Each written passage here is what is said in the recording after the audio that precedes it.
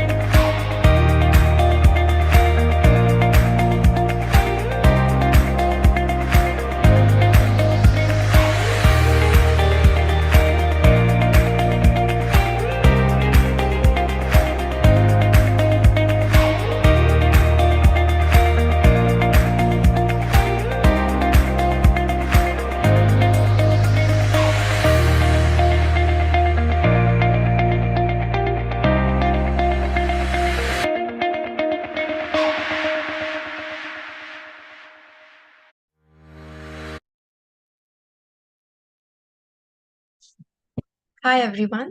Thank you so much for joining us today. Welcome to the National Conclave. Really excited and grateful to have you all here. Before we begin, I would like to take some time to share with the participants few important pieces of information about this webinar.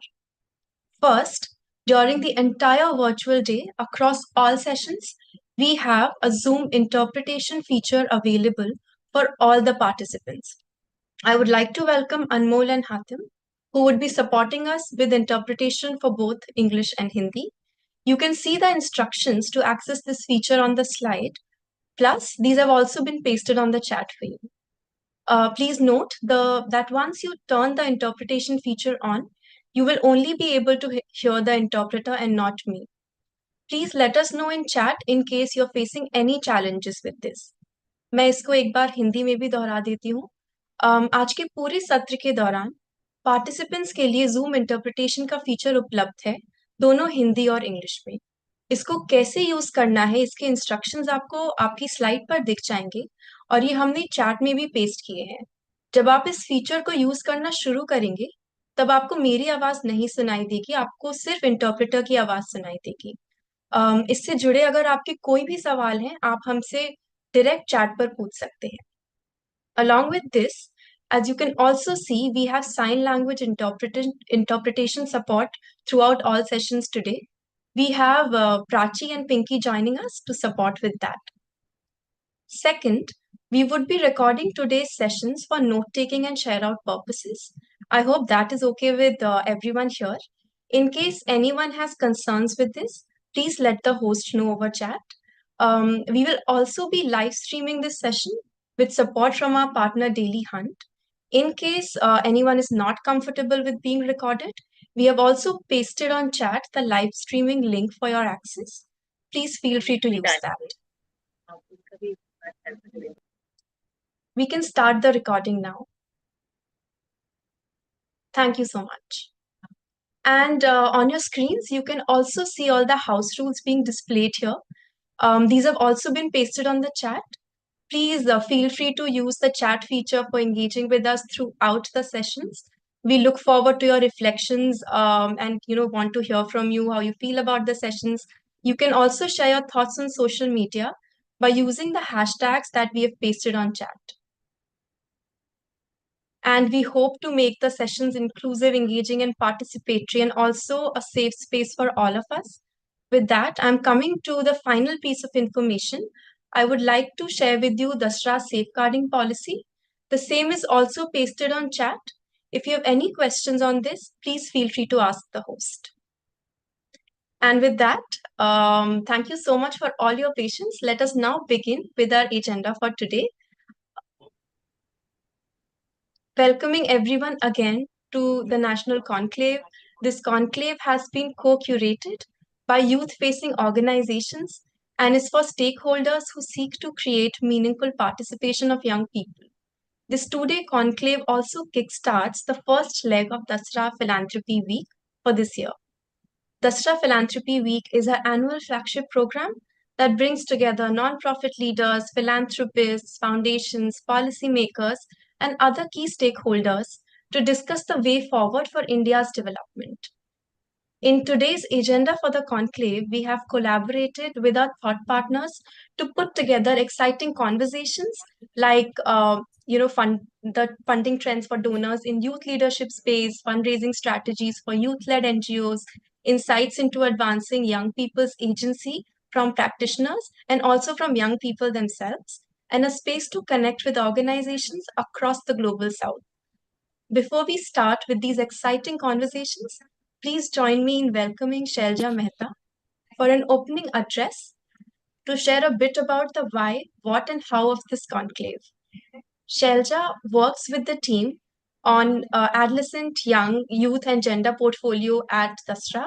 Her work is centered around outcome-focused, multi-stakeholder programs that elevate women, girls, and young people's voices, builds knowledge and networks, and mobilizes resources for implementation. Hi, Shailja. Thank you so much for joining us. Over to you now. Thank you. Thanks, Tanya. Thanks, Prachi. I'm supposed to begin with a welcome to all the participants, delegates who are joining. A very warm welcome. Namaste, Johar. We are very excited and happy today to welcome everyone from across the country. We've had 400 registrations across, and I know some people are facing Wi-Fi challenges, etc. but we're hoping that everything that we hear, learn, and share today is going to be subsequently shared with and by many of our organizations and partners. First of all, I want to begin with a huge thank you. Thank you to all of our partner organizations, our youth delegates. Welcome to everyone, and thank you to everyone in terms of practitioners, funders, experts, civil society organizations, youth collectives, youth facing organizations, implementing partners, government and policy representatives who have helped us come to this stage and helped us co-create this. This forum, which is Youth Bole Meri Baari, is a co-created and co-developed initiative with more than 50 organizations. It's taken a year long of thought, but also multiple run-up events. I think we had more than 30 to 40 run-up events, initiatives, activities, social media campaigns, and today and tomorrow is a culmination of all of this. So this has been done with support from so many young people, so many organizations, and so many of our partners, and we couldn't be more grateful and thankful for that. Uh, the Youth Pole Meri Baari is a collaborative platform where, from the beginning, the idea was that it is not to be owned or credit is not to be given to a single organization.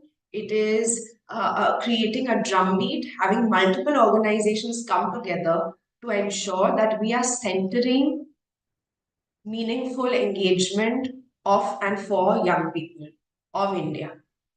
You know, in our practice, and I'm sure all of you have met many, many young people who have shared what their aspirations are, what their dreams are, what their concerns are, what their challenges are, where they are facing barriers, not just in terms of access to services from the public and policy standpoint, but even in their day-to-day life through private sector as well. And after listening to them, I think it is time now for us to take a step back as a group of practitioners and say, what can we do to be better and to do better for our young people? Really, the agenda today brings together diverse stakeholders to be able to have this very critical and important conversation.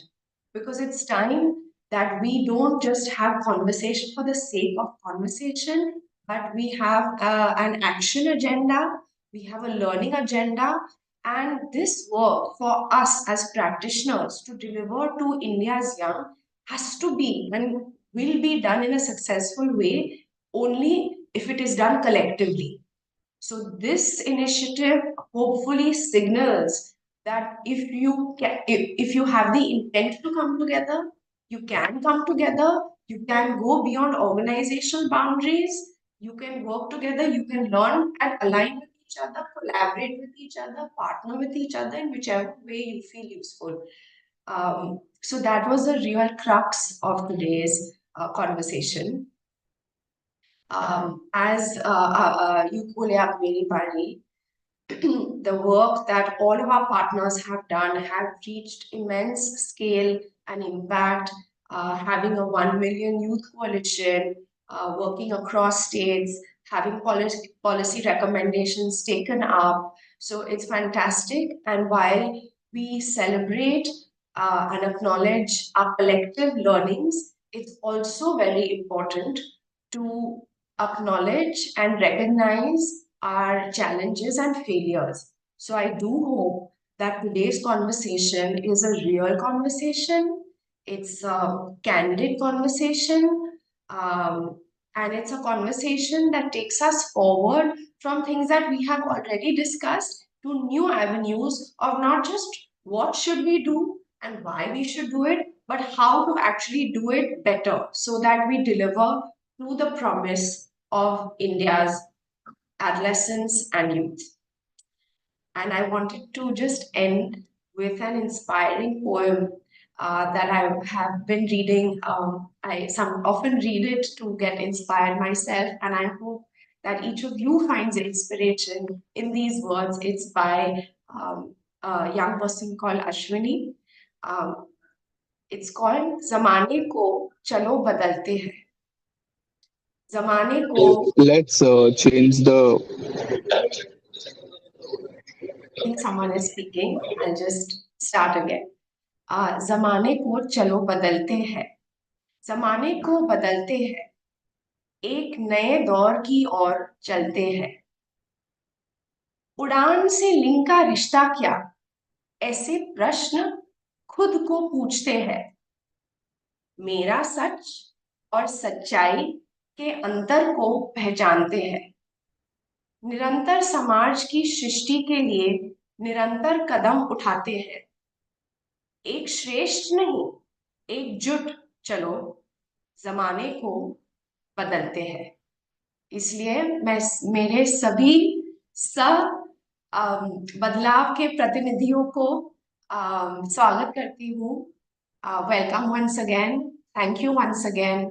I am really looking forward to today's amazing and exciting agenda. Thank you to all of our partners and team members who have put this together. And I hope each of you have a day full of learning, sharing, reflection, and real conversations. Thanks very much. Back over to Tanya. Yes. Thank you so much, Shelja, for the beautiful poem that will definitely stay with us and for bringing in the importance of cohesion in efforts, cross learning, candid discussions among practitioners on both the best practices and challenges for impactful young people driven and led programming. We hope that the conversations that we're going to have today bring together diverse voices and efforts for all of us to learn from. So, without further ado, let's get started. We are happy to begin the very first panel for the day, titled From Grants to Growth, Diverse Models in Funding Social Impact Initiatives. This panel has been co-created with our thought partner, Dalberg. It aims to highlight approaches, learnings, and challenges across the spectrum of social impact funding. For this, I would like to welcome Shreya Bhattacharya, Associate Partner from Dalberg, to take this forward. Welcome, Shreya. Very lovely to have you here. Over to you now. Hi, welcome everyone, and thank you for that very inspiring start. I will dive right in. We're excited here today to really try to bring a group of individuals together with sort of various different backgrounds that will help us understand a little bit how do we demystify the grant making process. We've seen many different sort of scales, sizes, and approaches to grant making, and the idea over the next about 30-40 minutes is to have a conversation about what are the approaches we're seeing, what are the things we see work, and what can we really learn as a collective, and to use Shelja's word from earlier, to drive action from this and make this meaningful for us. So with that rough context in mind, let me start off by calling on my co-panelists. We have Jarnail Singh from the MacArthur Foundation. We have Pooja Roy from Girls First Fund, and we have Saliha Antule from Dasra and the Rebuild Fund. Let me jump us into the conversation itself. I'll start off with a question that may be lingering on some folks' mind and would love to hear from each of you on that. As we've been seeing models of grant funding or models of funding towards social impact change over the last so many years, right? What are some of the key insights, experiences that have really shaped your approach from the different experiences and organizations that you've worked at? And also maybe linked to that, what are some of the things that you're seeing that are growing that can also help evolve some of the grant funding models of the future? Maybe let me start off to begin with Pooja. Would love to have you come in to start.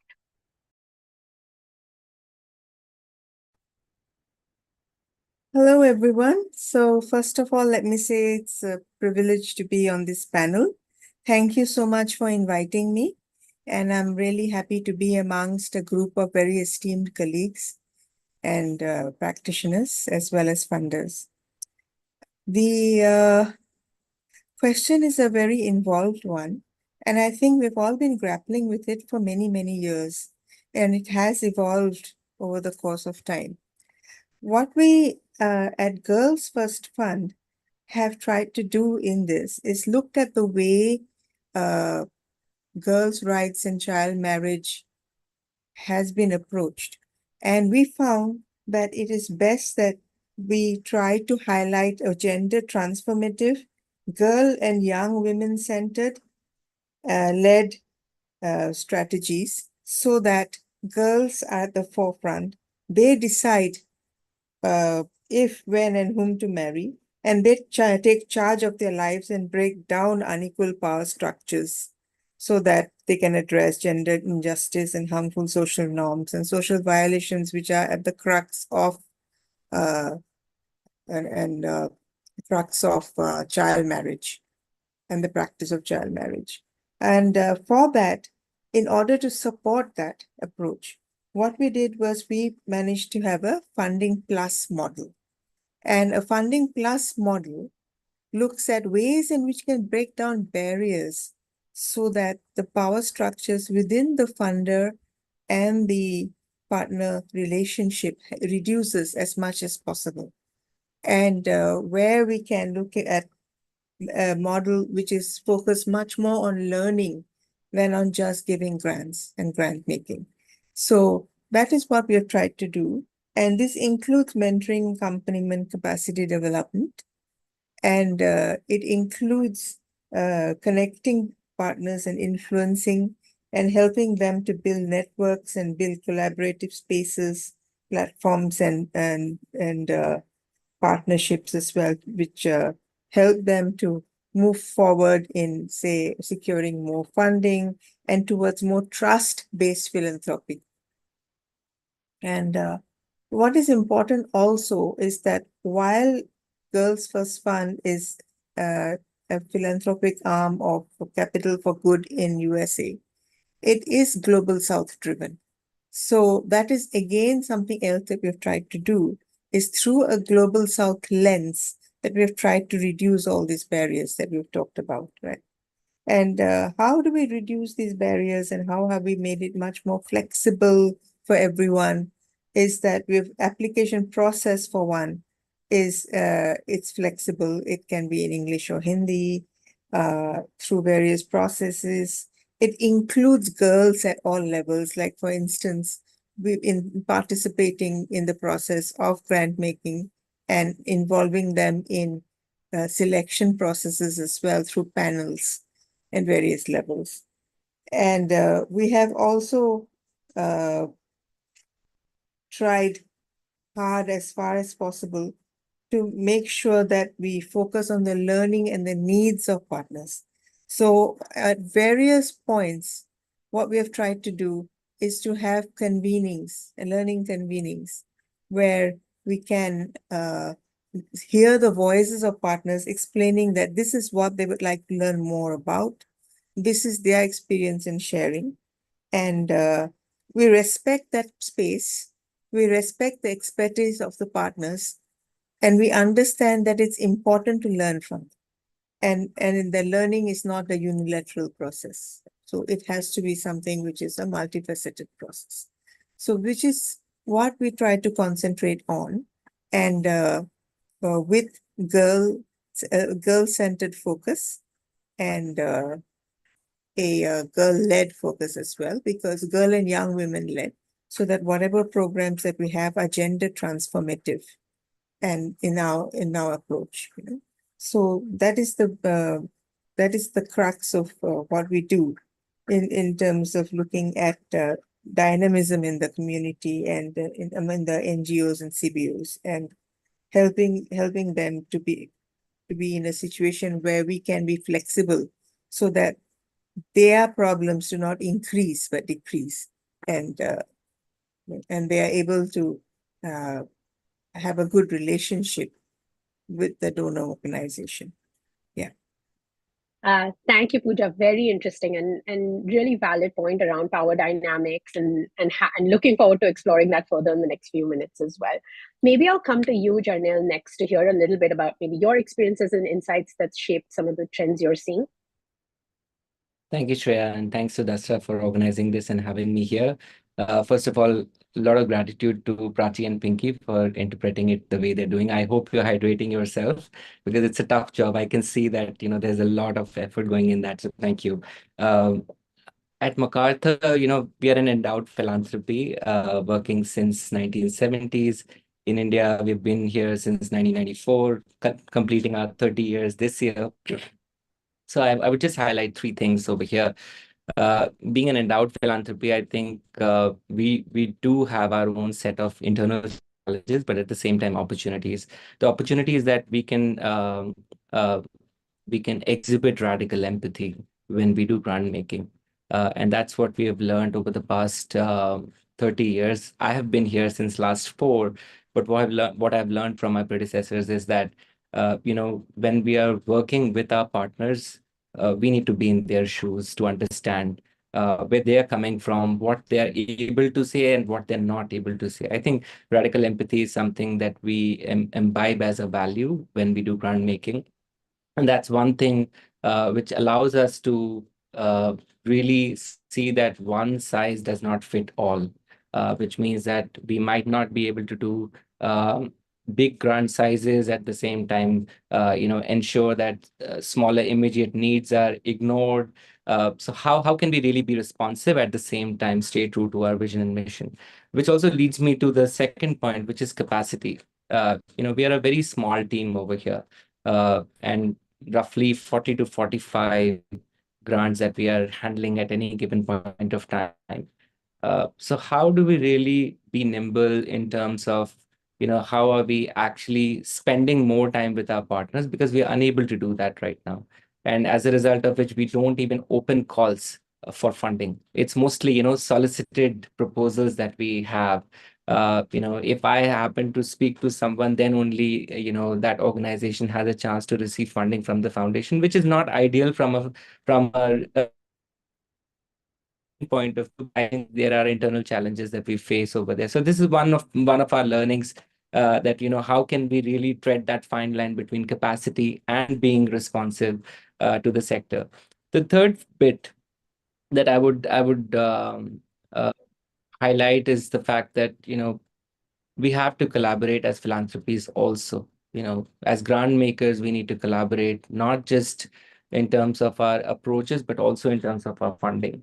So that's where some of the funds that we have created in the past are pooled funds, wherein MacArthur has put in some initial seed investment, and that has allowed to raise, four times the investment. That investment, I mean, grant sizes, and not real returnable investments. But that has really expanded the scale of grant making as part of MacArthur's own vision. So those are the 3 points: empathy, the fact that there are capacity issues, as well as we all thrive together and with partners, and as well as with grant makers. So let me stop there. I know that it's a short panel, so let me stop there. Thank you, Shreya, and thank you.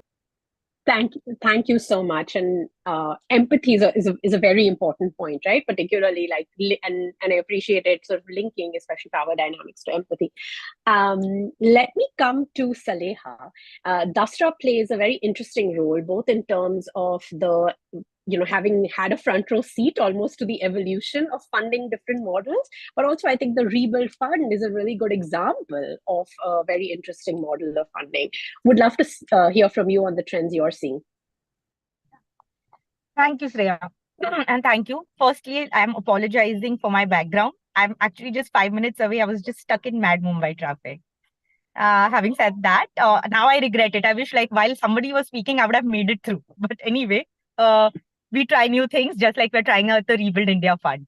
So just a quick overview, right? I think all of the exciting terms, power dynamics, participatory grant making, Rebel is trying to make sure that we cover all of the jargon, right? But on a very serious note, what we're trying to do is work with extremely small grassroots organizations across the length and breadth of the country.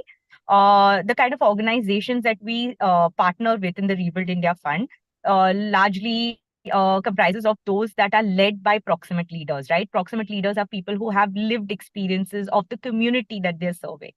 And again, the model is extremely community centric, where we're looking at organizations who have involvement of the community either at a board level, within the leadership level, program design level, right? So we are even looking at organizations that have a heavily community centric model.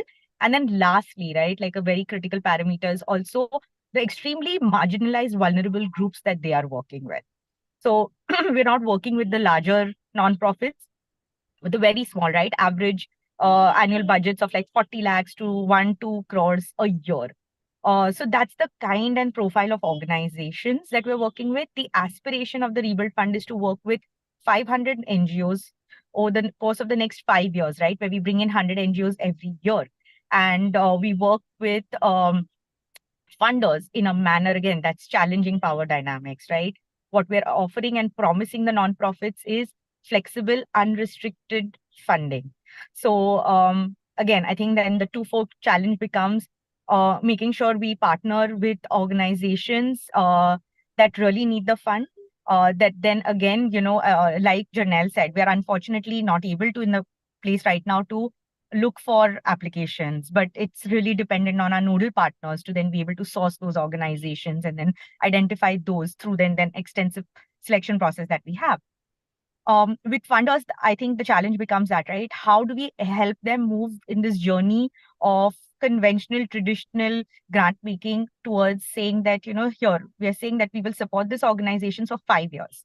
No questions asked, in the sense that not that there is no accountability, but to be like, let's start from a place of trust. We have mechanisms in place, right? There is an MLE, there will be reporting, but it's not conventional, right? One of the things that I love about Rebuild is we don't ask for proposals. That work is done by us, right? We do the effort of getting the information that we need. And then again, Dasra does not decide who gets to be on board. So we have an investment committee who comprise of non-profit leaders from the sector within India. And then Dasra does the job of pitching these organizations. So again, like taking the power dynamic away from where Dasra is holding the fund, and then Dasra decides who gets the fund, right? So I think truly trying to make sure that, some of these principles are we live by them, right? And the aspiration obviously is that how do we have more people participate in this movement? And we don't really look at it just as a fund, right? So I think challenges being like, one, making sure we're getting the right kind of organizations, we're giving them the need-based capacity building support. So it's not thrust upon them, versus it's what they actually need, not burdening them with reporting and other requirements, but at the same time ensuring we are doing regulatory compliance, right? So I think when you're trying to navigate trust-based philanthropy, but then you're operating in the regulatory environment that we are, so I think that becomes a little complicated. And I think lastly, like moving funders in this journey with us, right? It is not easy, it's challenging. And again, at a domestic philanthropy, very critical to kind of have people start thinking in this form. So again, I'll pause. I can keep going. Shreya, over back to you. Thank you, Saleha, and really helpful to understand both the depth and sort of some of the nuances that Dasra's thought through in building this fund. And I'm sure each of us will have examples of this as well. Before I jump into one-on-one questions, let me pop in a quick reminder for the four of us to just have some radical empathy also for our lovely colleagues, Pinky and Prachi, so we can speak a little bit maybe slower as we go through, so we can give them a little bit of a pause and break as well. With that, I would actually love to start off maybe with Janelle. And what I will do also is layer in one of the questions I've seen in the chat from the audience. So Makata has a global mandate and a diversity of social issues that you're really trying to prioritize, and that looks very different across the board in terms of funding considerations. So how do you really decide whether to support sort of what scale of project, whether you're supporting something that's longer term versus shorter term? And then layering in the question from the chat, which is really around how do you demonstrate and fundraise for something that's intangible, like building a grassroots community or the invisible work that isn't really a KPI or a quantitative measure? So if I can throw that over to you. Sure, thank you, Shreya. Uh, so given the diversity of issues that we want to address, our vision statement is to see a just, peaceful, and a verdant world, as broad as it can get. As a result of which, at the foundation, we have roughly 11 streams of work that we fund. Some of them are enduring commitments, like, very long-term 30, 40-year commitments to, like for the city of Chicago, where we are based, where we headquartered, to the issue of journalism and media globally, mostly in the US though. At the same time, there are four big bets that we decided in 2015 that we would commit ourselves to. And these are space and time-bound efforts. Climate is one of them, which is something that we do in India, which we have been doing in India since 2015.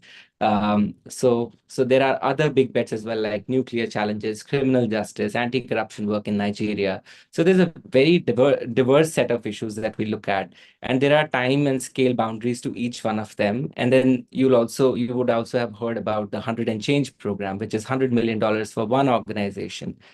For 5 years, let's say, to solve one big problem. So there are a multitude of approaches that we adopt at the foundation, but at the same time, that restricts us to respond to some of the immediate short-term responses that we need to make. And one of those reasons is capacity, for sure. But at the same time, when COVID happened, for instance, I know that Rebuild was formed during that time, but when COVID happened, MacArthur actually collaborated with other foundations in the US as well as outside US. Ford Foundation was one of them. Kellogg was another one, to build something like a $1 billion commitment to respond to COVID, not just respond, but to create equitable recovery paradigms from COVID. And which meant that we were tackling twin crises. At that time, racial inequity was at the highest. George Floyd killing happened in the US, while migrant crisis happened in India. So we were struggling with the inequity crisis as well as the COVID crisis at the same time. And that is when, innovative approaches have to be deployed. Our endowment was at historic low at that time. So it would have been criminal for us to get into that endowment and still pull out and not respond. On the other hand, we could have not responded to the issue when philanthropy was needed the most. So what we did was we raised bonds from the market. So the MacArthur actually did some financial engineering and raised bonds worth $125 million. And I'm glad to say that all that money has been deployed as part of our commitment to COVID recovery. At the same time, we have responded to a crisis as big as COVID. I know $125 million is nothing given the scale of the crisis that we were facing, but I think it's still something that the foundation could do at that time with innovative approaches of financial engineering. At the same time, I think I would just end with two things. We always look at two things when we look at any issue: why us and why now? Uh, you know, whether MacArthur investment is going to be additional at this point of time, which means that has the issue reached a certain scale that MacArthur funding is even needed? Or, we generally come in the early side of it because our money is generally very flexible. So most of the grant making that we do is less strings attached. Mostly we do core grants, but there are regulatory reasons why we have to have project grants tied to a particular project objective, etc. But that allows us to be as flexible as possible. So why us is one of the questions that we answer, and why now? Which means that is it that time of the issues development that we need to come in right now? For instance, when we entered the climate space in 2015, the climate field was very new. Paris had just happened. Paris Agreement in the UNFCCC agreement had just happened, and the world was just warming up to climate, pun intended. But I think that was a time when we put in a lot of capital in the civil society space to enable newer organizations to get to a level of maturity that we can see right now. But at the same time, we are closing to that 10-year gap wherein we are exiting that field, not field, but I would say we are exiting that strategy, which means we're looking for new work now. And those are the same questions that we are trying to answer right now. Why us and why now? What is possible? What should we do? How can we stay true to our values of integrity, empathy, and others? So those are the questions that we are struggling. I know that 4 or 5 minutes are not enough to talk about that, but happy to answer any questions in the chat as they come forward. Thank you, Shreya. Thank you, Janelle, and please do pop answers in the chat. I think it's helpful to get an insight also into how you as a funder do introspection. I think that links well to how you make decisions, and therefore I think helpful to understand as hopefully a civil society and NGO leader how you position yourself there. Let me come to Pooja next. And Pooja, just picking up the thread from the previous conversation and the previous question in terms of, talking about really engaging with the community itself, right?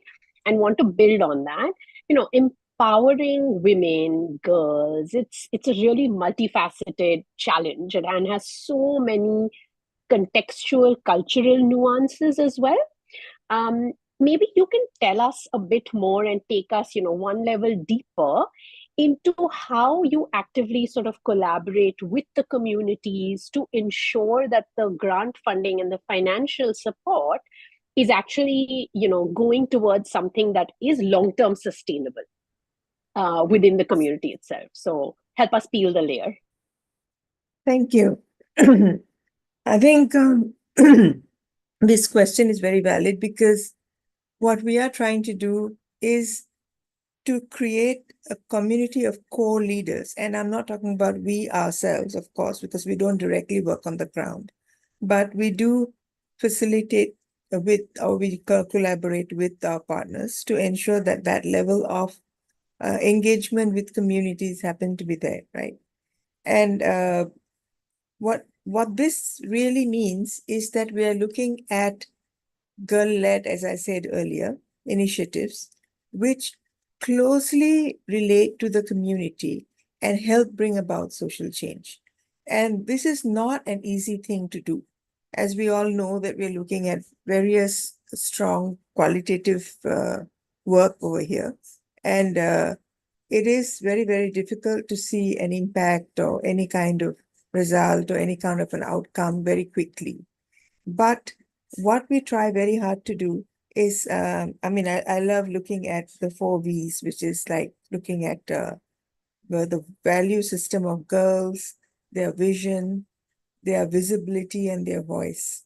And visibility would include things like their movement, the freedom to move freely in the village, to be able to conduct meetings, to be able to go out. There's the mobility restrictions and everything else, which has been so compromised, and especially during COVID. And to see how this can be, increased to a large extent.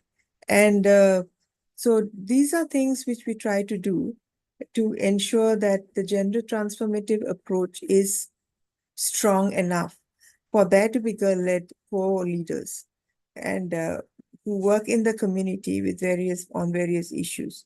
Because as we said earlier, girls need to be able to take down and challenge the patriarchal power barriers towards gender justice. So we work with them at the center of that. And how do we do it? I'll give you a very small example of the community. One is that many organizations have now started working on small step-by-step advocacy initiatives with girls. And this is at the local level for social transformation, at the village level. So what they do is girl leaders have started having conversation with boys in their communities, just conversations around gender justice, around norms, social norms which are harmful, why they are harmful much more to women than to girls and than to boys, and how they are differently, how they manifest differently in these scenarios for both boys and girls. So a lot of debate has taken place on these issues. And again, it's a totally girl-led initiative, and which is very important. Then you also have, of course, apart from responses to early child marriage and forced marriage, you also have girls looking at the larger issue of violence and women, against women and girls, and which is structurally a very, very important area to look at, since uh, child marriage is also rooted in gender injustice and violation of rights. So these are some things that we try to do, and they do it through theater, for instance. So theater in the community. So a lot of the script amongst very strong girl leaders, not everyone is there yet, is that they do the scripts themselves. And they go into the community and perform these different theaters and have a discussion afterwards on this. So using these tools help to engage the community as well a lot more. And it becomes a space where people are, open to more dialogue, to more thinking and attitudinal change. So that is something that we make sure that we really highlight. I think given the fact that there are shrinking spaces now for the kind of work that we do uh, in terms of supporting work which is girl-led and women-led. And we try to fill that space in a very flexible way so that that kind of support is available. So the community is at a kind of a facilitating sort of a role, whereas the girls are at the center of everything. And by girls, I mean even young women up to the age of maybe 25 who are leaders. And you even have legal case workers. So we have girls who have been, uh, who have been trained from villages on legal and social rights on various issues. And they help to train others in the different villages as well. So various models of leadership building, and all grassroots, because we work with the smallest communities, with the most marginalized as far as possible. And we try to be inclusive as well as much as possible. And there's a lot of cross-learning between us. So whatever the partners are interested in, and these are all different partner organizations, they are implementation strategies.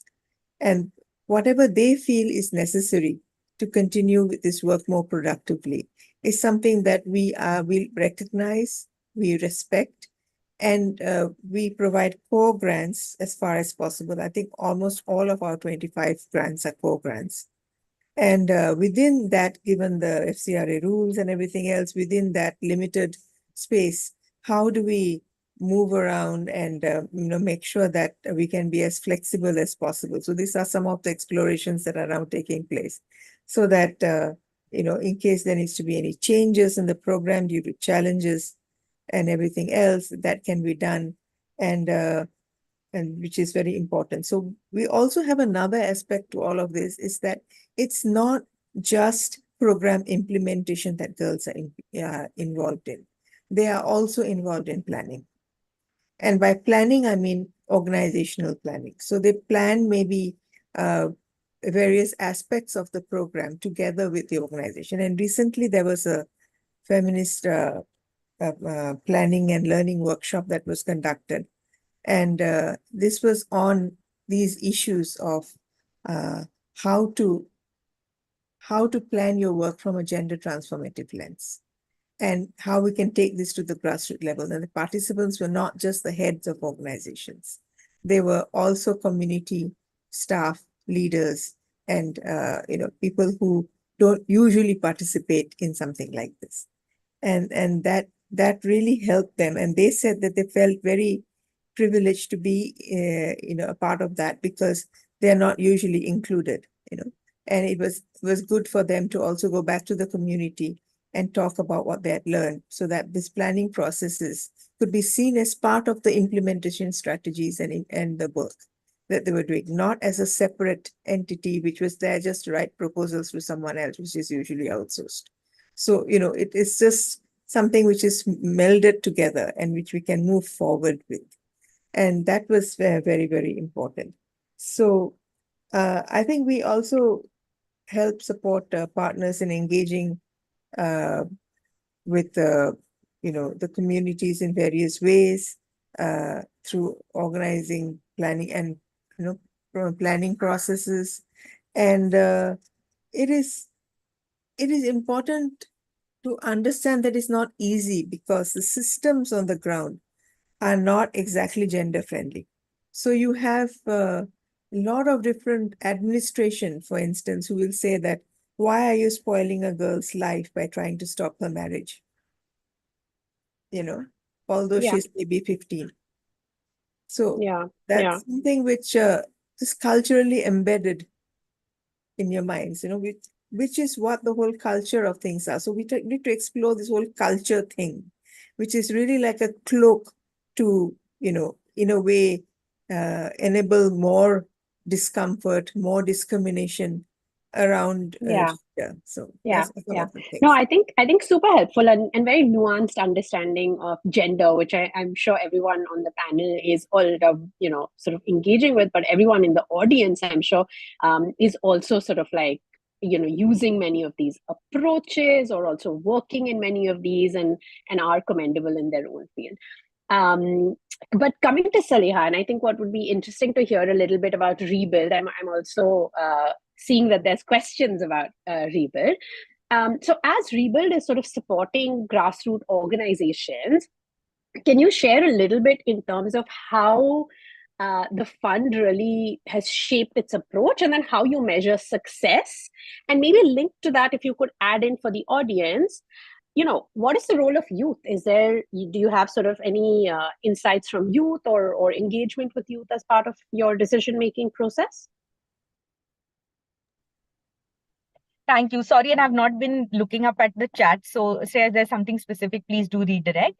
So yeah, I mean, the fund is now in its second year.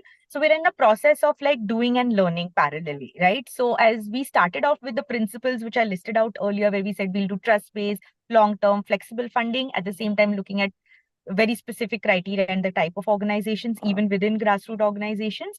So that I think it was the starting point. Success at the beginning, right? The hypothesis was if we work in this manner, we know that we can help organizations grow. And when we say grow, it doesn't necessarily mean scale, right? Growth, whatever is defined by the organization, and also help them make resilient. As Janet had mentioned earlier, the genesis of Rebuild was during COVID, right? And the same things, right, around what was happening in the US with the Black Lives Matter movement. In India, we were seeing the migrant crisis. So all of these things led to the thinking behind Rebuild as well, right? What do we do so that organizations, one, we address this inequality, work with organizations that address such inequities, but at the same time, create a more resilient, really struggle. Sorry, am I back? Yeah. So the smaller organizations, right, that struggle with getting access to organizations like MacArthur or larger funds that they would typically not have. So I think success was one is helping them become shockproof resilient, helping them grow, and success was also getting them visibility, right, in the mainstream of the sector. And these are maybe loosely kind of defined, but over a period of time, we do have, right, a monitoring, learning, evaluation plan in place where we are looking at having a baseline of like 100 odd organization. Then we do our midline at 250. Then we'll do our end line at 500. So the aspiration is that as we do, are we able to demonstrate that principles of trust-based lead to growth, success, resilient organizations? And obviously we'll have other learnings on the way, right? So very anecdotal data because we've had 50 odd come back to us in terms of utilization, the first two cohorts. And what was very interesting is that, the fear that if we give unrestricted funding, we don't know what the organizations will do. Will they use it wisely or not? And, we were not surprised at all, but we were very intrigued, right, by the kind of things that they reported back. There was so much collaboration because people forget when you bring 145 organizations that we have currently on Rebuild of the 500, they have the opportunity to network and collaborate, which they otherwise wouldn't have. So they've developed partnerships. They're actually working towards streamlining, right? So We had one of our orgs who's based in Srinagar in Jammu and Kashmir. They traveled to Gujarat to work with another org. They both work in disability, very specific kind of niche within disability. And then they use the opportunity to partner. And we have many such, right? We have another organization, both within Maharashtra, working in NTD.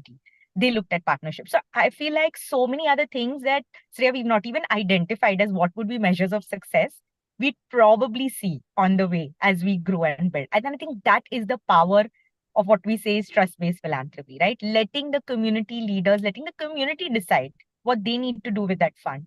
And many other things, right? When I think the question was around like how is youth part of it, right? So I may not have specific data around it, but we do hear, right, organizations that are working with community have representation of community members through and through, because the model is so community centric, right? And I think it's the voices on the ground that these organizations hear and then they use. So I think emphasis on using this unrestricted fund for mental health and mental well-being of the team. I do think a lot of this comes from the younger narrative, right, that the youth are end of bringing into the organization. Because when we speak to some of the NGO leaders, they're like, we don't even think about it. We've never taken leave. We don't think about mental health. And I think that's the kind of change that the youth maybe is bringing into the work and the flow of the organization, right? Organizations started taking retreats from the unrestricted funding. Again, I feel like so much of this is possibly youth driven, and maybe I think that challenges us to go back and see like is there specific data that we can map, and hopefully we can share with this group at some later point of time. But I'll stop there because I'm mindful of time. Shreya, back to you. Thank you. Thank you so much, Surya. And very interesting approach, especially as you talk about trust-based philanthropy, is how do you think about, what I like to call building and flying the plane at the same time, and really letting the metrics come from the work and then understanding, is this working? How is this working? I think that's a really interesting approach to take. As we're closing this out, we're getting close to time. What I thought could be interesting is to throw one more question from the audience to all of our panelists instead of the audience listening to me summarize anything. Maybe I'll start with you, Jarnal, and then I'll throw to you, Saleha, and then come to Pooja. But the question is an interesting one. And we've seen over the last 3-4 years, really with FCRA and various different sort of implications on funding flows, that the inflow of foreign funding is changing. The availability of local funding really needs to step up to fill in some of that gap. Tell us maybe in 1 or 2 lines, what are the conversations that you're having within your organization on where you see this trend playing out and what your role might be in that? Jarnal? Thank you, Shreya. This conversation is being recorded, so I'll be very, very careful with my words because we are a foreign funded organization. And of course, I think transparency is the key. We don't hide anything. All our grants are published on our website. So everything is out there in the open. But this is a live conversation, Shreya, and I was looking at that question also and was very careful in answering that on chat as well. One thing is clear, that foreign philanthropy cannot stay forever in India. So that is clear. And that's why Indian philanthropy needs to step up, which means there is a huge body of work to be done to create that narrative that India needs us. India needs people, India needs Indians to step up in order to build a better future for the society that we're living in.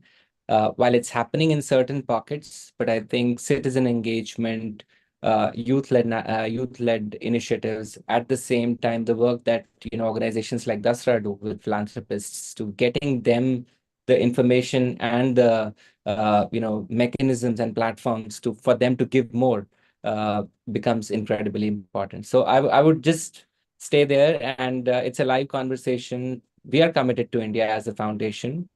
We have had an office here in India since last 30 years. We hope to continue it. But you never know when regulations change, and it's happening for everyone, not just us. So we all need to step up to build a better India.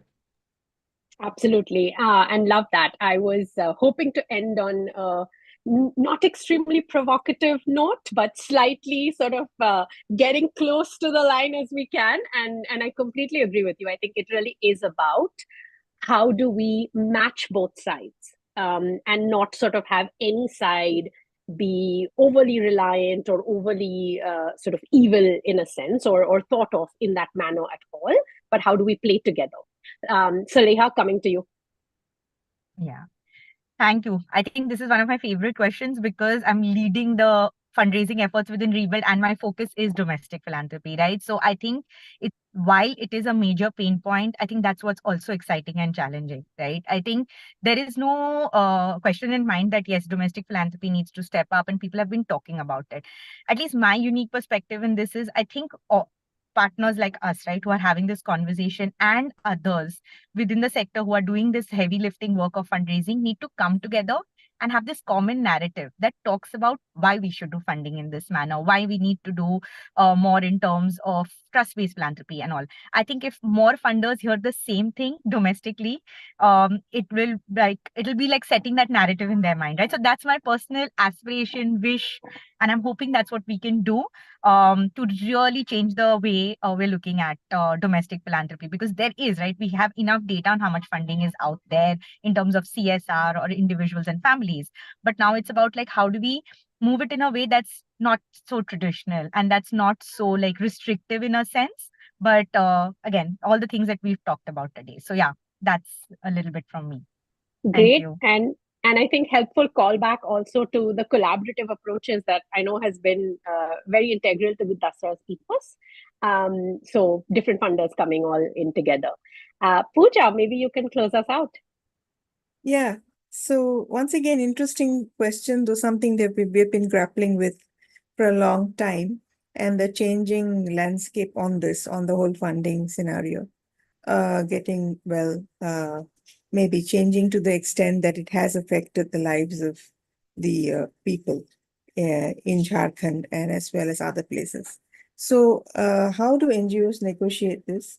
What we do is make sure that they maintain the minimum standards required and for adhering to all the FCRA rules and norms, so that there is no room for any kind of controversy, discrepancies, or anything else, so that they can continue with their funds the way that they've said that they would.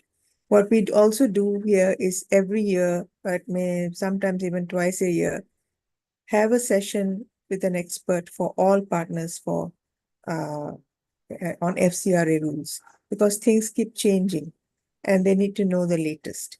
So that is helpful to them as well. And they can, then plan their work ahead. And I think the next thing is about exploring different funding opportunities. While I agree that foreign funding has a limited scope in the long run and may not be able to continue, but we need to be able to see how we can connect small grassroots level organizations to more funding. And local funding in what way? In the sense that they have to have the same values and, on various issues, as well as an understanding that, these funds are available for everyone to access. And that ease of accessibility is also something which we need to understand. And, for whose purpose and how it's being used and who is leading it, those kinds of issues as well. And so to help connect communities and organizations with these funds can be a challenge because of certain value discrepancies there, and mismatches. And so we need to be able to see how that can be bridged as far as possible, and with the local funding system. So yeah, I think that's something we need to look into, and that's about it. Yeah. Great. A big thank you to all of our panelists, Jarnail, Saleha, thank you for braving the traffic and engaging with us in the car. And Pooja, thank you for making the time, all of you this morning. Thank you to the amazing Dasra team for pulling this together, and good luck for all of the rest of the sessions. Hopefully this has been an engaging start. And last but not the least, thank you so much, audience. Your engagement in the chat, apologies if we didn't get to all of the questions, but the fact that you are posting in the chat your questions and comments, really, really appreciate it. And please do feel free to reach out. With that, I will hand back to Tanya. Thank you. Thanks, Charnel, Pooja, and Saleha, for sharing with us your and your organization's grant making journey. It truly was very enriching to know about the thinking and the principles that go behind actual giving, with an intent to take everyone together and really centering the key stakeholders of NGOs, girls, and young women. And thanks for responding to the questions from participants. Many thanks to you, Shreya, for bringing everything together so beautifully. Um, Thanks to everyone who has also joined us today. The chat is going very vibrant. Please do keep posting, asking questions, and sharing your thoughts. आप में से जिनको ये sessions Hindi में सुनने हैं, आप Zoom interpretation feature use कर सकते हैं. इसके इंस्ट्रक्शंस हम चैट पर फिर से पोस्ट कर रहे हैं. We will be beginning with our next session at 11 a.m., which will be on insights on fundraising from panelists with a wealth of experience. So we'll be back in another 8-9 minutes. Till then, please grab some water, morning tea, coffee, and do stay tuned. Thank you. See you all at 11.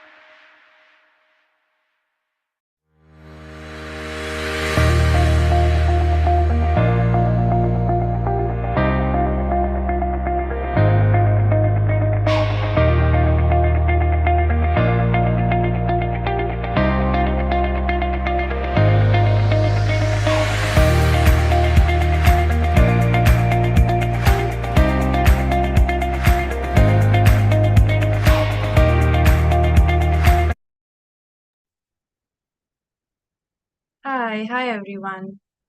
Welcome back. After a super engaging first panel, we now move on to the second panel for the day, Unlocking Impact, Strategies and Stories of Successful Fundraising by CSOs, with YP Foundation as our thought partner. In this session, we will be gaining insights on journey of fundraising traversed by practitioners. I would like to welcome Prableen Tuteja, Executive Director, YP Foundation, to get us started. Hi, Prableen. Welcome. It is a pleasure to have you. Over to you now to get us started. Hi Tanya, good evening, Zindabad, sabhi साथियों को. This is our extreme delight, pleasure, and honor to actually host this conversation as the second conversation of Youth Bole. Because what we heard in the morning, I think, was from people who've really been understanding our stories. The question right now is to hear what are our stories exactly. And without a further ado, before I begin, would really like to congratulate and salute all of you who've joined online. Thank you so much for joining online. It does take a lot of time and patience to be with us and join virtually. We will be going slow to ensure that the ISL interpretation is easier for people. So in case there is any one of us who's going fast, please let us know, and we will try and maintain a certain pace. I think it was the inspiration which comes sometimes as anger when we have people who don't know us in settings where we've not been, where people don't know about civil society, and they ask us, what exactly do you do in an NGO? And then we all are confused in terms of how much can we tell them? Would they understand this or not? And I'm sure many of us have had this conversation with our grandparents, with our parents, with our friends, with people in the bus, with people in the metro. And we are always somewhere there to share our stories. And today's conversation really is to see which stories have landed and why.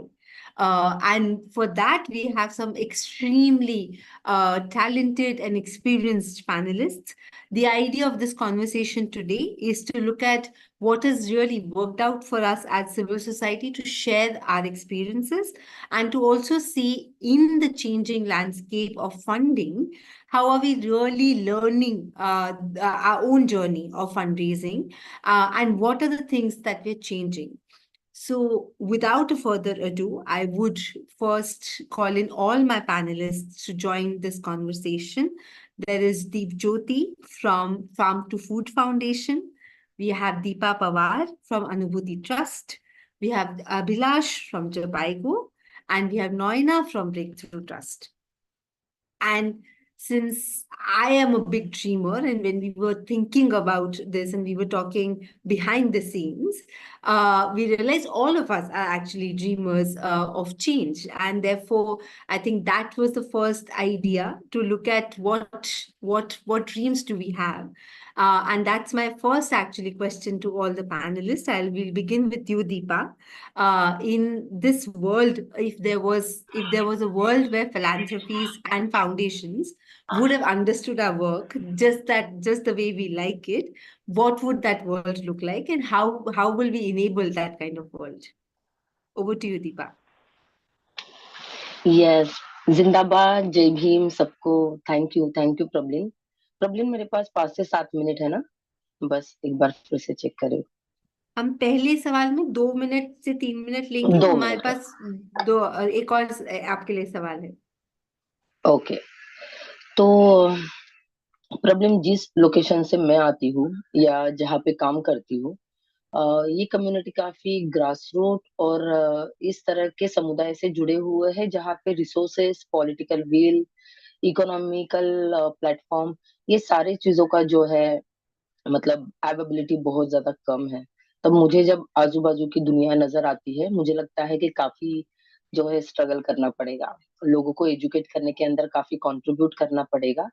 और locations के बीच में जो distance है, social locations के बीच में जो distance है, वो डिस्टेंस समझाने के लिए नए नए माध्यम, नए नए वॉइसेस और उस तरह के इंटरवेंशंस, हस्तक्षेप जो है वो हमें लाने होंगे सामने। Yes.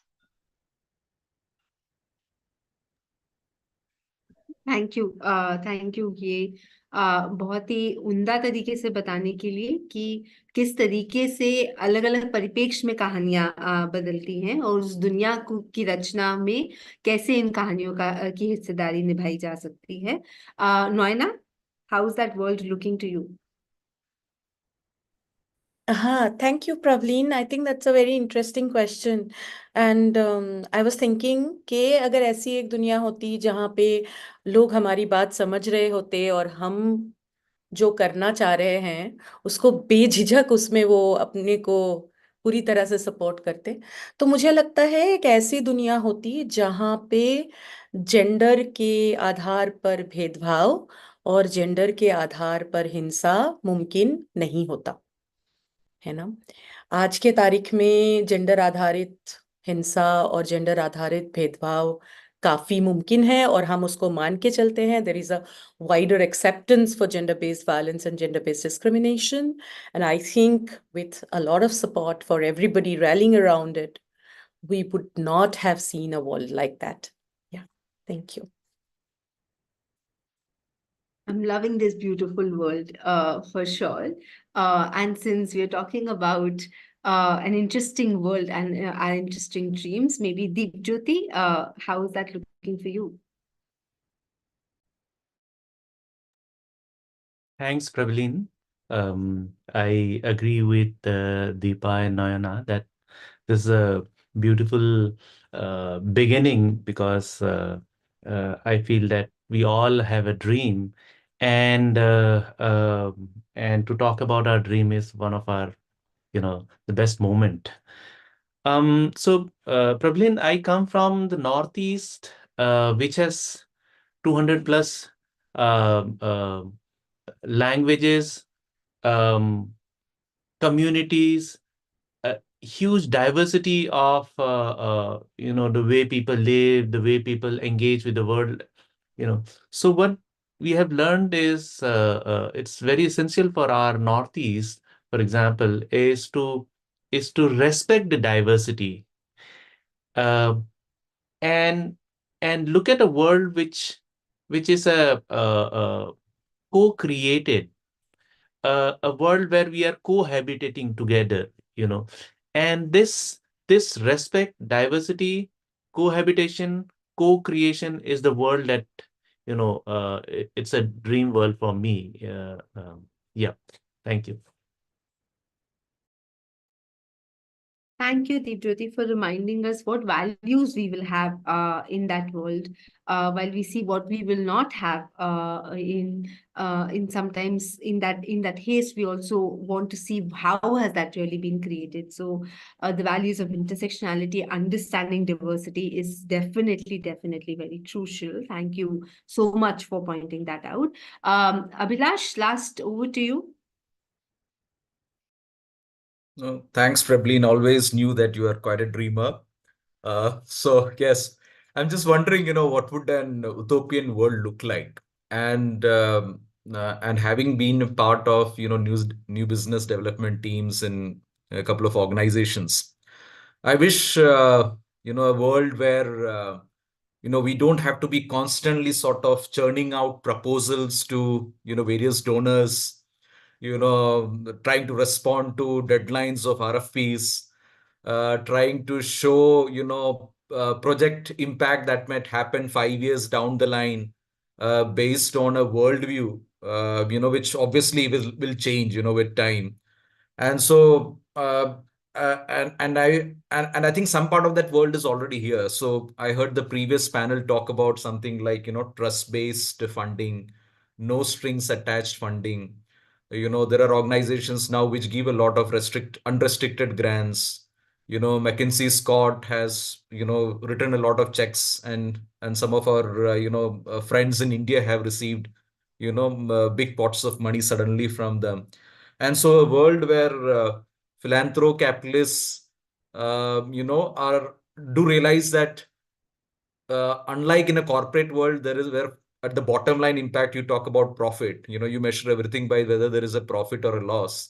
In the development sector, there is no single metric. It changes from topic to topic. And so, hoping a world where the donors can sort of trust us. As somebody who has written multiple proposals, I'm just wondering, whether there could be sort of a secondary market for some of these proposals. So the primary market was for a particular donor. But if somehow, I mean, the donor can't, give us that funding because money is sort of constrained in, can they connect us to some certain other donors who know they, think might potentially find interest in our proposal and ideas. So instead of duplicating that effort with multiple ideas, so maybe a secondary market of good proposals for any donor to sort of come in and, pick it up. And I think here we talked about gender, tribal affairs, tribal issues. We have people here in this panel who work on caste. But if you look at where the funding goes, it is, I mean, too slow, too safe, going to education and health. Can donors be funding a variety of other topics which are, unique to the Indian context, like caste or tribal. Yeah, but yeah, thanks, probably. Thanks, Abhilash, actually, for also reminding us how a solidarity and support network will look like in our utopian world. But I think the reason why it's easier for all of you perhaps to also think of that utopian world so fast and bring in values and what it will entail and what it will not have is because many of you and many of the, I'm sure our participants also are living the hard reality of the RFPs and the deadlines as well, but also living out of really ensuring that the work that we do speaks to the lived realities. So maybe we shift some gears and look into our real world.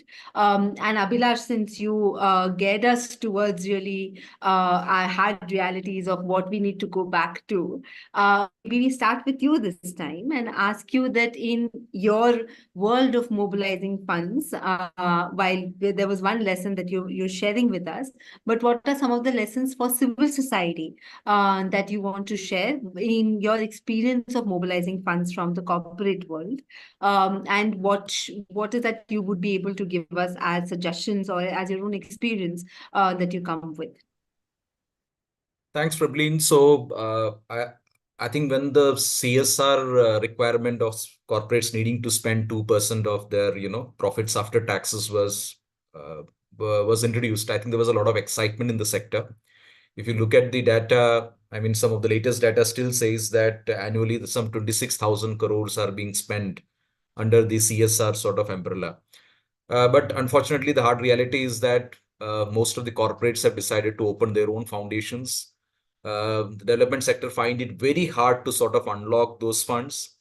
And there is an issue of sort of trust.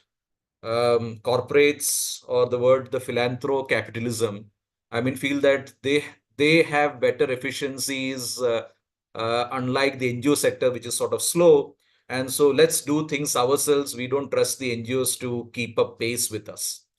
And so certainly there is sort of a mistrust. And if you want to sort of unlock the corporate funding, either we have to change the corporate worldview and say, hey, I mean, which is more of an advocacy task. And I think it requires a lot of civil society bodies coming together and re-educating corporates or educating them afresh. But on the other hand, if you're talking about certain successes even before the CSR Act sort of rule amendments were introduced, I mean, a lot of NGOs were mobilizing funds from the corporates. And I would just want to say a couple of experiences that I had.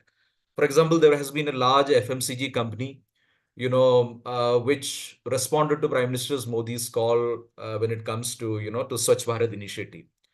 And I mean, but then they fuse sort of marketing budgets with sort of the social good. And so I was part of an organization which unlocked some money from this FMCG company. So our mandate in the project, which was funded by Bill and Melinda Gates Foundation, was to facilitate construction of a lot of toilets. And this FMCG company had a toilet cleaning product. And so it looked like a natural fit for the FMCG company to sort of support this initiative or pool in their efforts, because the more toilets we construct, the more market was, sort of the market was sort of expanding. So it was a market, they viewed it from a market creation lens.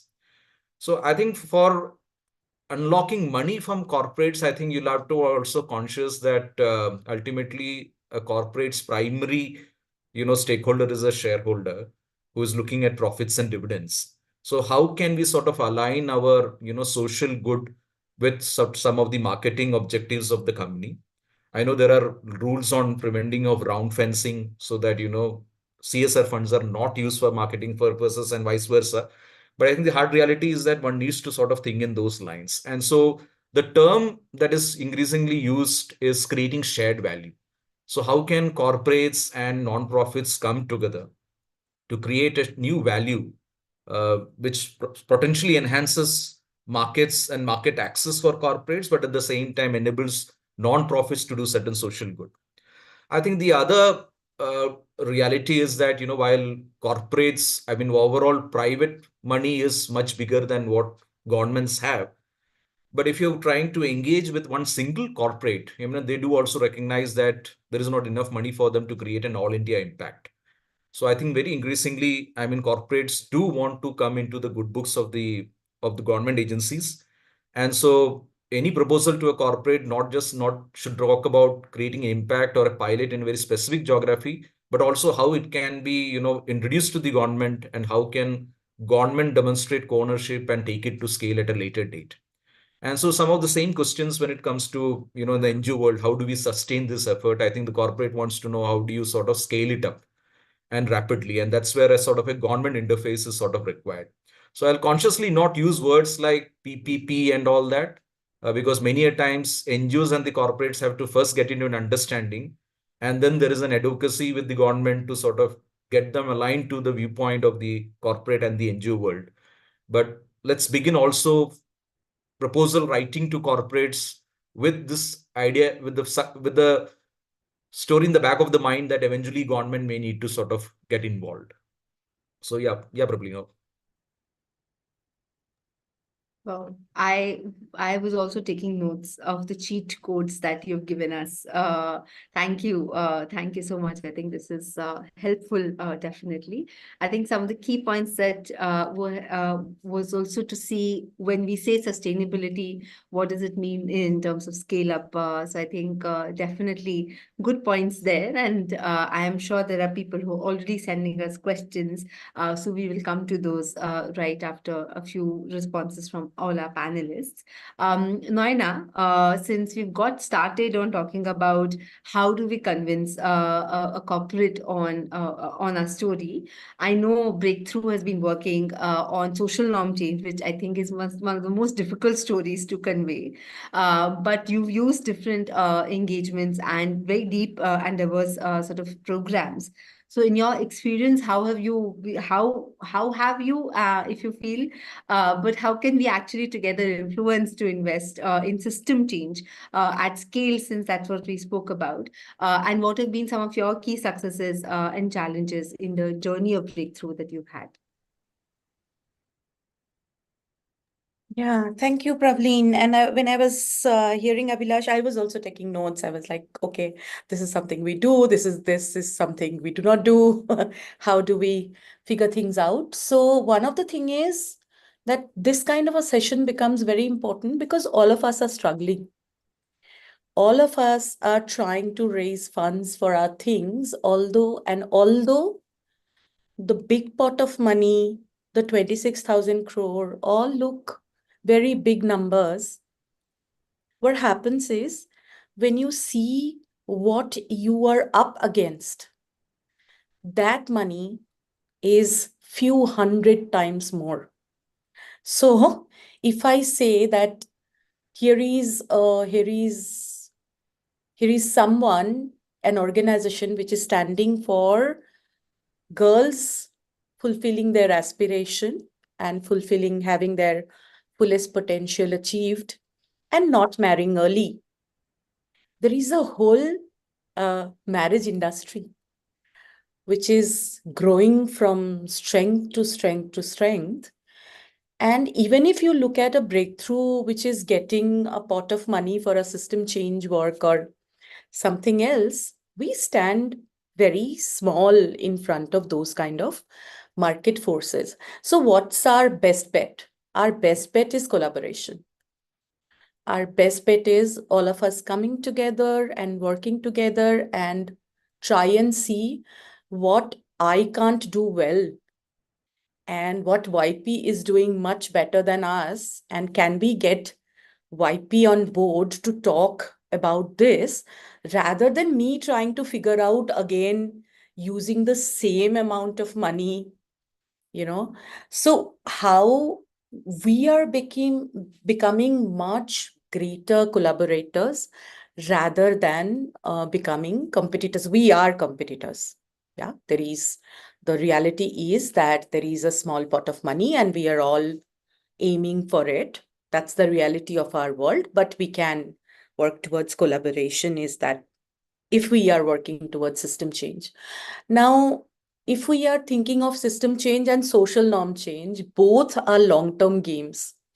So two things that work for breakthrough. One is this, that we focused on creating results, standing by what we have promised, and standing by our results and saying, this is the result I can provide you, and this is some results that are not going to happen over a 2-year period. If a corporate comes, they would ask for impact.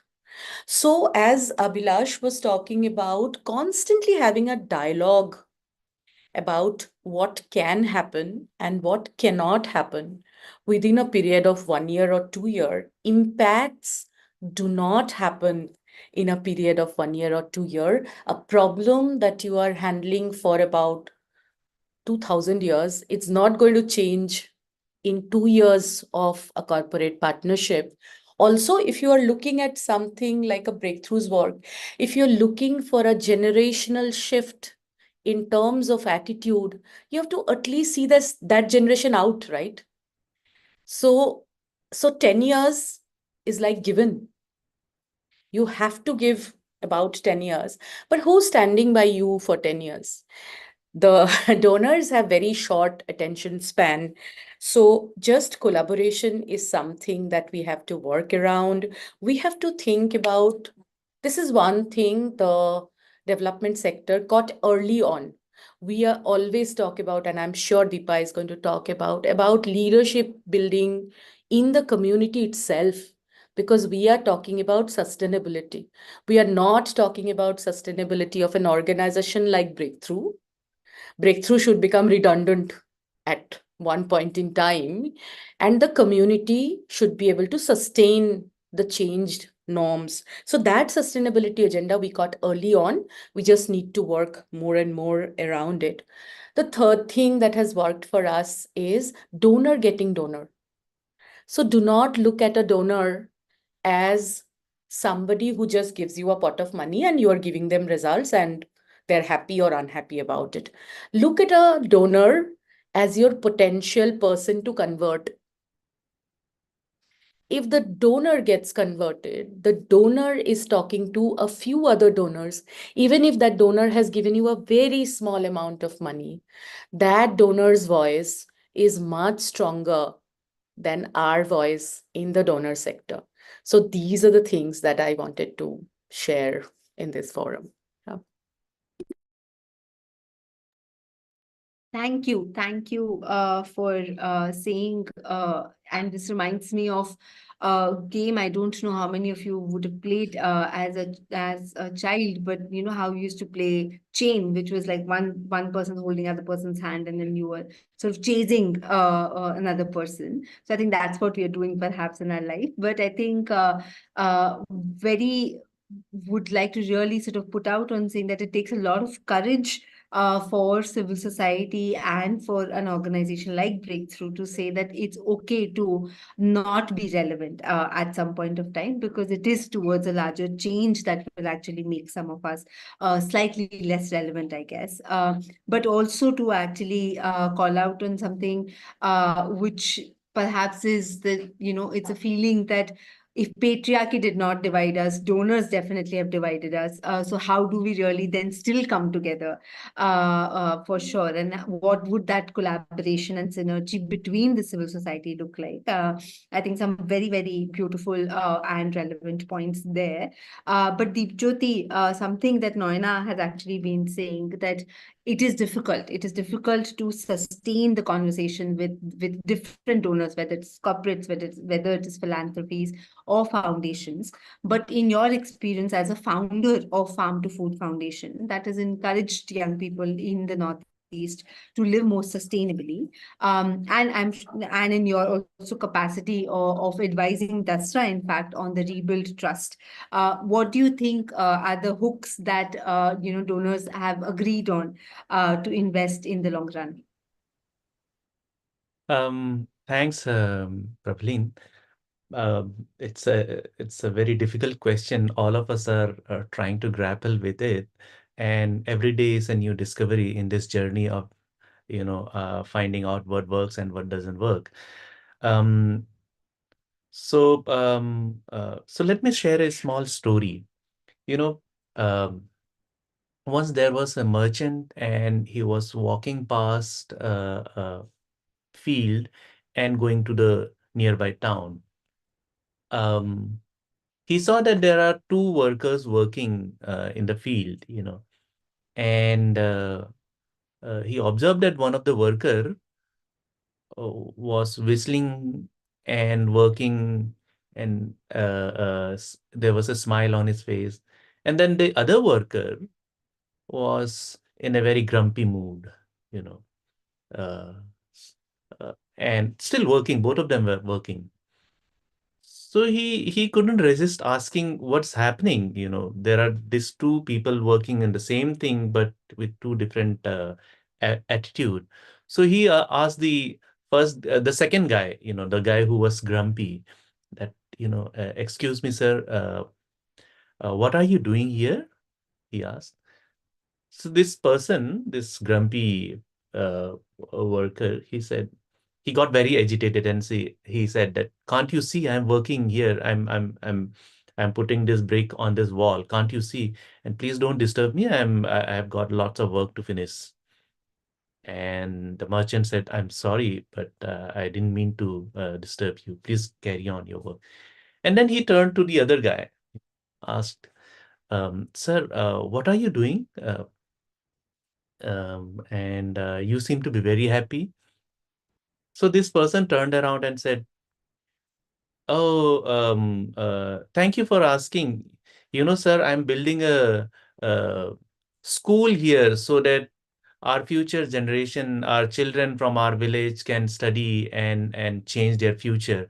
And I'm very excited to see the first school in our village. So therefore, I'm working on it. And the merchant said, wow, that's beautiful.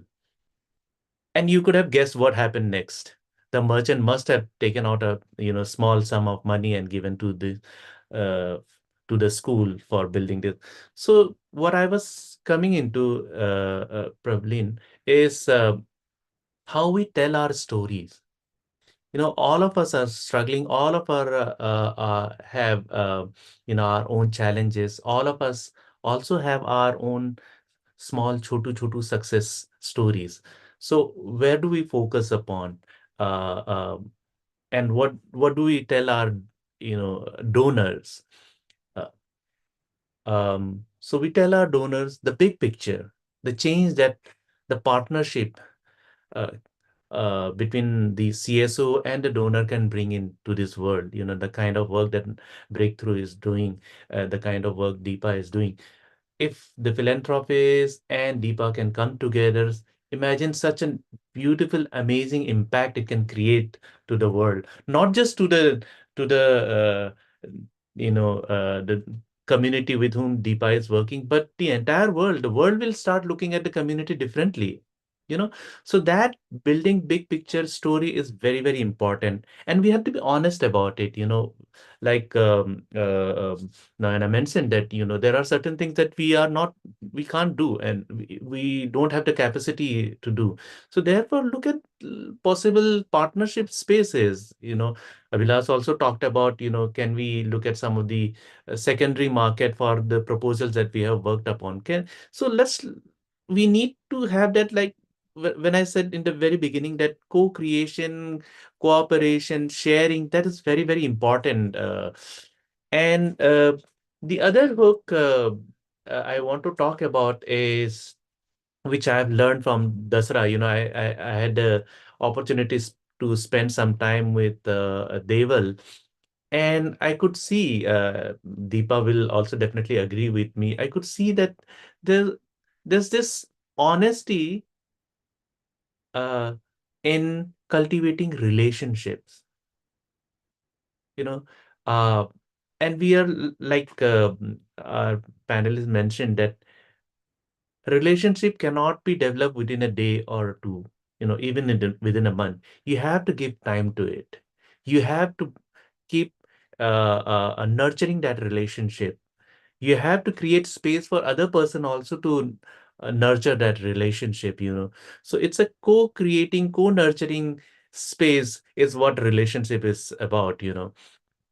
And once the philanthropist or the donor finds that there is this beautiful big picture that is coming up, that is possible, that's what, in future we can definitely arrive at that. And the second is that I'm also playing a very critical role, not just my money, but me as a human being is also playing a critical role. And I think that those are some of the big hook. And for all this to happen, you have to cultivate relationships. Thank you. Which is why we have shared all your profiles on LinkedIn, because I think it's absolutely important. Can't agree more that we all, and I think a common thread so far between Abhilash, you, and Noina has been of how do we really come together.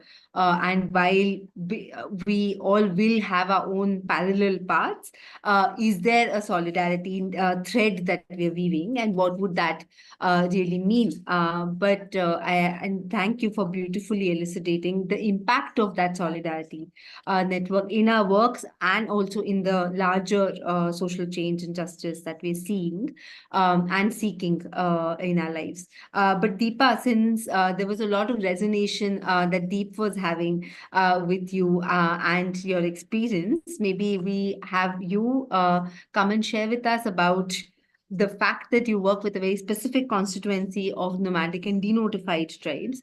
What has been your journey and experience in engaging donors in India, and of course philanthropies from outside India, to really talk about how you addressed concerns with them? What's been your experience? Yes hi thank you Prableen.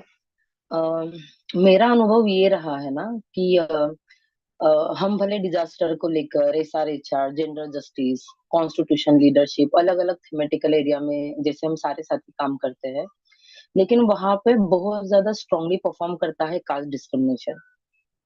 तो मेरा अनुभव ये रहा है कि जब भी contributor, किसी भी स्तर के कंट्रीब्यूटर के साथ जब हम बात करते हैं, एक लेवल ऑफ अलग टाइम जो है वो रखना ही पड़ता है कि हम कंट्रीब्यूटर को ये एंगल में एजुकेट करें।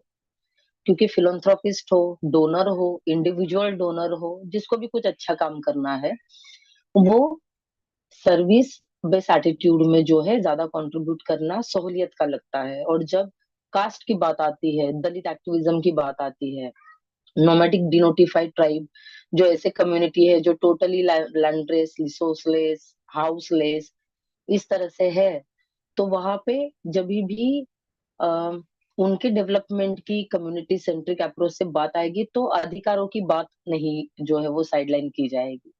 तो अधिकारों की बातें डेवलपमेंट के साथ कितने निजी तरीके से जुड़ी हुई है, ये बताने के लिए जो है वो काफी एजुकेशन के लिए जो है वो टाइम निकालना पड़ता है।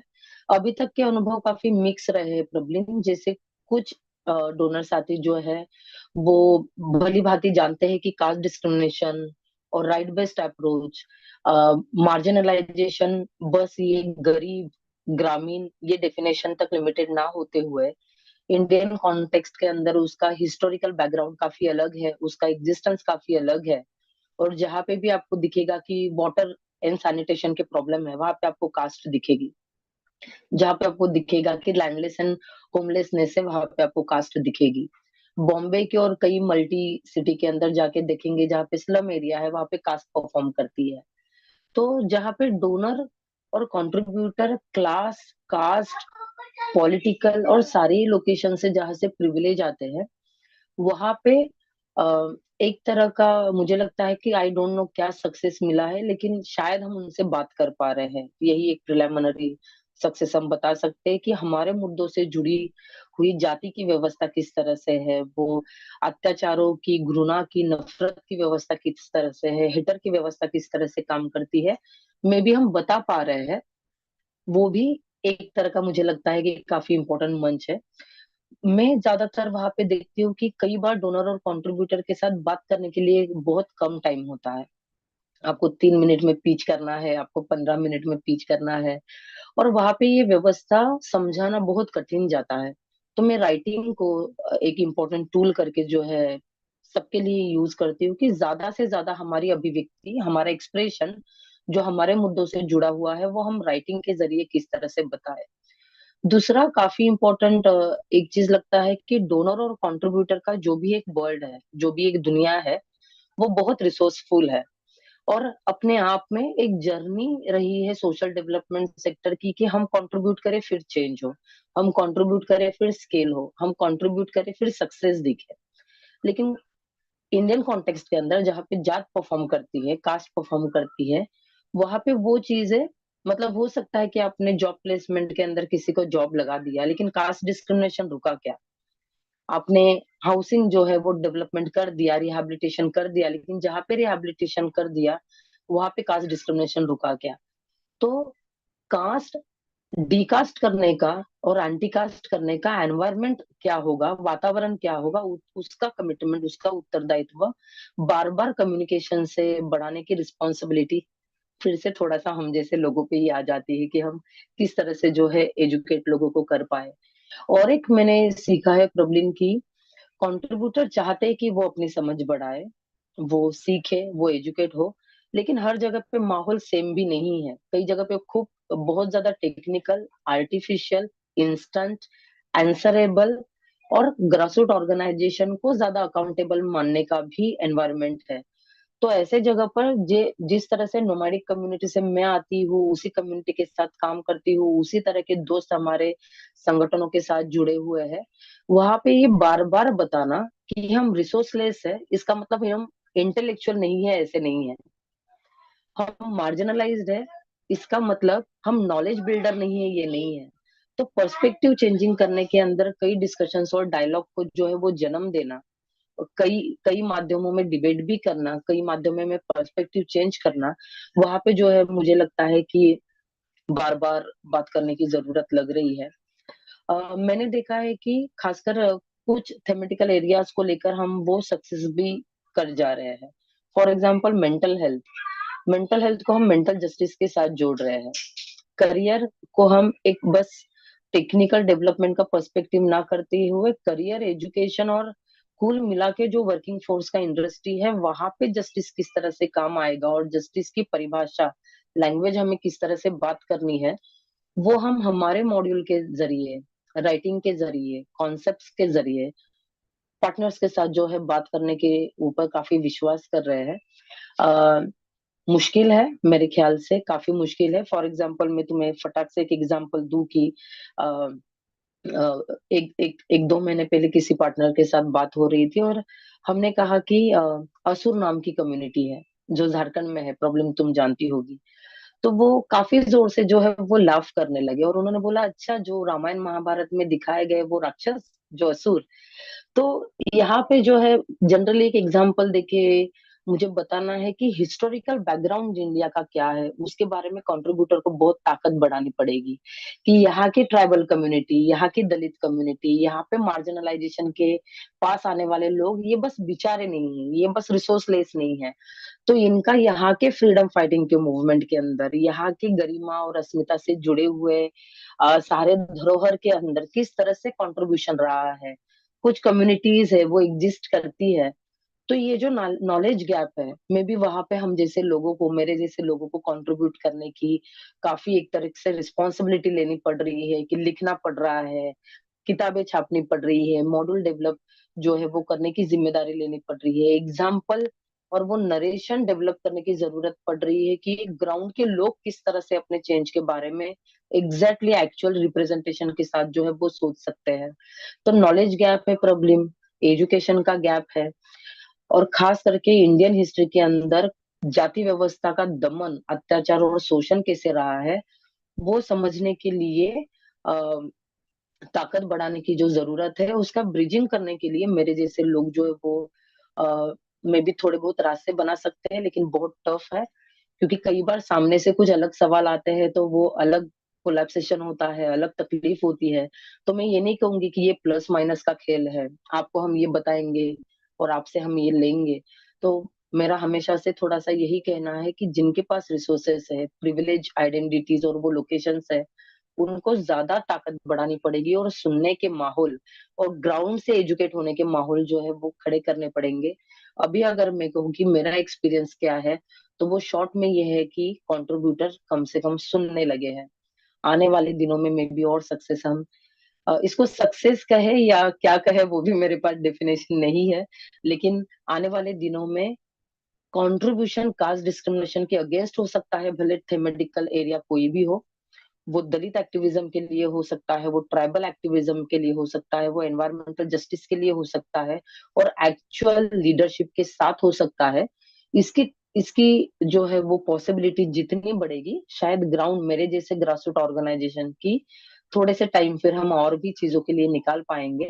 तो मुझे लगता है कि ये सारे वर्ल्ड की इस तरह की चर्चाओं को, जैसे जैसे आज हमने किया है ना, मैं बात कर रही हूँ, इस तरह की चर्चाओं को और जन्म देने पड़ेंगे कि क्यों ना जाति की व्यवस्था समझने के लिए हम आगे बढ़े, और उसके लिए हम क्या पाथ बना सकते हैं, क्या जगह छोड़ सकते हैं, राइट, क्या क्रिटिक कर सकते हैं, और काफी खुले मन से ये चीजों के बारे में हम आंखें कान हमारा मस्तिष्क खोल के, क्योंकि इसके लिए ताकत लगती है। प्रॉब्लम कास्ट डिस्क्रिमिनेशन ये बहुत छोटा टॉपिक नहीं है, इसके लिए बहुत ताकत लगेगी, क्योंकि इसके अंदर हिस्टोरिकल जर्नी रही है हर लोगों की, जो कास्ट डिस्क्रिमिनेशन से आते हैं उनकी भी, और जो नहीं आते हैं लेकिन जनरेशनली वो वहां पे जुड़ रहे हैं, तो एक तरह का डिबेट, एक तरह का कॉन्फ्लिक्ट तैयार होता है, और माने या ना माने वो एक सफर शुरू होता है। तो मुझे लगता है कि कम से कम सुनने की शुरुआत हुई है, तो ये बदलाव में भी आने वाले दिनों में और होंगे। Yes, thank you. Thank you Deepa, ये याद दिलाने के लिए कि ये संघर्ष बहुत लंबा है, बट साथ साथ ये उम्मीद भी देने के लिए कि इस संघर्ष में बदलाव हुए हैं, और उस बदलाव में जो कठिनाइयां आई हैं, और उन चुनौतियों को हम कैसे पार पा सकते हैं या पाने की कोशिश कर सकते हैं, वो भी समझना एक्चुअली शायद बहुत जरूरी है। बहुत बहुत धन्यवाद ये बताने के लिए। मैं डेफिनेटली सारे पैनलिस्ट को बताना चाहूंगी कि बहुत सारे सवाल आ रहे हैं आप सबके लिए, बट समय के अभाव की वजह से, और ये ऑनलाइन प्लेटफॉर्म का एक दिक्कत है कि हम ये नहीं बोल सकते कि चलो चाय पे ब्रेक के बाद अपन बात कर सकेंगे, और वो ऐसा भी नहीं कर सकते कि सामने साथी हैं तो उनको बोलें कि चलिए ठीक है जारी रखेंगे, बट हम सारे एज पैनलिस्ट भी मानते हैं कि इस चर्चा को शुरुआत करने की जरूरत थी, और वो एक पहल उठाई गई है इस साल के शुरुआत में। हम आपके सारे सवाल लेके जो यूथ बोले वेबसाइट है, उस पे पैनलिस्ट के जवाब डालेंगे बहुत जल्द। अभी के लिए हमने क्योंकि एक सपने से शुरुआत की थी, तो हम एक रियलिटी से अंत करना चाहेंगे कि शायद आप सबसे अगर मैं कहूँ, मैं शुरुआत कर कर सकती हूँ, बट क्या है जो हमें इंस्पायर करता है इस संघर्ष को इस संघर्ष में अपनी हिस्सेदारी निभाने के लिए. What inspires us to continue this struggle is in our real world since we started with Dream. And I think what inspires me is fellowship, is people, is solidarity, is network building. Because I don't think this would have been possible if I felt alone. And I think that's really what all of you have really told me. What I am taking forward is our struggles are not singular, our lives are not singular, and therefore we also cannot be alone and fighting this battle alone. So thank you for really telling all of us that साथ आना बहुत जरूरी है, बिखरने की अभी जगह नहीं है. Thank you so much. Noina, over to you first. To talk about what inspires me? To hold the line, probably in one word, if not one Yes, sentence. yeah, what keeps me in this journey is the change that I get to see. I have actually seen changes that are happening in the ground. हाँ, बड़े स्तर पे वो जब आता है तो फिर आपको लगता है कि बहुत छोटी चेंज है. आज जो दीपा बोल रही है या फिर जो दीप ज्योति बोल रहे थे, ये बातें हम करते हैं, सबके सामने लाते हैं और धड़ल्ले से बोलते हैं. ये जो चेंज है ना, ये मैंने अपनी 25 साल की जर्नी में देखा है और मुझे ये इंस्पायर रखता है. Thank you. Abhilash? Yeah, for me, it's possibilities. I think things are getting will get improved over a period of time. So that's the sense of optimism and hope that all of us in the development sector have. And so yes, so things will change for the better. Every day, it's changing for the better. Deepa? Praveen, मुझे तो मेरे icons ही बहुत ज्यादा inspire करते हैं, और बाबा साहेब का book है एनिहिलेशन ऑफ कास्ट, ये हमेशा मतलब इतने नजदीक होता है, तो वो ऑलवेज मेरा इंस्पिरेशन है. Thank you. और भी वैसे आप जैसे सारे साथी जो इस तरह के मंच उपलब्ध करवाते हैं, सुनते हैं, क्रिटिक और डिबेट के लिए हम तैयार होते हैं, यही हमारी ताकत है. बिल्कुल बिल्कुल. दीप ज्योति? Yeah. So, Pravleen, again, I'll go back to the Northeast context and let me take you to a small state called Nagaland. Like I said, Northeast में 200 के आसपास there are communities and languages, and Nagaland itself has about 17 major tribe, major communities, and all of them have their festivals and cultures throughout the year. So at one go, it was very difficult to figure out कि नागालैंड का culture क्या है, कहाँ है, कैसा है ना, समझने के लिए it takes a lot of time. But now, uh, this government decided to create a platform where all the 17 tribes can come together and showcase their culture in just 10 days. And that has become a big time festival for people across the world to come together. So, and that has brought a lot of smile, not just among these communities, this tribe, but also among the people who come and see, Acha, now I get to see, get an opportunity to see Nagaland and the culture of Nagaland at one go. So therefore, the smile of coming together is what inspires me. Thank you. Thank you. Thank you so much. With smiles and possibilities and dreams and togetherness, I don't think there's even at least I don't feel that I have the capacity to consolidate such beautiful thoughts in a few sentences. But just a big salute to each of you for bringing the realities close to us. I think also very beautifully congratulating our ISL interpreter and all of the participants who really actively engaged. Like I said, it's difficult to engage virtually, but thank you so much for really making this conversation an engaging and welcoming one. And lastly, to Dasra and from on behalf of YP Foundation as thought partners, we really look forward to strengthening our movements and leading up the social justice change that we're all seeking. Zindabad, Dhanyavad. You. Thank you. all. Bye-bye. Thank you.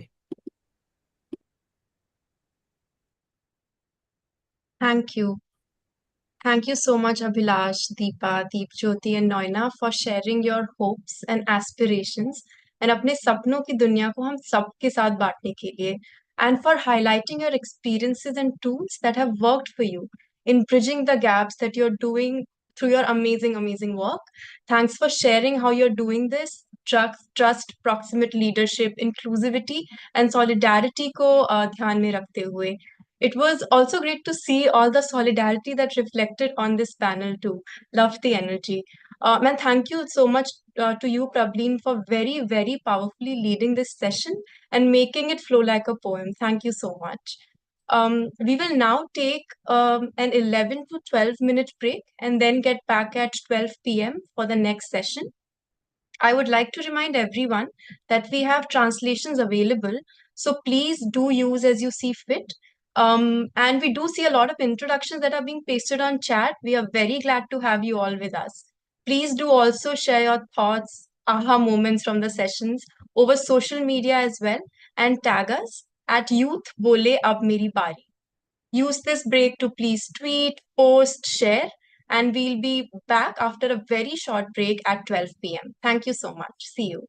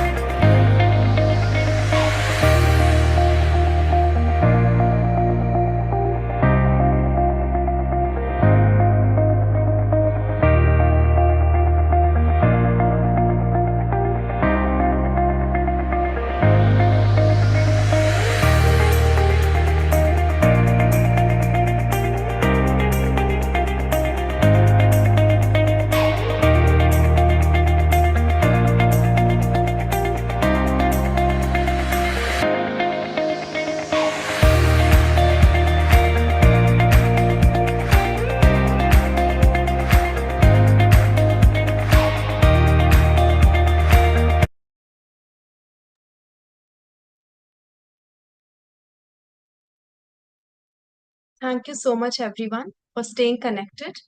We will now start with the third panel for the day. But before we begin, I would like to share that in this session too, we will be using a mix of both Hindi and English. So please feel free to use the interpretation feature. Some of you are saying that you're facing an echo issue while using it, but it should eventually fade out. Thank you so much for accommodating with that. So with that, let's start with the third session, Building Bridges, a young people's roundtable on meaningful youth engagement. This has been co-curated with Prava, our thought partner. We have heard in the previous two panels on what works for funders and practitioners towards moving the needle uh, to unlock funds for young people's agency. In this upcoming panel, we will be hearing directly from our youth leaders on what actually works for them for inclusive, equal, and meaningful engagement. I would like to welcome Pooja Singh, an expert youth worker who would be moderating this session. Hello, Pooja. Thank you so much for joining us today. And over to you now to get the session started. Thank you so much, Tanya, for setting the stage and the context. Hello, everyone. My name is Pooja, and I am very passionate about meaningful inclusion of young people at all levels of decision making that impact our lives. Hence, I am super delighted to have this opportunity to be moderating today's roundtable discussion on the very topic, as Tanya mentioned. Welcome once again to the Young People's Roundtable on Meaningful Youth Engagement of Youth Bole Ab Meri Baari Conclave. And what better way to talk about meaningful engagement than to start with all of you joining us here today for this crucial discussion. Hopefully, we have many young people and allies listening in, and I would encourage you all to participate in the poll questions, so we're not just hearing from the panelists, but also all of you. The first question should now be live any second on the screen. You can choose one option, and we only have about 30 seconds for this activity. So please hit the right buttons and let us know where you're at. And the question is, which of the following initiatives do you think would enhance meaningful youth participation for your organization or program at present? So इस समय पर आपकी संस्था में, आपके programme में youth को include करने के लिए कौन से इनिशिएटिव अभी के लिए appropriate होंगे? So we should start seeing the responses in a second. Please ensure that you hit the right button for us.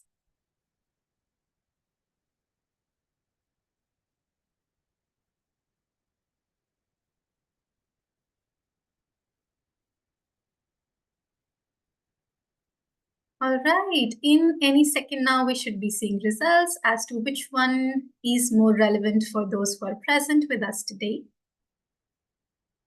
And so 32% of the people have said providing training and capacity building programs for young people would be the most relevant. Of course, that is definitely relevant, and all of the other options as well. We saw the clear split between the different initiatives. Of course, the most ideal response would be all of them done simultaneously, but we also understand different organizations and programs would be in different stages, and one or more of these would be relevant to further deepen the ongoing work of inclusion in your organizations at present. तो इसके साथ आगे बढ़ते हुए क्यों ना सीधे youth से बात की जाए। आज के पैनल के लिए हमारे साथ 4 यूथ लीडर्स जुड़ रहे हैं, जिनके पर्सनल और प्रोफेशनल एक्सपीरियंसेस के थ्रू हम आज के मीनिंगफुल यूथ एंगेजमेंट के डिस्कशन को आगे बढ़ाएंगे। पहला हमारे साथ है अंकुश, जो एक यूथ लीडर है और कोहास फाउंडेशन के फाउंडर हैं।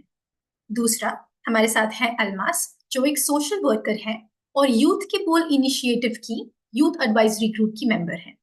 तीसरा हमारे साथ अवंती हैं, जो एक पॉप सिंगर और कंटेंट क्रिएटर है, जो सॉन्ग्स, स्टोरीज और कॉन्वर्सेशंस के थ्रू सोसाइटल नॉर्म्स को चैलेंज करती हैं। And last but certainly not the least हमारे साथ है सोनू, जो सखी ट्रस्ट की यूथ चैंपियन है।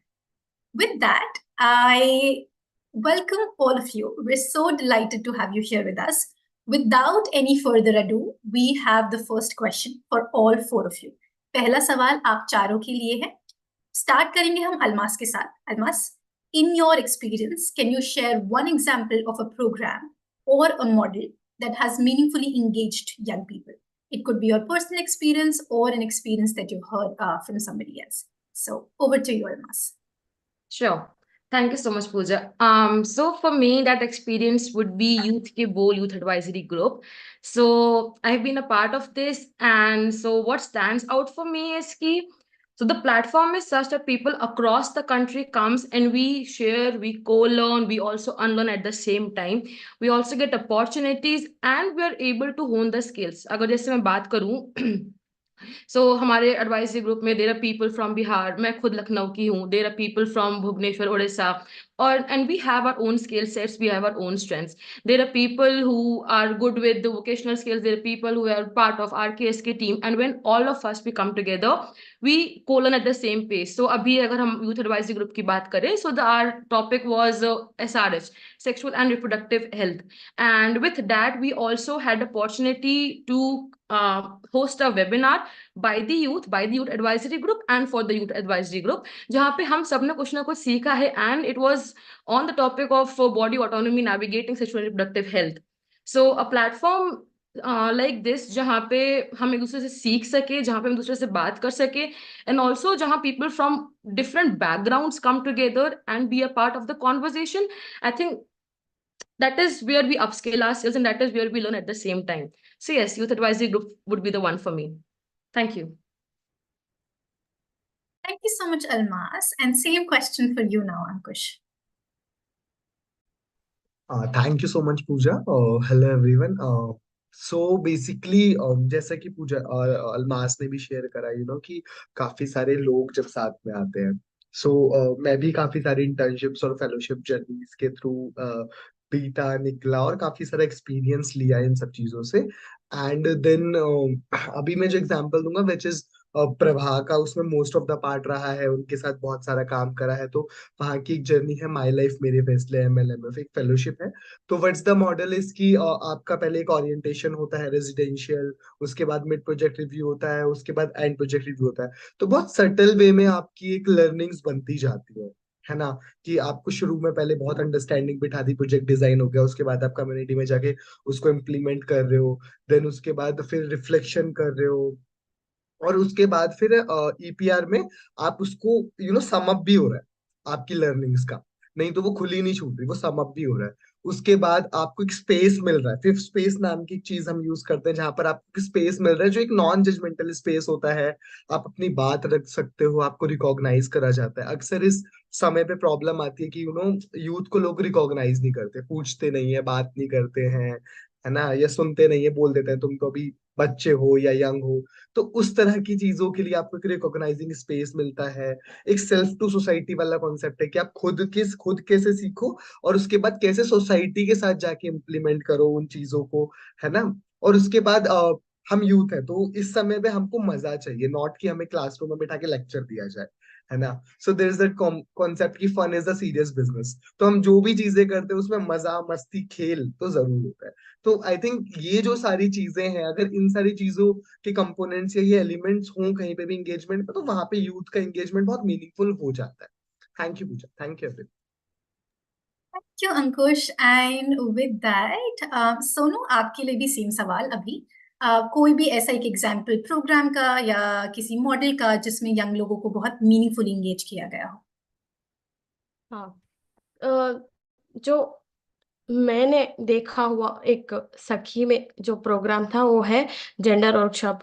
वो इस ये जेंडर के बारे में कहीं भी हमको शिक्षित किया नहीं जाता है कि कैसे रहना चाहिए, कैसा बिहेव करना चाहिए, कि समटाइम्स हमको स्पेस भी नहीं मिलता. गर्ल्स के ऊपर जो हुए अत्याचार वो सब हम एक प्लेस पर डिस्कस कर सकते हैं, कि पेरेंट्स भी रोक देते हैं, तुम ये नहीं बोल सकती हो इस प्लेस पर, कि तुम्हारा जो होने वाला पति है वो तुम्हें एक्सेप्ट नहीं करेगा, तुमको लोग सब बहुत गंदी आंखों से देखेंगे बोल के रोक दिया जाता है. ये जो प्लेटफॉर्म है सखी, जो प्रोग्राम है, वो प्रोग्राम के द्वारा जो से बहुत दर्द शहर चुकी लड़कियों को बात कराया जाता है कि वो बोलते हैं, उनके द्वारा काउंसलिंग दिया जाता है कि वो दर्द से बाहर आए और एक नया दुनिया देख सके। एंड बहुत सारा डिस्क्रिमिनेशन होता है कि गर्ल्स के ऊपर हमको पता भी नहीं रहता है कि क्या हम पर हो रहा है कि डिस्क्रिमिनेशन, ये कुछ भी नहीं है डिस्क्रिमिनेशन। फॉर एग्जांपल एक पीरियड्स का के नाम के ऊपर विलेजेस में बहुत सा डिस्क्रिमिनेशन किया जाता है कि तुम जो एक बेड दे के उसको एक रूम में डाल दिया जाता है कि तुम यहीं पर रहना है, तुम अपवित्र कर देती हो सब कुछ छू के। ये सब कुछ गलत बोल के हम जो विलेजेस में रहते हैं हमारे कम्युनिटी में गलत बोल के लड़कियां मान लेते हैं, पेरेंट्स भी मनवा लेते हैं कि ये गलत है, ये सब कुछ नहीं है बोल के, ये सब कुछ सही नहीं है बोल के बाहर लाया जाता है कि इन जैसे प्रोग्रामों द्वारा, इन जैसे प्रोग्राम्स के। एंड वेरिएशन रेस्पेक्ट रहता है कि तुम बॉय हो, तुम ज्यादा नहीं रोना है, तुम गर्ल हो ज्यादा नहीं हंसना है, कि हम घर में जो हंसते हैं ना, गर्ल्स क्यों हंस रही है इतना बोल के हमको रिस्ट्रिक्शन करा जाता है कि इसीलिए हम सप्रेस हो रहे हैं कि हम कुछ भी नहीं कर सकते, हम कुछ बोल नहीं सकते उनके विरोध, ऐसे हमको बना एक पुतला बना के बिठा दिया जाता है। इसीलिए इन जैसे प्रोग्रामों द्वारा हम सीखते हैं कि क्या करना है बोल के।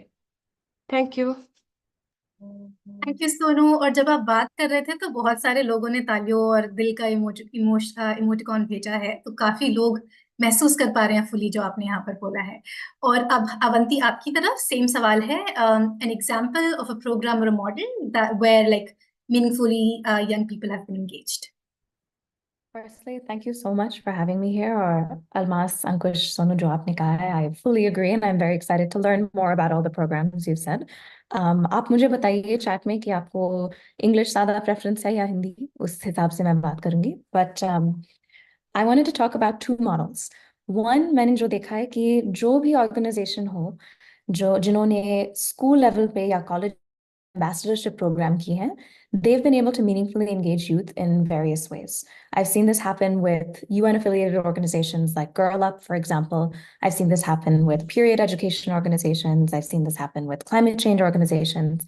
क्योंकि क्या होता है, when you give young people agency, where you're not saying कि ये आपका चीज है, but you are giving them ownership and agency about something that they are passionate about, they tend to create their own micro spaces and their own micro communities, and that has long-lasting change.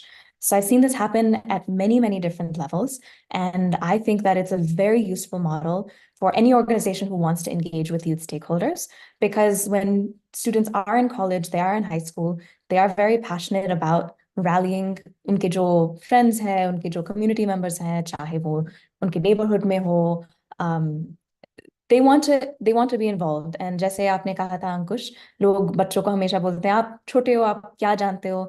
I remember when I was in high school, I've had a lot of physical health issues in my life, and so there were a lot of things that I wanted to engage with. And one thing I felt as a very young person we could do is, for example, do basic training in first aid and CPR. तो हमने एक CPR का programme बनाया था जिसका नाम था CPR, Y standing for the question why and the word youth. And we trained hundreds of students across different schools.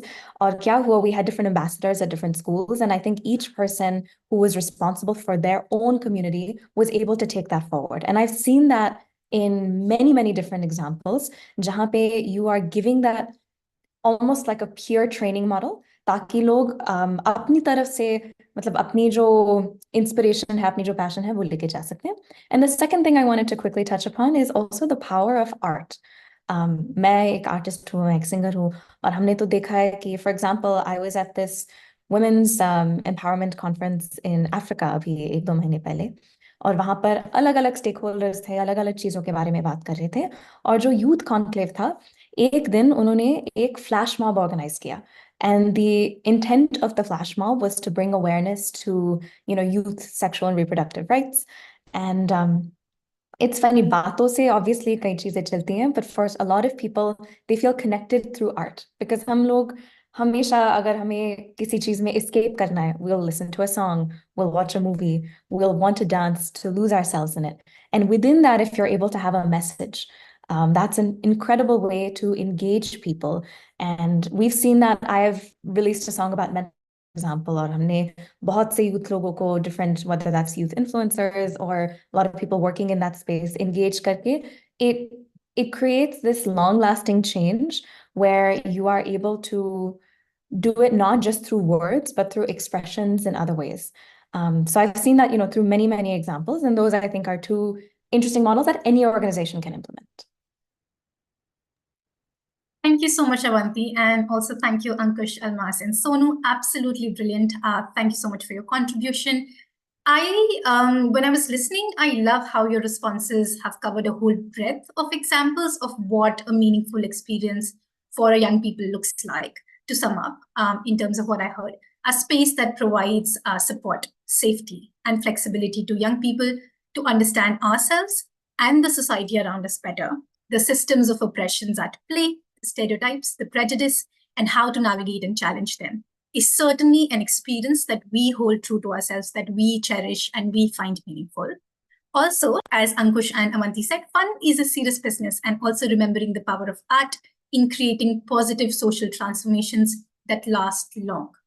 With that, we will hop on to the second question. दूसरा सवाल अंकुश और सोनू के लिए है. अंकुश, आपसे शुरू करेंगे. What do young people look forward to while signing up for such programs? Again, thank you, Pooja, for giving me pass the mic. So I think जब हम लोग किसी प्रोग्राम में जाते हैं, on my personal experience और जिन भी लोगों के साथ अनुभव या एक्सपीरियंस शेयर कर पाए हैं, we share lot of experience with each other.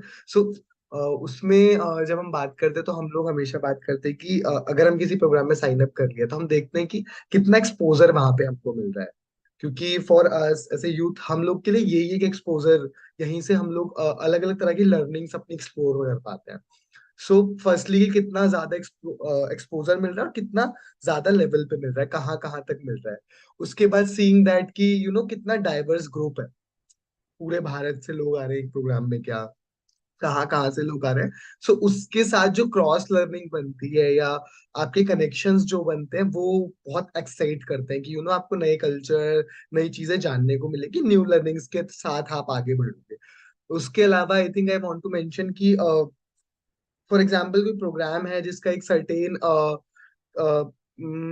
एक इशू पे काम करना है या एक पर्टिकुलर चीज पे काम करना है एक प्रोग्राम में. सो कैसे वो आपके साथ अलाइन कर रहा है. समटाइम्स ऐसा होता है कि यार ये चीज तो आपके साथ अलाइन ही नहीं हो रही, मतलब आपको तो मजा ही नहीं आ रहा. तो वो कॉमन स्पेस मिलना कि कैसे वो चीज अलाइन हो सकती है आपकी चीज के साथ और कैसे वो इंटरकनेक्टेड है, तो वहां पर वो आपको एंगेज करने में हेल्प करता है. I think I want to add कि स्पेस भी बहुत मैटर करता है कि किस तरह का आपको स्पेस मिल रहा है जहां पर आप रिकॉग्नाइज्ड फील करो. अगेन मेंशनिंग कि रिकॉग्नाइज फील होना बहुत इंपॉर्टेंट होता है, ग्रुप के साथ अपनापन फील होना बहुत इंपॉर्टेंट होता है. सो वो कितना मिल पा रहा है आपको, वो बहुत इंपॉर्टेंट हो जाता है. इसके बाद आई वांट टू मेंशन कि अगर हम लोग मिडिल क्लास फैमिली से आते हैं तो एक फाइनेंशियल एड बहुत इंपॉर्टेंट होता है. कुछ प्रोग्राम्स होते हैं जिसमें आप सिर्फ लर्निंग और ट्रेनिंग्स के लिए जाते हो, वहां पर कुछ फीस होती है. सो अक्सर सर यूं की देखते हैं कि यार वहां पे स्कॉलरशिप जैसी चीजें हैं कि नहीं है, क्योंकि हम मोस्ट ऑफ द लोग नहीं अप्लाई दे पाते या पेमेंट कर पाते या फीस भर पाते. सो उसके लिए वो बहुत इंपॉर्टेंट होता है कि स्कॉलरशिप है कि नहीं है, फाइनेंशियल एड है कि नहीं है. उसके अलावा कुछ प्रोग्राम्स होते हैं जिनमें आपको फॉर एग्जाम्पल फेलोशिप्स है, उसमें आपको काम करना है 6 महीना, तो यूल सी कि भाई कुछ स्टाइपेंड है कि नहीं है, एक स्मॉल अमाउंट ऑफ ऑनरेरियम है कि नहीं है, ताकि आप अपना काम कर पाओ बहुत सर्टेन वे में, सेटल वे में. सो ये सारी कुछ चीजें होती हैं मेरे को लगता है जो बहुत इंपॉर्टेंट होती है, जो हमको एक्साइट करती है. इसके अलावा एक बहुत ऐसा मुद्दा है जो इस समय पे बहुत एक्साइट करता है कि खुद को जानना है ना, सेल्फ रिफ्लेक्शन करना है. खुद के बारे में नहीं पता, अभी अभी घुस रहे हैं, अभी अभी दुनिया देख रहे हैं, कुछ कुछ चीजें देख रहे हैं. तो कुछ ये वाले जो प्रोग्राम्स होते हैं ऑफर करते हैं सेल्फ रिफ्लेक्शन. तो जहाँ पे आपने देख लिया सेल्फ रिफ्लेक्शन है, आपको एक्साइटमेंट आ जाएगी कि चलो खुद को जानने को और बैठने का मौका मिलेगा. तो जब मैं ऐसे प्रोग्राम्स में गया या मैंने प्रोग्राम्स करे तो वहां पर there is a session of self reflection जहाँ पे हम जिंदगी को समझते थे और खुद को समझते थे. तो वो बहुत इंटरेस्टिंग हो जाता है, कई बार बहुत ट्रिगरिंग भी होता है, बट बहुत इंटरेस्टिंग भी होता है आपके लिए to know yourself actually कि आप कौन हो, है ना. और इसके साथ कनेक्टेड समाज में रहना, लिव इन द सोसाइटी, और कैसे ग्रुप के साथ एंगेज करना है, वो लाइफ स्किल्स भी सीखने को मिल जाती है आपको। तो फॉर एग्जाम्पल, जैसे मैं अगर बात करूँ, तो मैंने जब शुरुआती दौर में जब इस तरह के प्रोग्राम्स ज्वाइन करे थे, तो I am like a person जो शुरुआत से ही बहुत एक्सट्रोवर्ट है, बहुत ज्यादा बोलने वाला बंदा। तो मैं क्या, ग्रुप में आई एम ऑलवेज लाइक कि भाई मैं ही बोल रहा हूँ सिर्फ, सो मेरे को बोलने की बहुत आदत है, सुनता मैं था ही नहीं। तो अक्सर ऐसा होता था कि मेरे सिर्फ बोलने की वजह से कुछ ऐसे लोग होते थे जो अंडर कॉन्फिडेंट है थोड़ा सा, या नहीं बोल पा रहे, वो लोग नहीं बोल पाते थे कि यार इसने तो सारा ही बोल दिया, अब हम क्या बोले, है ना। सो वो वाली बहुत ज्यादा चीज होती थी, और उससे कहीं ना कहीं आपके कनेक्शंस भी इफेक्ट करते हैं, आप इंगेज भी ग्रुप के साथ उस तरह से ही हो पाते, क्योंकि जब तक आप किसी को सुनोगे नहीं, आप कैसे इंगेज करोगे।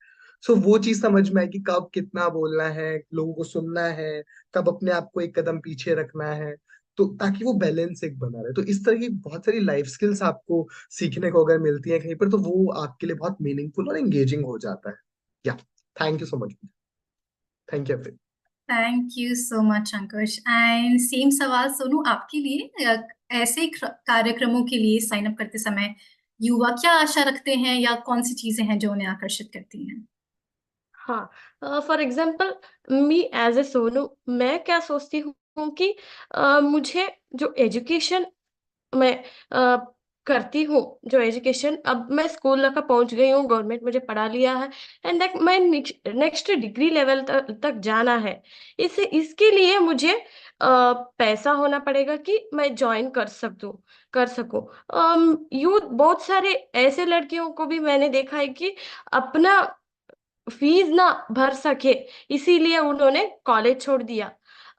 इसीलिए for a youth, fees support, या जो सपोर्ट करे कि ये तुम करो, ये तुम पढ़ो, कि हम पढ़ाएंगे बोल के ऐसा सपोर्ट करते हैं ना, वहां पर यूथ बहुत से मीनिंगफुली एंगेज हो जाते हैं। एंड देन एक यूथ के लिए, फॉर जॉब एम्प्लॉय के लिए, उनके लिए स्किल्स वेरी इंपॉर्टेंट।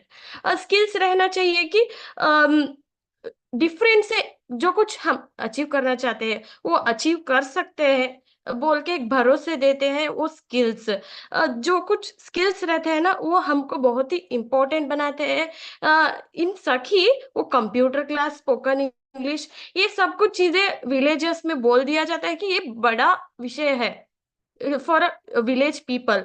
वो ये सब कुछ नहीं जानते हैं कि कैसा सीखे बोल के। ये यहाँ पर जो कंप्यूटर एंड स्पोकन इंग्लिश, इन जैसे चीजों को जो बोल दिया जाता है, वहां पर यूथ मीनिंगफुली एंगेज होते हैं। Then leadership quality is very important for a youth, कि हम एक टीम को चलाना है, और ये हमारे कम्युनिटी में जो कुछ लड़कियां बैकवर्ड हो गए हैं, उनको एक भरोसा देना है। उसके लिए leadership quality is the main important thing, कि उनको आगे लाया जाए। कि हमारे अंदर समटाइम्स हमको ही लीडरशिप क्वालिटी रहता है, हमको पता नहीं चलता। वो सब कुछ हम जो गेम खेलते हैं सखी में, उनके द्वारा हम बाहर लाते हैं कि हमारे ये या हमारे अंदर लीडरशिप क्वालिटी है, हम कुछ कर पाएंगे बोल के एक आत्मविश्वास भरता है सखी। एंड देन कल्चरल एक्टिविटीज, जहाँ पर एंटरटेनमेंट, एंजॉयमेंट रहता है, सीखने को रहता है। हम क्या, बहुत से लड़कियों ने क्या करते हैं, बहुत से यूथ्स आज के जो डांसर्स और कुछ कल्चर के पीछे पड़ के जो पुराना जमाने के थिंग्स को भूल जा रहे हैं कि ये करना है। इन सकी हम बैम्बो डांस, पट्टा कुनीता, ये सब कुछ करते हैं कि वो फिर से वापस ला पाए। हमको सीखने को भी मिला, एंड हम कुछ एंटरटेनमेंट भी मिला हमको। ये सब कुछ करने से यूथ मीनिंगफुली एंगेज रहते हैं। Thank you. Thank you so much, Sonu, and thank you once again, Ankush. Very important points in terms of relevance of such programs, with where we want to go, who we want to be, programs and experiences that increase our chances for securing employment, in helping us becoming better team players and better leaders. Also, not to again highlight the financial support to enable accessibility of such programs and a space where we feel heard and are treated as equals. Brilliant, amazing. With that, we haven't forgotten that we have very active listeners and participants here with us. So we are hopping on to another poll question. And the poll should go live on screen any second now, and you can choose one option. And the question is, at what level does your organization engage with people? आपकी संस्था अभी इस दौरान किस level पे young लोगों के साथ इंगेज कर रही है? क्या यंग लोग इंटायरली एक्सक्लूडेड हैं? क्या यंग लोगों को सिर्फ इंफॉर्मेशन दी जाती है? क्या यंग लोगों से सिर्फ बातचीत करी जाती है, कंसल्ट किया जाता है, या फिर उनको डिसीजन मेकिंग में इंक्लूड करते हैं बट वो डिसीजन मेकिंग का प्रोसेस अडल्ट लेड है, या फिर यूथ और अडल्ट पार्टनरशिप सॉलिड चल रही है, या फिर डिसीजंस लिए जाते हैं लेवल 5 और मगर ये यूथ लेड हैं, या फिर level 6 entirely youth led and adults उस संस्था के उस स्टेज के दौरान अभी कोई डिसीजन मेकिंग पावर नहीं रखते। तो 30 सेकेंड है। Please ensure that you have logged in your responses so we can see where are you at this point.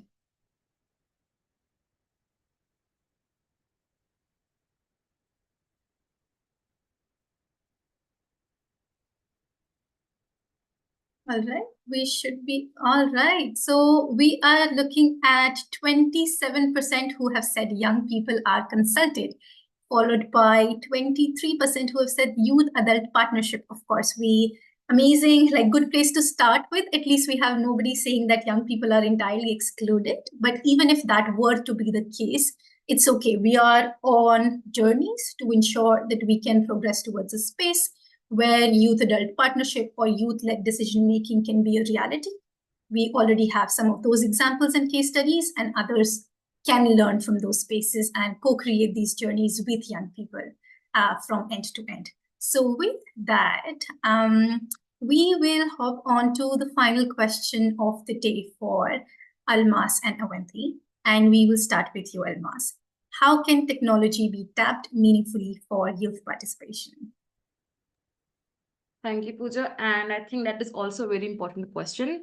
If I talk about myself as a youth coming from the development sector, I believe that technology for youth participation is not just a possibility, but also a necessity for growth and development at the same time.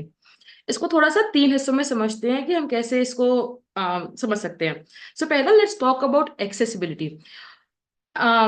Like how I mentioned previously, when we talk about youth advisory group, we bring people across the country. So technology acts as a bridge, जहाँ पे हम किसी से भी जुड़ सकते हैं, कभी भी जुड़ सकते हैं, कि वो रिमोट से रिमोट एरिया में अगर किसी के पास अगर स्मार्टफोन की सुविधा उपलब्ध है, अगर उनके पास इंटरनेट है, तो वो हमसे एक दूसरे से हम कनेक्ट हो सकते हैं. So accessibility is a major part of it. अब एक्सेसिबिलिटी से हमारे 2 कनेक्शंस बनते हैं. पहला हो गया इंफॉर्मेशन. आजकल अगर हम देखा जाए तो व्हाट्सएप ग्रुप्स पे आते हैं इंफॉर्मेशन की, जो ट्रस्टेड सोर्सेज होते हैं वहां से इंफॉर्मेशन आती हैं अबाउट जॉब्स के लिए. अगर मैं देखूँ तो बहुत सारे ऐसे व्हाट्सएप ग्रुप है जहाँ पे जॉब से आते हैं. अगर हम इंफॉर्मेशन को देखें तो और अगर हम इंफॉर्मेशन से एजुकेशन को देखें तो अभी हमारे पास ऐसे बहुत सारे अपॉर्चुनिटीज और ऐसे बहुत सारे प्लेटफॉर्म्स हैं जहाँ पे ऑनलाइन कोर्सेज हैं जिससे हम सीख सकते हैं, जिससे हम समझ सकते हैं. और अच्छी बात ये है कि जैसे जैसे हम आगे बढ़ते जा रहे हैं, ये ऑनलाइन कोर्सेज सिर्फ अंग्रेजी में नहीं बल्कि हिंदी में भी उपलब्ध हैं. और बहुत सारे कोर्सेज ऐसे हैं जो free of cost at the same time है, जिसकी वजह से हम सीख पा रहे हैं. वो जो एजुकेशनल गैप है, कहीं ना कहीं हम वो कम कर पा रहे हैं. इसका कुछ एग्जांपल अगर ले ले तो जैसे यूथ अड्डा हो गया, जहाँ पे लीडर्स आ रहे हैं, एक दूसरे से बात कर रहे हैं, शेयर कर रहे हैं अपनी स्किल्स, अपनी स्ट्रेंथ्स और अपनी जर्नी. एक जो स्टोरी टेलिंग बहुत जरूरी होती है इन सब में. सो एक वो हो गया. दूसरा अगर हम बात करें तो एजुकेशन के साथ साथ आता है एक अपॉर्चुनिटीज भी. अगर हम अपॉर्चुनिटीज की तरफ से देखें तो the power of social media. Pandemic के बाद से, कोविड के बाद से things have changed a lot, है ना. जहाँ पे हम सब फिजिकली मिलते थे, अभी हम प्रिफर करते हैं कि हम ऐसे ना वर्चुअली भी हम काम चला सकते हैं. जिसका बहुत बड़ा एग्जांपल अभी if we see this call all together, we are more than 100 participants who are here, जो पता नहीं कहाँ कहाँ से हम सब बट जुड़े हैं और हम यहाँ पे प्रेजेंट हैं. सो अपॉर्चुनिटी बहुत ज्यादा क्रिएट हो रही है कि हम घर बैठे बैठे भी सीख सकते हैं अब. So there is that. When we talk about opportunity, the power of social media, when we say, अगर मैं अपनी खुद की पैंडेमिक की जर्नी की बात करूँ तो हम लोगों ने एक प्लेटफॉर्म ऐसा क्रिएट किया था, मैं और मेरे दोस्तों ने, जहाँ पे we use to come and we use to discuss the not so talk topics like toxic masculinity होती क्या है ना. For example if you talk about how important is consent in partner in relationships, so हम वैसे मुद्दों के बारे में डिस्कशन करते थे जो जहाँ पे जैसे हम इन पर्सन हमारे पास वो स्पेस नहीं थी, but online because of technology हमारे पास वो स्पेस थी. सो टेक्नोलॉजी इज अ माध्यम for that too. And also if you talk about opportunity के साथ ऑन्टरप्रेन्योरशिप भी, टेक्नोलॉजी की वजह से बहुत सारे लोग हैं जो ऑनलाइन प्लेटफॉर्म्स खुद के लिए क्रिएट कर रहे हैं. तो जैसे अगर मैं अभी बात करूँ, सो मेरे जानने में ऐसे लोग हैं जो भी कन्वर्जेंस की हम अलग अलग लोगों से एक सेम प्लेटफॉर्म पे आके कैसे जुड़ सकते हैं. That is also people are thinking about कि if I talk about the NGO sector, people are coming together now कि कन्वर्जेंस और उसकी इंपॉर्टेंट रियलाइज कर रहे हैं कि सबको साथ आना जरूरी क्यों है. So that is why technology is important, and given how we are growing, it is also a very important and massive tool at the same time. So yes, thank you. Thank you so much, Almas. And again, same question to you now, Avanti. How can technology be tapped meaningfully for youth participation? Firstly, Almas, I loved your answer, and I completely agree. There is a lot of importance of accessibility, community, and bringing people together that technology enables. बहुत लोगों को लगता है who work in different organizations that they want to share things with the youth. But if you want to meaningfully engage the youth, you have to go to where they are. And pandemic ने हमें दिखाया कि चाहे हमारे previous generations TV देखते थे, they used to read the newspapers, they might have read articles. Most of what you call Gen Z today is scrolling on their phones, right? And that's where they're not just connecting with friends, they're also gaining news, they're gaining information. YouTube University से वो लोग बहुत चीजें सीख रहे हैं. And I think for a lot of adults, it's hard to wrap their head around the fact that technology is now not just a source of entertainment, but also education and community. And so we have to understand how to harness the power of that technology and that social media. It's not हर चीज में boon और bane होते हैं, but if you're able to harness that beautiful community power, for example, during the pandemic, especially in India, Discord picked up hugely. And Discord, if you're not familiar with the platform, is an anonymous platform where you can connect with people from different parts of the world. पहले शुरू हुआ था gaming industry में, फिर YouTube industry में, and now people have Discord channels to talk about homework, to talk about social issues, to talk about anything. And the beauty was you didn't have to be from your metro cities. You could be from absolutely anywhere within India and connect with people and find that meaningfully. And so it's going to the places where you know that the youth exists and figuring out how to engage with them there, right? There are platforms like Snapchat, there's Be Real, there's of course your Instagram, YouTube, all of these spaces, but it's understanding unke liye kya chalta hai and how can you create meaningful campaigns, meaningful ways of engagement. Because मैंने जो देखा है, a lot of people try to speak to the youth, but they don't speak with the youth, right? And if you want to involve youth in something, if you're creating and designing something for the youth, you need to have that representation in your organizations. And that can happen through many ways, right? Through technology, you can connect with many different people. अपने organization में internship डाल सकते हो. You can, if you have an advisory board, bring on a couple youth participation to that advisory board and that stakeholder, and from different levels, right? Because today a 13-year-old is much more connected than a 13-year-old was 10 years ago, than when you were 13. And they have a fresh perspective as to how to reach their own communities more than you or I might be able to understand. So if you design policy without taking the youth participation into account, you'll never understand how to reach them. And one more thing that's extremely important that technology allows you to do is bridge a generational gap, right? For example, हमारे इसमें हमने जो देखा है, all my grandparents are doctors, and मेरी जो आजी है, आजी is my grandmother, उन्होंने family planning में बहुत काम की है, and she's worked with the Family Planning Association of India. So हमने कईयों video बनाए हैं, and we've talked about things ranging from sex education to consent to periods to just general life conversations. And what has been fascinating to see is my 90-year-old sari wearing dadi and me having a conversation has enabled a lot of people to feel comfortable having that conversation in their own homes, right? And helping bridge that generational gap.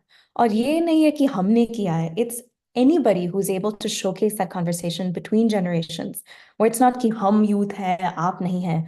हम साथ में जो जैसे पोल में आया था youth adult partnerships, both in terms of perspective and in terms of actual meaningful change. How are you able to engage everybody to be able to work toward that future, right? Because India is the youngest country in the world. We have the largest population of people under 25. And it's not just about creating employment, which is extremely important, but it's also about creating an engaged, passionate population who is enabled to create change. Because आजकल जो लोग job ढूंढ रहे हैं, there's so many different options, right? You don't have to rely on जो पहले के straight path थे, but you need to have, as we were talking about earlier, mentorship, scholarships, financial assistance, community building. And, that is the spark which will allow for people to truly build and truly have a space where they can create their own agency and move forward. So, I think the power of technology is huge. Of course, there's a lot of scary things that are happening as well, right? With any kind of advancement, there's a lot of safety tools that need to be implemented. Just AI ke saath, you have a lot of deep fakes. You have a lot of situations which can be scary for a lot of parents and mentors and guardians for young people. But if you deny young people access to technology, they'll find access to it some other way, and they won't use it in a way that is safe. So it's rather you kind of being aware of your, anybody who's a youth person, whether it's your child, whether it's somebody you know, how they're engaging with technology meaningfully, safely. Agar aapka organization hai, having really strong cyberbullying rules, having really strong spaces where you create safety, the same thing you would create in person, trying to create it in the virtual world. Because usse hi we will learn how to use this hybrid model and, help empower future generations. Thank you so much, Avanti, and also thank you, Almas. Definitely agreeing with everything you've just said. While technology has opened up a whole world of knowledge and opportunities for us, we must not forget that our collective rallying message right now is leaving no one behind. And several young people across India, especially women and girls from marginalized backgrounds, still have multiple barriers in accessing these methods of connections. And we need to be more mindful in our approaches in ensuring how do we make our hybrid spaces, how do we make our online spaces more inclusive. And again, when we're trying to do that, when we're trying to adopt more of these practices, like you highlighted, Avanti, how do we also be mindful about the safety of not just the staff, but also the young people that we're trying to engage and the ripple effect of that. So keeping center and well-being at the center, like repetitive word, but center of the work that we're doing here when tapping the technology for meaningful youth participation. So with that, we are towards the end of our panel now. All of the questions that we had thought of are complete, but we do have a question from the audience. We do have a couple of extra minutes if in case more people want to send their questions for panel. But one of the questions I've received is, I've been interested in being a part of advisory board membership and fellowships, but I've not been able to find because I'm not aware of the platforms to navigate it. So I think this is something that maybe all of us could quickly, like in a quick fire way, respond to. From my understanding, like I think also for the organizers, we could curate a list of platforms where these opportunities are much more public. Like in my knowledge, personally, things that I use for myself is youth opportunities करके एक platform है. जिस भी संस्था का काम या जिस भी कोलिशन का काम मुझे अच्छा लगता है, मैं उनका न्यूज़लेटर फॉलो कर लेती हूँ, फिर उनकी अपॉर्चुनिटीज मुझे मिल जाती हैं. लिंक्डइन पे बहुत सारे ऐसे लोग हैं इसी सेक्टर में जो बहुत सारी अपॉर्चुनिटीज शेयर करते हैं सेक्टर में. तो these are some of the things, but if there is anything besides this that is definitely a must to do in your according to you, Almas, Avanti, Sonu, and Ankush, please pitch in quickly. I think Dev Creative is a good platform. वहां पर बहुत सारी opportunities आपको मिलती है. उनका WhatsApp group भी आप ज्वाइन कर सकते हैं, क्योंकि मेल पे इज वेरी डिफिकल्ट बार बार देखना जाना है ना, बहुत मेशी हो जाता है. तो उनका व्हाट्सएप ग्रुप है, you will join that group. तो उसमें मतलब डेली में ही आपको बहुत सारी free webinar, courses, jobs, internship, fellowship, हर तरह की opportunities you will get from Dev creative. तो वो भी एक बहुत अच्छा ऑप्शन है आई थिंक. एज तू जैसे लिंक्डइन तो बेस्ट ही है, मतलब हाँ तो आते ही रहते हैं बहुत सारे. सो आप ऐसे ऑर्गेनाइजेशंस को फॉलो कर लो तो लिंक्डइन पे तो उनका जो भी हायरिंग होता है वो आपको पता लग जाएगा. So it's like that. मैंने जो देखा है, if there's an organization you enjoy जो भी space में है, उनको if you reach out to them and offer them that you want to be a college ambassador or a school ambassador or some kind of community ambassador for them. अगर उनके पास एक formalized program नहीं है, they're usually more than willing to create something because it's a two-way street and a beneficial situation. It helps you develop leadership skills and it helps you also engage meaningfully with the organization, and you can also move up that organization. So apart from what Ankush and Avanti just shared, if you are on social media, if you are on Instagram, there are a lot of organizations that also, provide their job openings on Instagram as a post or as a story. Ki what is currently going on, what are the events that are happening, and how you can be a part of it. So आप उस पे भी देख सकते हैं एक बार. Thank you. Amazing. Sonu, आपको कुछ ऐड करना था इस पर?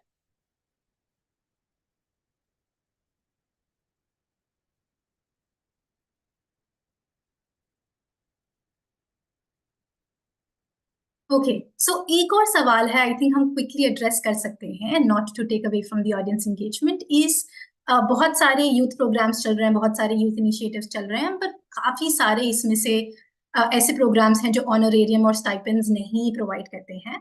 तो आपका सजेशन क्या है इसके अराउंड? अगर मैं नहीं ऑप्ट कर रही या कर रहा तो फिर I lose out on the experience, but at the same time it's tough to sustain when the stipends are not being provided. So what would you suggest? I can quickly start us off. I would suggest that reach out to the organizers and let them know that you would appreciate if they could arrange part or full scholarship.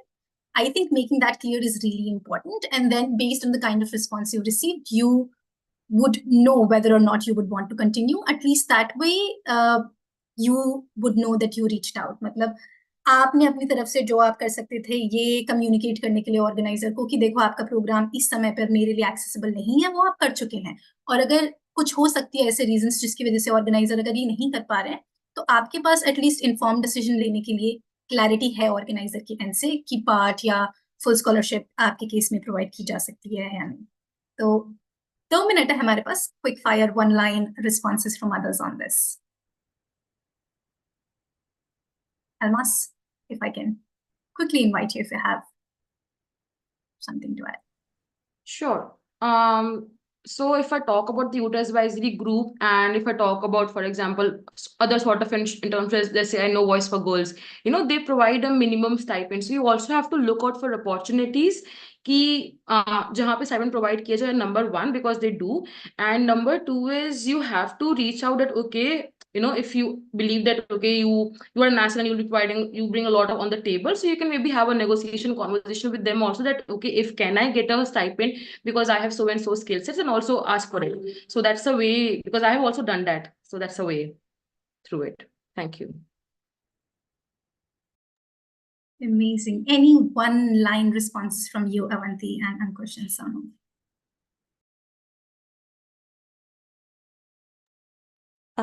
It depends on the institution you're going to, but let's say you are in college, कभी-कभी वो भी मदद कर लेते हैं, where you create some sort of a work study program, or if you can get some help and accessibility from them, where you can create some sort of a situation. कहीं ना कहीं organizations के पास funding ही नहीं है to help you provide a stipend. A very creative way to do that is to actually help join their fundraising team. So you'll learn how to, potentially start talking to stakeholders and try to figure out what that looks like. And even if they can't provide a full stipend, most organizations should be able to help you cover your basic expenses. समझो कि आप in-person volunteering कर रहे हो. It's very fair, and also, in most cases, it's legal to ask for things to be covered, such as basic, making sure अगर मैं यहाँ पे जा रहा हूँ, I can make sure my, say, cab का fare, bus का fare, at least those basics are covered. So you're not doing anything out of pocket, even if you're not receiving a stipend. Amazing. Thank you so much. And I would just request Sonu and Ankush to contribute via chat because we're on time and we definitely want to close. So the next session can also start on time. But thank you so much, all of you. Thank you, Almas, Ankush, Sonu, and Avanti for your brilliant contributions. Thank you. What constitutes meaningful engagement for a young person is clear from all of your experiences that you shared today with us. It is also clear in the sector through several other resources that we need to center young people, right from the stage of ideation all the way to the implementation, evaluation, and beyond.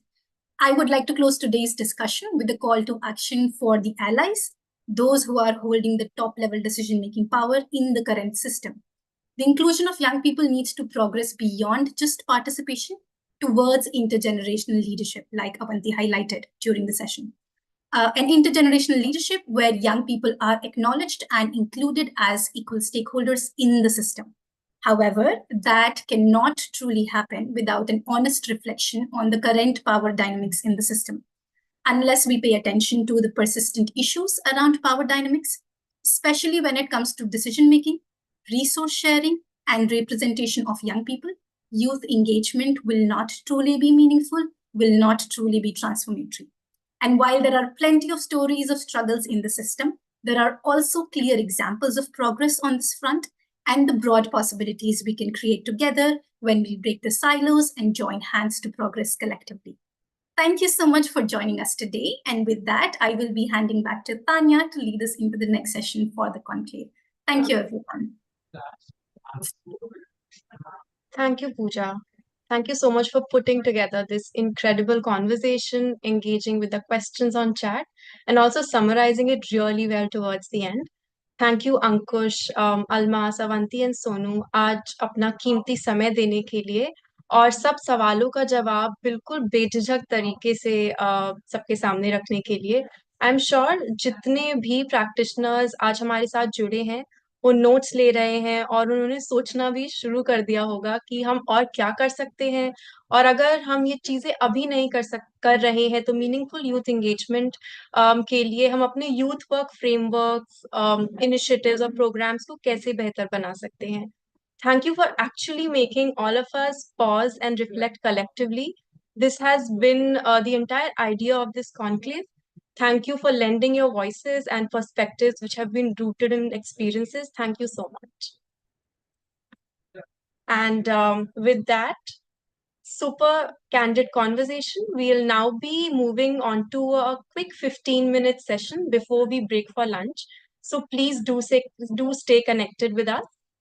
We, across the entire day, we have heard great insights on some of the approaches and methods that have proven to be impactful.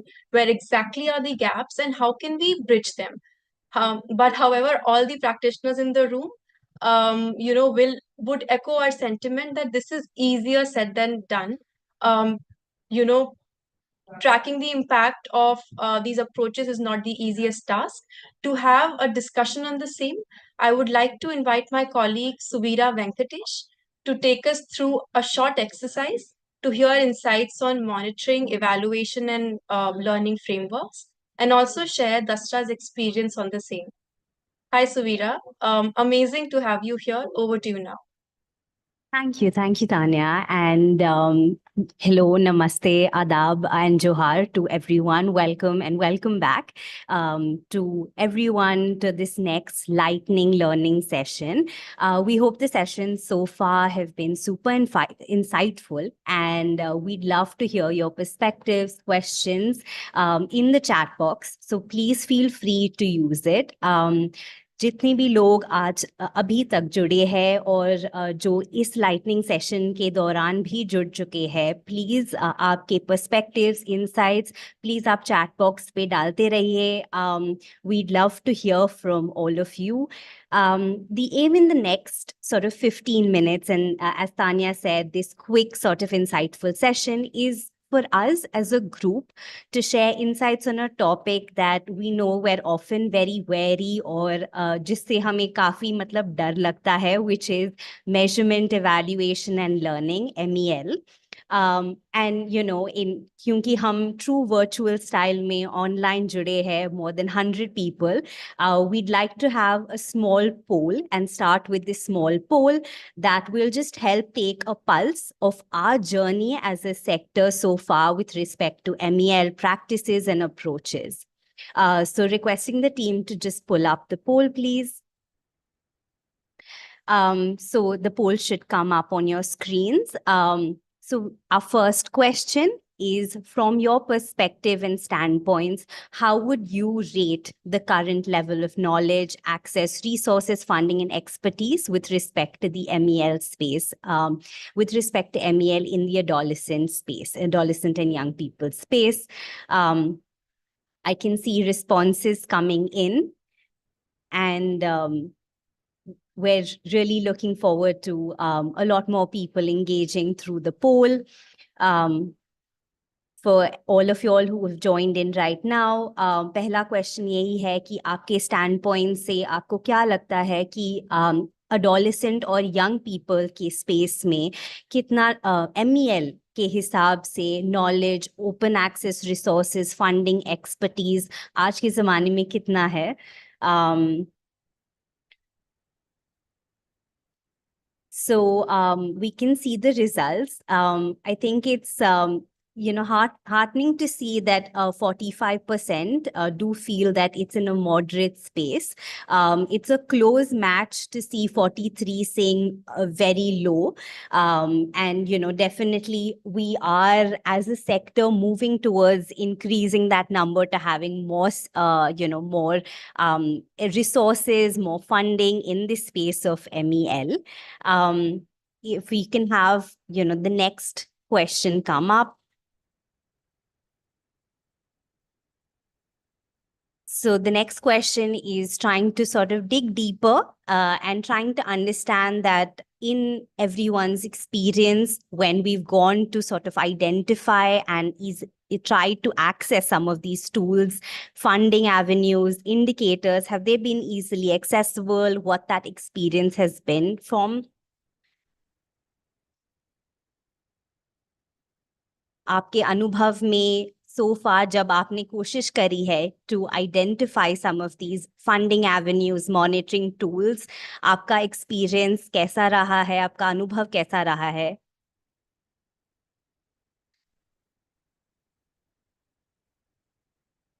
We can just have the poll on for 5 seconds more.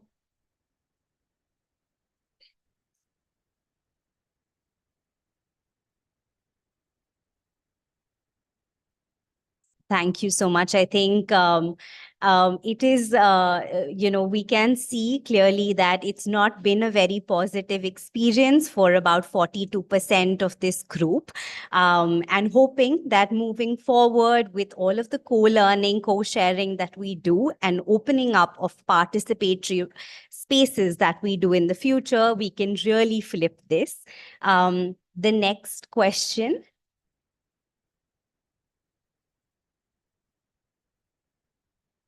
The next question is, on this scale of about 1 to 5, how comfortable would one feel? So while we've seen that there are very limited resources in this space and not many people have had a very great and positive experience accessing those, if we were able to sort of have that ideal world where we can have a lot of these open access resources, how comfortable would everyone feel adopting it, or would it be a challenge?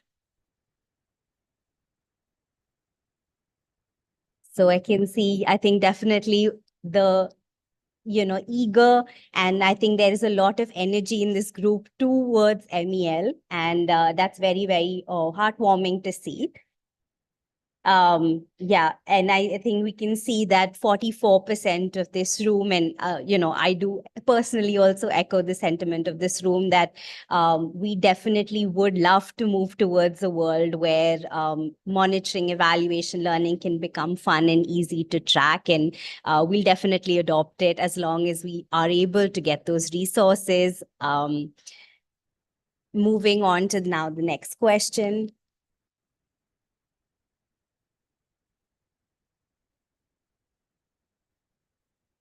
So the next question is again, so a little digging deeper to understand that, if you did in that ideal world have a publicly available tool that you could just customize, you could pick, plug and play, use indicators as per your programmatic needs, how useful would you find it? आपके हिसाब से if there was a tool जिससे आप जो भी indicators आपके programme के हिसाब से customize कर सकते हैं, आप कुछ indicators जो आप नहीं रिपोर्ट कर सकते हैं वो निकाल के दूसरे indicators के ऊपर रिपोर्ट करेंगे, तो क्या ये यूजफुल रहेगा आपके लिए कि नहीं?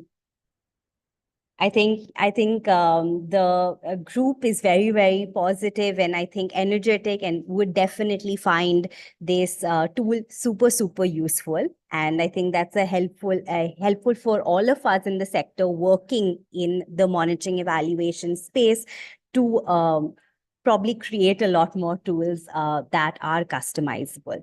And one last question in this poll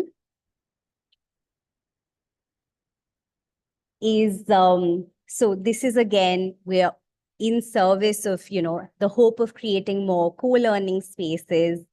How comfortable would you be to create and receive a version of 10 to 19's this customizable MEL tool that we've spent a lot of our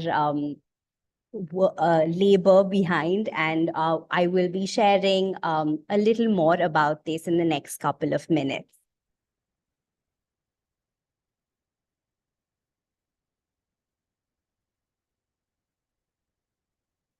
So I do see a lot of people, very positive and, feel that this would definitely be something that they would love to receive. And I think that makes us very, very happy as well to hear. So with that, I think we can, we can stop the poll. So I think thank you so much for all of your insights and for sharing all of these perspectives. As the 10 to 19 collaborative, our personal journey in the MEL space has been a long one with a lot of learning, with 40 plus organizations, working with more than 5 plus sector experts, as well as 5 plus, sector experts to address this gap that we've consistently seen of which we've seen in the poll as well, of having limited models that really focus on collaborative ways of working, measuring norm change, which also came across in our earlier sessions, and looking at outcomes for young people and meaningfully capturing outcome for young people in a holistic manner, and not necessarily only at a population level or in silos. And those, like we've seen, that often exist, and like people had shared that 42% felt that their experience with accessing some of these resources was not a very pleasant one, because oftentimes we've seen that these resources are expensive, not accessible, and have limited scope to customize. In this journey, a key challenge for us while we were able to create this tool was to create it in a way that was time effective, cost effective, simple, and practical, so that it's easy to be customized, can be uptaken by a large audience, and something that can be relevant to the shifting nature of the adolescent and youth field. After a year-long effort, we were able to create a framework, guidebook, and a few additional resources, like a data dictionary of definitions that we are hoping will provide this 360-degree range of collecting and capturing outcomes and indicators, not only at the field building level, but also at the population level, and also have relevant templates and tools that can be a guide on how to really interpret what an output is, how to really interpret what an outcome is, and how can we really work as a sector towards capturing impact in a more holistic manner. Of course, this journey has not been, at all a simple or a linear one. We've had lots of learnings through this journey, and would love to take the next 1-2 minutes to share some of this. I think the first learning has been for us to take our time, and the importance of landscaping the relevant and pre-existing knowledge, resources, tools that exist within the MEL field, actively leveraging or building on it rather than duplicating or starting from scratch. The second has been that making sure that we are getting input in a 360-degree manner, which is feedback from all the users of the system and not just a few select decision makers, and ensuring that we're creating enabling platforms, forums, so that these users or stakeholders can share these insights in a safe, practical, and honest manner. The third has been that while as a sector, we often may have certain textbook definitions of impact or measurement around a lot of our themes, such as empowerment, youth leadership, contextualizing this understanding to the field and the communities that you're hoping to work with or seek the change within is very important. Some ways that we've seen be useful and some ways that we've also adopted in the past have been through conducting dipsticks, rapid assessments, and opening up participatory spaces for people to really redefine and comment on indicators, approaches to measuring progress and change. The next has been that, like some of the organizations today, we recognize that not everyone may be working on population change, but still are hoping to change systems through aspects like narrative change, policy work, funding, which could be harder to measure. And while we do recognize that everyone is in their individual sort of journeys to measuring that impact across field and population level outcomes, I think recognizing that sometimes this journey is not a linear one and it can have its own challenges, can be a very long and arduous one. And to preemptively, just recognize and think through what combinations of indicators can one use, what will be best, what will be the best representation of one's programmatic impact, and preemptively planning to collect or create systems and build processes to collect those. Lastly, I think finding comfort in being creative, innovative in the formats and ways in which one is collecting and measuring impact by using unconventional and creative methods such as storytelling, narrative reports, interactive microsites can still ensure that we get our credible data, but also we're unpacking nuances of our work that possibly the conventional quantitative metrics may not help us unpack. And to end, I think while this has been our initial attempt, we've definitely seen the need for us as a sector to continue to champion this effort. And some of the ways that we can do this is by learning from each other, sharing best practices, building more publicly available tools, resources, and being more participatory. Second is coming together jointly as a group to champion this work and ensure that we're opening avenues for funders, investors to also resource this work. And the third is building a strong community of knowledge and practice. Like in the previous sessions, we've heard the power of collaboration, of co-creating is what we're all hoping to achieve. And that will pave the way for us to collectively understand not only what's working, but also what's not working and what could be some of the challenges that we should address. We will be sharing some of these resources in the chat box. And we do recognize that everyone is at a different stage in journey. And at times it can be difficult to play and become part of this level playing field. However, I think this was the first step for us to just start off this conversation and encourage people to lean on each other, for all of us to work on each other, work with each other, and jointly serve as that forerunners of this journey that we're hoping to create for ourselves. Thank you so much, and handing it back to Tanya.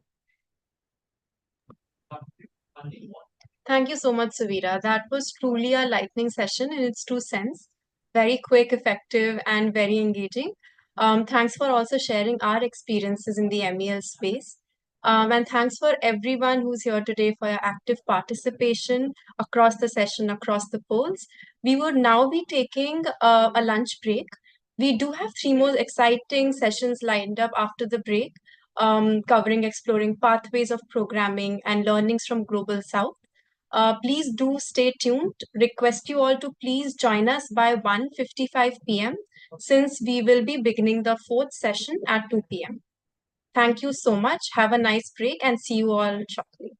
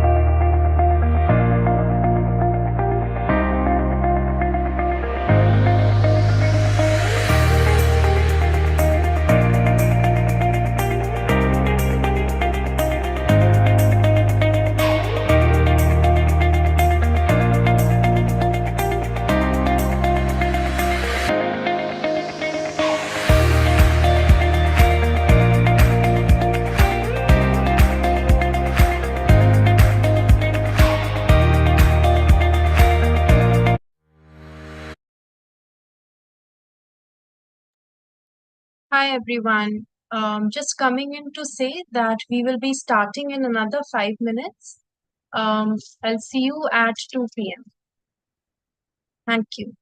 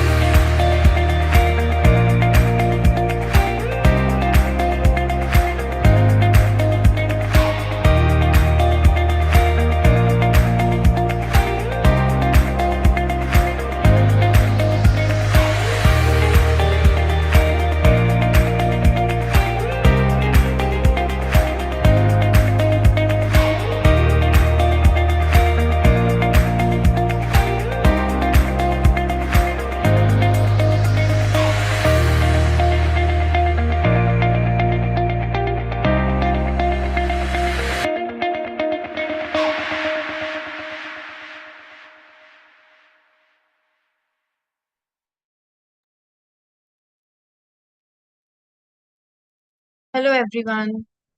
Thank you so much for joining back on time and continuing to stay with us in the second half. Hope you had a nice lunch break.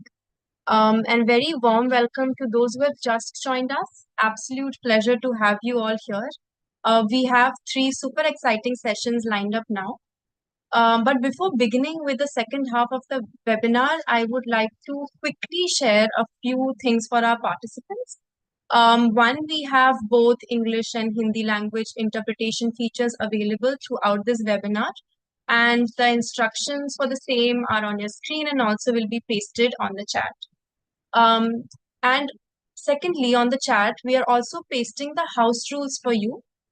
These you can also see on your screens right now. Please feel free to use the chat feature to introduce yourself, ask any questions, and share your insights. Third, this webinar is being recorded and it is also being live streamed. We will be placing the live streaming link on chat for you now. And lastly, requesting everyone to support us with ensuring that this is a safe space. We are sharing with you our safeguarding policy, as you can see on your screen, and also pasting on chat. Kindly adhere to the same during the webinar. Thank you so much for listening through this entire thing patiently. Let us now quickly begin with the first session after lunch break that I'm sure will keep all of us hooked and away from post-lunch slumber. The session Beyond the Field, Sports as a Catalyst for Youth Engagement, has been co-curated with our thought partner, Pro Sport Development. The session will share with us the impact of sports being a catalyst for nurturing young people's leadership. And I would like to welcome Suhail Tandon, who leads Pro Sport Development, to get us started with this exciting session. Hi, Suhail. Thank you so much for joining us. It is an absolute pleasure to have you here. Over to you now. Thanks so much, Tanya, and welcome to everyone again to this session. So I think everyone is sort of been seeing what's happening in the country in terms of sport. There's a big focus on it. A lot of focus is on medals, winning medals at Olympics, doing well at international level. But today we are talking about sport in a very different light. So we're going to explore how sport actually can be used as a tool in the lives of young people to engage with them better, to empower them, to be able to teach them various skills, to be able to have better futures. And we have an extremely able lineup of speakers. We have people who've been working in the field for a while. We have practitioners, we have youth members, we have supporters who are taking initiatives all across the country. So it'll be an exciting panel for sure, and looking forward to it. But before that, we thought we'll engage the audience a bit. We don't want to be the only ones speaking today. We want also to hear from you. So I'm sure everyone has come across sport or physical activity as young people in their lives. So there's a small poll that we'll start with, which basically we are asking you the question. There we go. The poll is up. So I request everyone to take just 5 seconds and put their responses to the poll. So growing up as a youth, how beneficial was sport and physical activity in positively impacting your life? जब आप युवा थे तो खेल और physical activity ने आप पे कुछ प्रभाव डाला आपके जिंदगी में, तो थोड़ा अगर आप उस पे रिस्पॉन्ड करेंगे पोल पे. So we'll give it 15 seconds, 20 seconds, and then we will publish the poll as well, the results.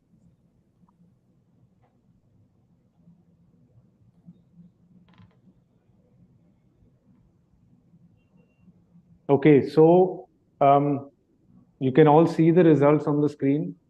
Over 55%, over 50% of people have said that sport was extremely beneficial, whereas 28% have said moderately beneficial.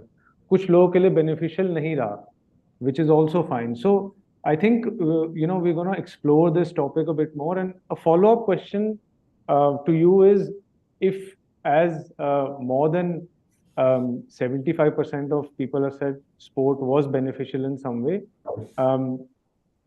as a young person, so think about when you were young, how did sport and physical activity positively impact your life?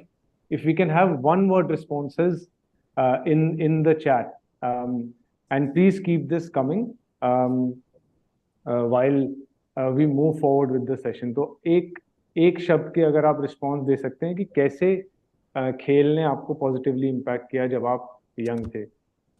So good, well-being, excellent. Keep them coming, and we'll come back to these responses as well. Fitness, team spirit, excellent responses. Leadership, communication, excellent. All that we're gonna talk about. Fun and joy, very important. In the interest of time, and we do want to keep maximum time to hear from our panelists, and also we're gonna have time for questions. So please, during the session, you can use the Q&A function to put your questions down, and we'll have some time for some live questions as well at the end. Great responses. Thanks. Keep it coming, everyone. So before we move to the panel, we actually wanted to show you how Sport for Youth Empowerment works in action. Oscar Foundation is a community-based organization that empowers young people from low-income communities with critical life skills through football-based programming. So let's just see a short video of their work.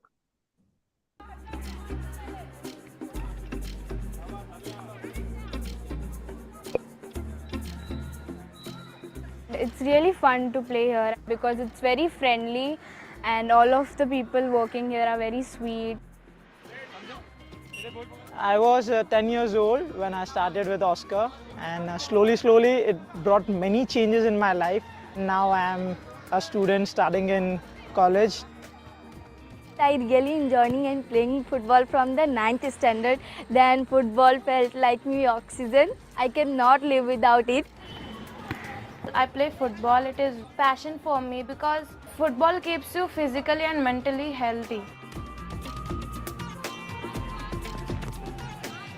I have grown in the low-income community, which is people call slum. Children never get chance to think about the education. They're born for their family. They don't have any dream. I thought that I will bring the children together through sports. And then I'll talk about the importance of education. They teach us about resilience, communication, teamwork. While playing football, my confidence and leadership is developing. और हम Oscar में जाने के बाद हमारी life में ऐसा change आया है. ये लोग ऐसा रहने लगे कि जैसे ये लोग फ्रेंडली है. भले इनको सुनाई नहीं आता हो, बोलने नहीं आता हो, कैसे मतलब उन्हें खेलने के लिए और कर रहे थे कि उनके अंदर हाँ कि हम नॉर्मल हैं, हम और आगे खेल सकते हैं. I have a dream, big dream. I want to become in my life army officer. This is my first priority. So I want to learn about university, and I want to come in my community and help other students so that they can have a proper education. Oscar taught me the importance of education. Through that help, I am pursuing my university degree. And as मुझे अपने society के लिए role model बनना है. Like मैं कुछ करके आऊँ अपने जनरेशन के लिए कि एक लड़की को खुद इंडिपेंडेंट बना सकूँ, हर चीज़ वो सिखा सकूँ. They have given us a confidence, a power so that we can stand for ourselves.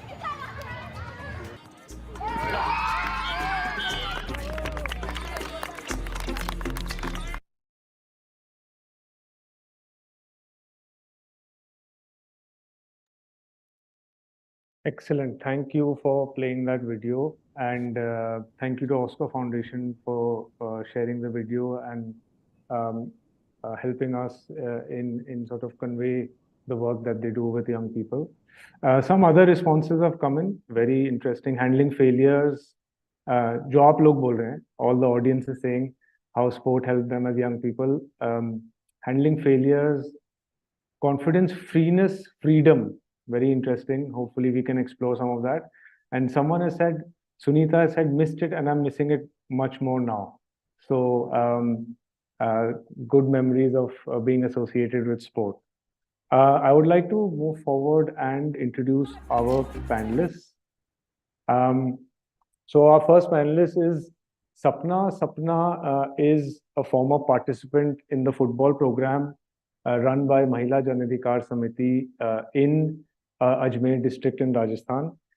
She is a football player and has been the captain of the Ajmer district football team. She's also participated in a national and state level tournaments. Sapna is also teaching football to other girls in her community, motivating them to continue their participation in football despite all the odds.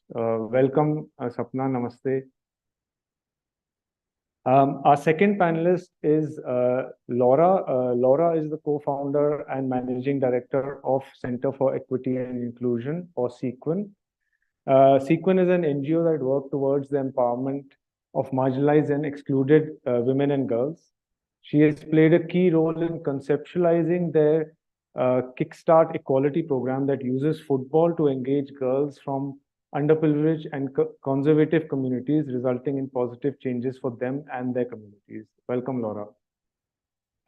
Lastly, we have Divyanshu. Divyanshu is the Chief Operating Officer at JSW Sports. He has over 12 years of experience across professional sports, entrepreneurship, sports marketing, talent management, and sports management. JSW Sports is the sports arm of the JSW Group and has been playing a leading role in creating a sporting culture in India by maximizing the potential of Indian sports and athletes. Welcome, Divyanshu, and welcome to all our panelists. Thanks for taking out time. So I'm going to get right into it. सपना, मैं आपसे शुरू करना चाहूँगा. आप महिला जन अधिकार समिति के फुटबॉल प्रोग्राम में काफ़ी टाइम से इन्वॉल्व थी और अभी भी आप फुटबॉल आगे ले जा रही हैं, खेल रही हैं. तो आप पे क्या निजी प्रभाव पड़ा और इस फुटबॉल प्रोग्राम के साथ जुड़ने में आपने क्या-क्या सीखा, आपको क्या-क्या सीख मिली, इसके बारे में थोड़ा अगर आप बताएंगे. फ्लोर इज योर, सपना.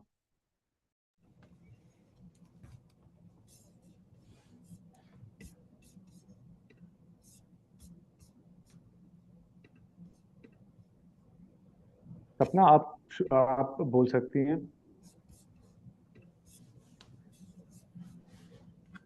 Hello sir. आपकी आवाज आ रही है सपना, please.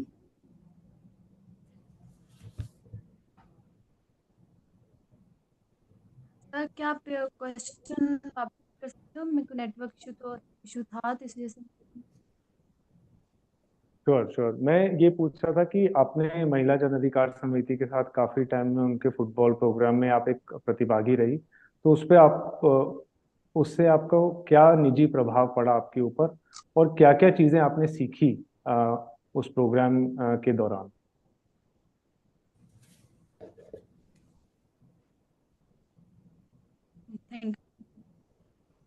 Thank you sir.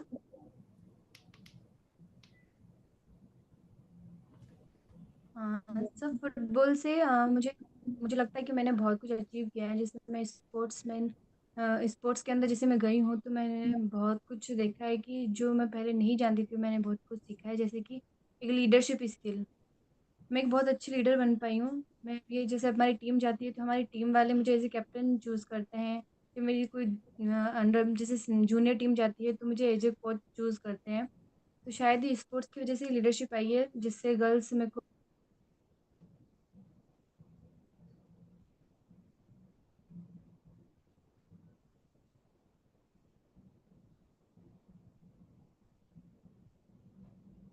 I think we have some internet issue. Sapna, अगर आप अपना वीडियो बंद करके थोड़ा ट्राई करेंगे. आवाज आ रही है मेरी आपको?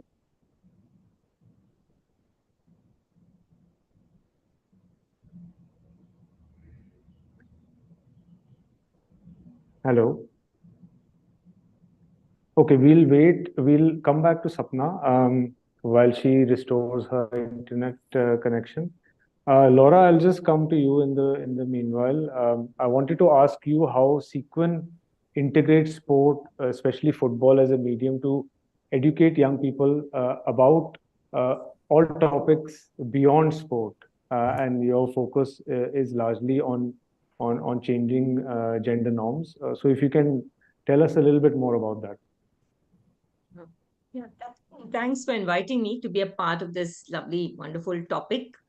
Hi everybody, and So Sequin, that Center for Equity and Inclusion, we are working on addressing the gender gap. And our entry point into that work is using football for adolescent girls. But I want to establish that it's not just a tool, but it's the end in itself in many ways. I think one thing that I have learned in the over the last decade that we've been working with sports for development kind of a framework is that the way we tell our kids to study math and English or any of those skill sets, they're just fundamental, right, to having a holistic education. When you're learning to drive, for example, it's not like you're going to be a chauffeur necessarily, or if you're learning to cook, you're not going to be a cook at the end of it. But these are fundamental skill sets. So I think learning how to play, being engaged in sports, is actually a very fundamental skill set, which has absolutely critical kind of inputs on multiple fronts, right? You're going to have better health, that's obvious. You're definitely going to do better in academics because you're going to have a better attention span. You're going to be having better discipline to do everything pretty much in life. You're going to develop that kind of confidence, negotiation skills. You're going to be confident when to be able to step out of your house, accessing public spaces. You're going to develop those social skill sets which are so essential for us in life. So we really have to look at sports as an absolute fundamental skill set that every kid has to have, to be able to go forward in life. So that's how we look at it. It's a very integral, it's the core of our programming. Of course, there are other things that we do along with football for girls. But I think football holds all of those other pieces together, and it's a very, very impactful tool.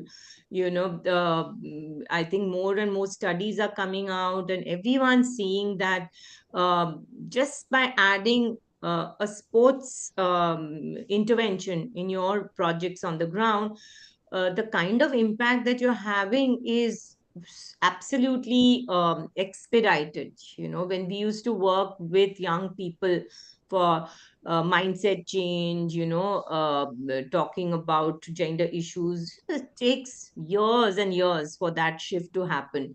But since we introduced football, it was quite a dramatic kind of a improvement that we saw, from children, from a very holistic perspective.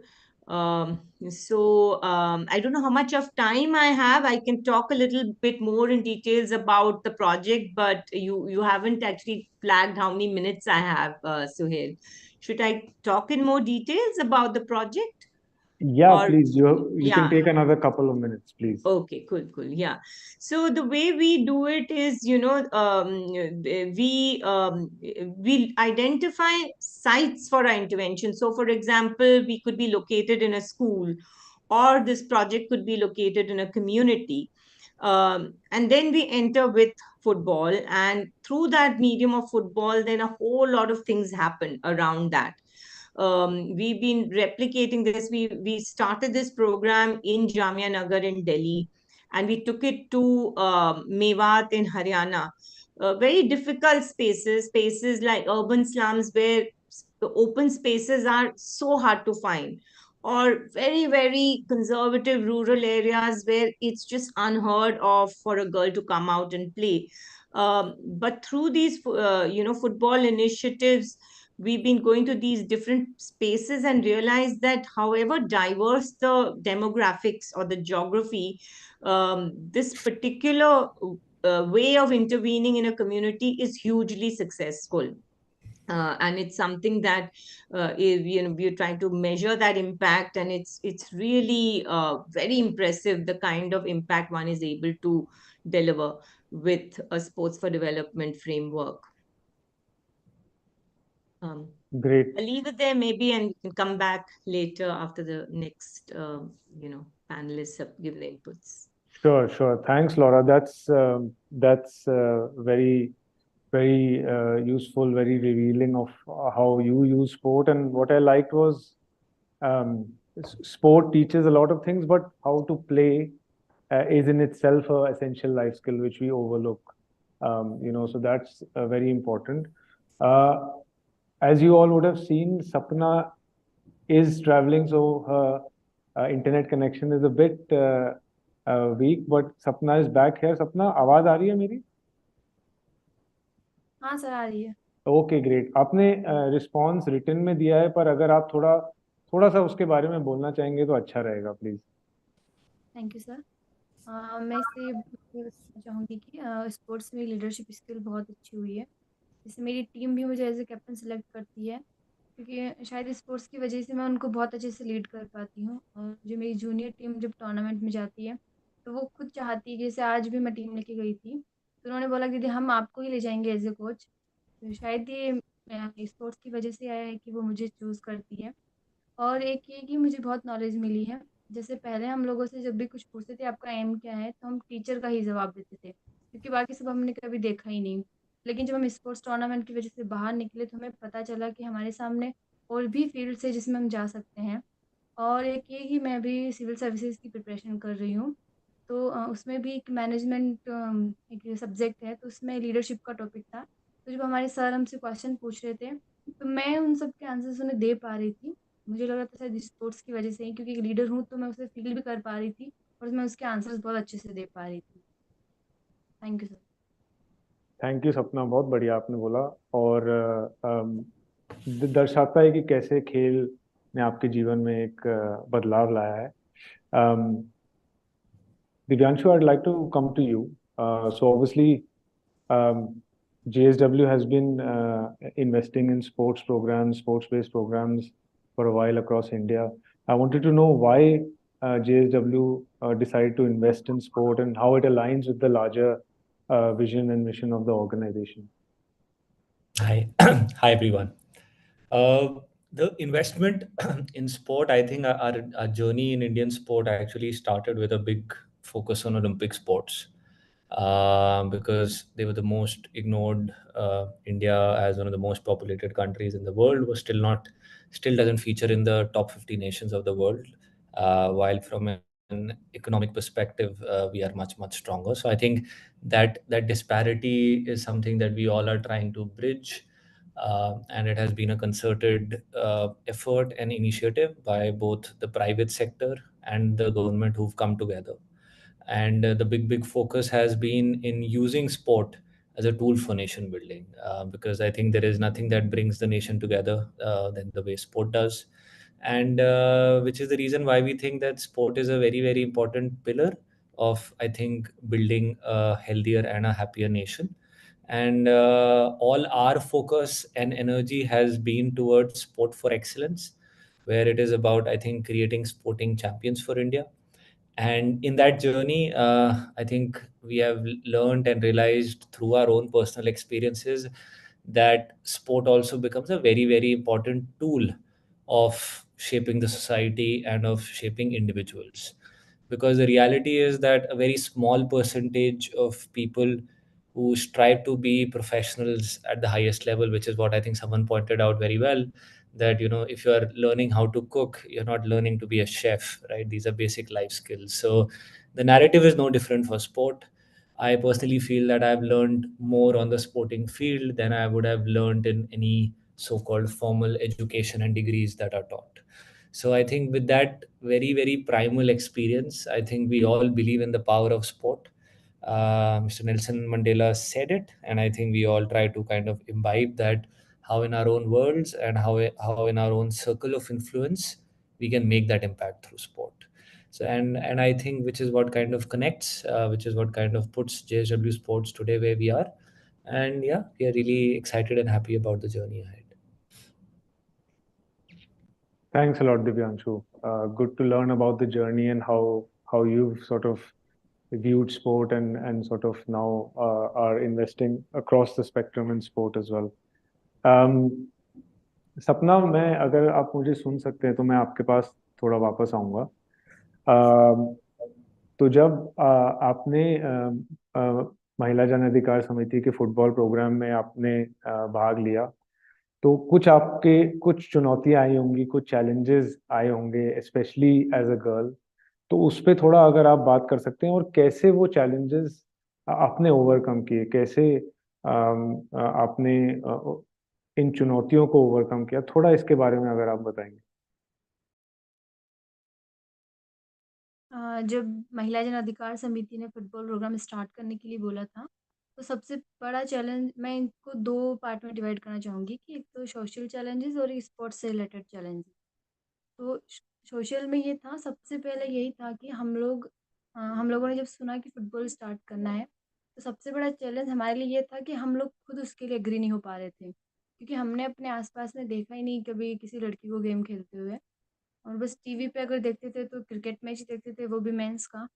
तो हमने कैसे भी करके अपने आप को मनाया कि गेम खेलना है। फिर उसके बाद फैमिली से इशू था, उन्होंने कहा कि आपको घर का काम करना है, और एक आप पढ़ाई करते तो हमें रिजल्ट भी चाहिए, क्योंकि ऐसा बोलते हैं ना कि जो स्पोर्ट्स में रहते हैं उनका रिजल्ट अच्छा नहीं जाता। तो घर वाले हमें बोलते थे कि अगर आपका रिजल्ट अच्छा नहीं गया तो आप लोगों का फुटबॉल बंद हो जाएगा।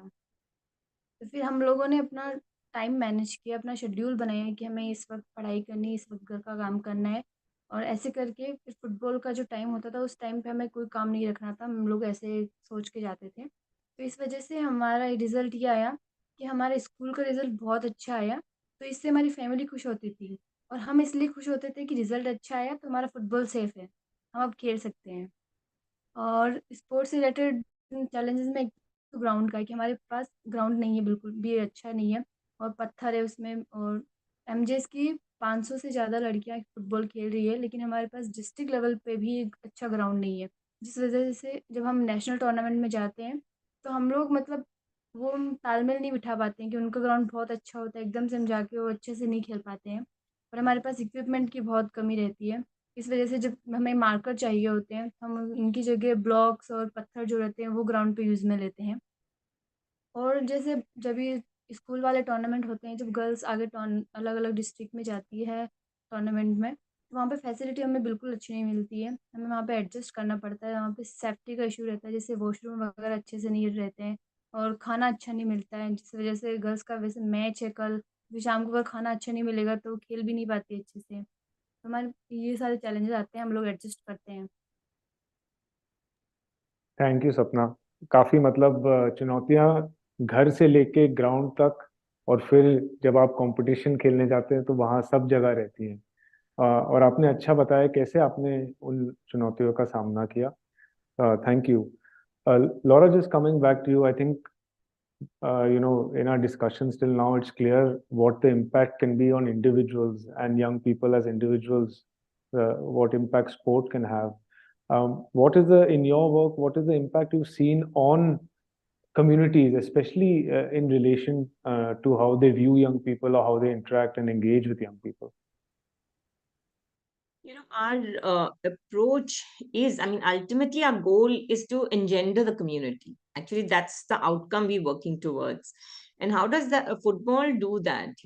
So if you just kind of, for a moment, just envisage that there's this 8-year-old girl who's stepping out of her home in Mewat, and she's walking down the street with a football gear and going to her local park, and she's fearlessly playing football in a space where everyone is comfortable with her doing that. There's something absolutely wonderfully right about that whole community. It takes everything, right? Like for a space which is safe for a 8-year-old girl is safe for all. So that's the kind of dream that we have, that's the kind of community spaces that we have to create. And so, when we are talking about football, I always say that it's like the icing on the cake, because the cake is kind of kind of put together with a whole lot of other initiatives, right? Because it is obvious, jo abhi Sapna ne bataya, the kind of challenges, those are fundamental to any of these programs, right? What are the challenges? Number one challenge ki ground nahi hai. ground agar milti bhi hai to it may not be well maintained, it may be unsafe. Like for example, we had in Simapuri project where we were playing, the grounds was so unsafe for the girls because there was, you know, a lot of drug peddling and very unsafe area. So that was a major challenge. So we adopted the park. We made sure that we created this whole multi-stakeholder kind of local groups. The police were included in it. We put CCTV cameras to ensure the safety.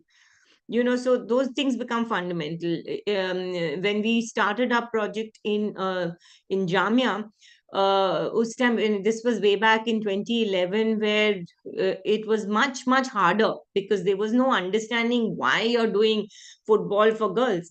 So at that point of time, we got an entry point into the Jamia University campus. वहां पे stadium में खिलाते थे लड़कियों को. So the girls used to come with their full hijab and they would go in there and then they would change and play and then again they would change back and then get home.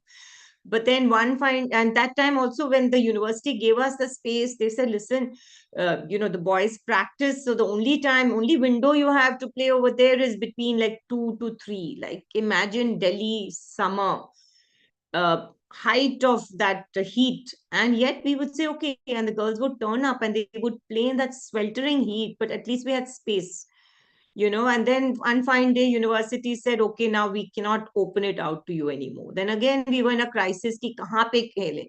That point of time we said ki nahi, chalo jahan pe bhi open space milta hai, we will convert that into a space which is accessible. You know, again, like say in a space like Mewat, wahan pe to there may be a lot of open spaces, but it's just unheard of for a girl to come out. Like it's, you know, women are almost invisibilized in public spaces.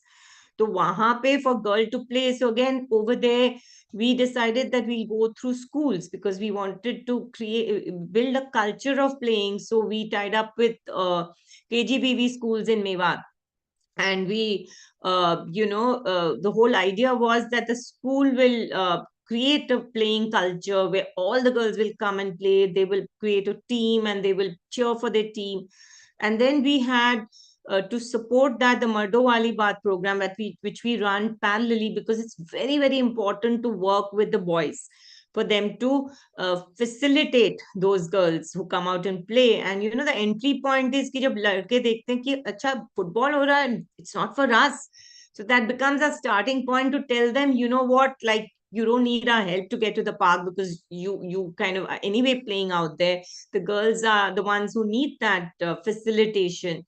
And then that kind of parallelly runs alongside. And we have the women's collectives who again are co-opted into this program, and their job is to do those gender audits and ensure that the girls have safe spaces to play. So the project design actually looks at the entire community, with football being the central point. And yes, what you're seeing visually is that yes, there is this football program happening for girls, but there's so many things which are happening simultaneously, and it really leads to transformative change at all levels. Thank you so much, Laura. That's fascinating. How you use football to make changes within the community, within the entire space that you work. Coming back to Divyanshu, obviously JSW is looking at being there long term in sports in India. Are there any challenges or obstacles that you foresee in supporting long term sports programs?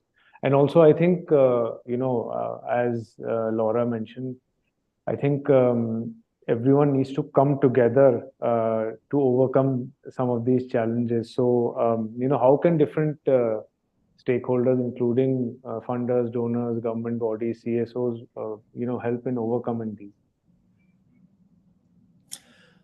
I'll break this into two, Sohail. First part being what have I experienced and foreseen as the biggest challenge, both as a former athlete and now I think as someone on the management side. I think one of the biggest challenges ends up being the ability to raise funds for sport, because I think the advocacy of believing in sport either comes from experience or it comes from understanding and knowledge. So now that trend is beginning to change. So while our primary focus has been in raising funding and raising money for sport for excellence, I have faced a big challenge when it comes to raising money for sport for development, because the market and requires a lot more education. People are able to understand the impact of their investment in winning medals, that they understand, but to understand the impact of sport on life scales, to understand the impact of sport on the community, to understand how it changes the socio-cultural fabric, I think requires a slightly more nuanced understanding. And for that, I think all stakeholders need to come together, and our important job is to be present at more forums like these and educate the market about the larger narrative for sport. So I think that is very important. Second aspect being that how we need to come together. I think everyone is doing phenomenal work. It so happened that I think while just being on this webinar, I just went on the website of Sequin, and I was really impressed. In fact, I would request Laura if we could do a workshop for some of our kabaddi players. On you have one program which talks about Mardo Wali Baat. I think it is so relevant for these kabaddi athletes to understand, I think, the larger role that they can play in the society, because they all are coming from agrarian background, farming background. So I think we are not working in different isolations or different buckets. Sport for excellence, sport for community, sport for social impact. At the end of the day, I think it all kind of ties together. And I think together, how we can help each other, how we can accelerate the industry, and we all believe in the power of sport, and we should all keep striving and collaborating towards that. Thanks, Divyanshu. Thank you. So I think we don't have a lot of time left. So I'm going to come to a few questions before we wrap up. I think Renuka has asked a couple of questions. I think the question to Sapna has been answered to a large extent with her second response. But Laura, there's a question for you. If you can share some of the barriers you faced in Mewat to bring girls into football, and how you overcome some of these challenges. So, the Mewat, why did we pick Mewat? It's one of the most backward districts in the country, not just economically, but in the context of gender. Very conservative community, and high child marriage, very low education levels amongst women and girls. So that's the context, and that's where we decided to go with football, which was something kind of adventurous on our part, because we weren't sure how it's going to play out. But so it was something that we had to do extremely cautiously, because we didn't want to you always have to first have a very deep understanding of where you're going to go, because the location matters. How you're going to intervene will be dependent on what the the situation is in that particular context, and then you have to design your intervention accordingly. So in Mewat, when we went for the first time, we didn't want to risk going directly into the community like we've done in other places. Like in Simapuri, we've gone directly with the community. But in Mewat, when we first introduced football, we went through government schools, which gave us that safe space. And it also gave the girls a safe space, because they were going to do something which was really kind of revolutionary in the context of where they are. And so in school hours is a very safe space to try that out. So we again, how was that model going to be? Kyunki you can't just have a free run into government schools in and out, because football coaching needs constant, it's not like you do one workshop and fit chale gaye. So again, then we had to look at our module to see how we can go through football camps, get the girls hooked to the game, and then create that mahol where everyone enjoys the game, and you leave those footballs behind. They when you go back there these girls dribbling the football down the school corridor. There's that whole vibe over there, and then from that you pick up the team. So the team then practices outside the academic schedule, so that it doesn't mess with the school timings. And then we created a tournament format so that each school then had their girls team playing. So there was a sense of pride and joy, and everyone was able to engage. But of course, following that, we've also now we've really progressed from there, and now we have community-based programs. So we are directly going into communities. Challenges are many. Ki, they dupatta nahi utarti thi. Then gradually once they get into the program, then they start playing. Then after that, they themselves just take the dupatta and chuck it on the side. And then we didn't even give them like a football gear till they asked for it. They were playing in their salwar kameez. Then at the end of it, they said, what do you mean? We are not going to go for a tournament like this. You better give us proper clothing. So they asked for it. In Jamia, in fact, they used to have long track pants. We never gave them shorts. We said, you ask, then we'll give. After a couple of years, the girls said, what do you mean? We don't want to wear long track pants. We need shorts because everybody else, when we go, it's embarrassing. Why should we dress like this? So it's a very, like, you have to allow girls to kind of push as per their comfort level, and go with their own pace. I think that's what really works. So for us, we allow the girls to tell us what they are comfortable with, and then we keep kind of pushing forward and adding more and more. So Mewat, the major thing that also helped is that we have a holistic program, because we had the women's collective, we had the boys program, we had the stakeholder group. क्योंकि ऐसे जाके football शुरू कर दिया नहीं होता. You have to prep the ground, and you have to all have these multiple pieces in place. While you're initiating the football piece, whether in Mewat or any place else. But in sensitive places like Mewat, all the more. Thanks, Laura, for those insights. A lot of questions coming in. I'm not sure if we'll have time to take all of them, but one specifically for Divyanshu. Anonymous person wants to know your thoughts on why funding flows towards high performance and development of already established talents as compared to funding programs on grassroots, which could lead to high performance in the long run. Is there any study that showcases former being more successful?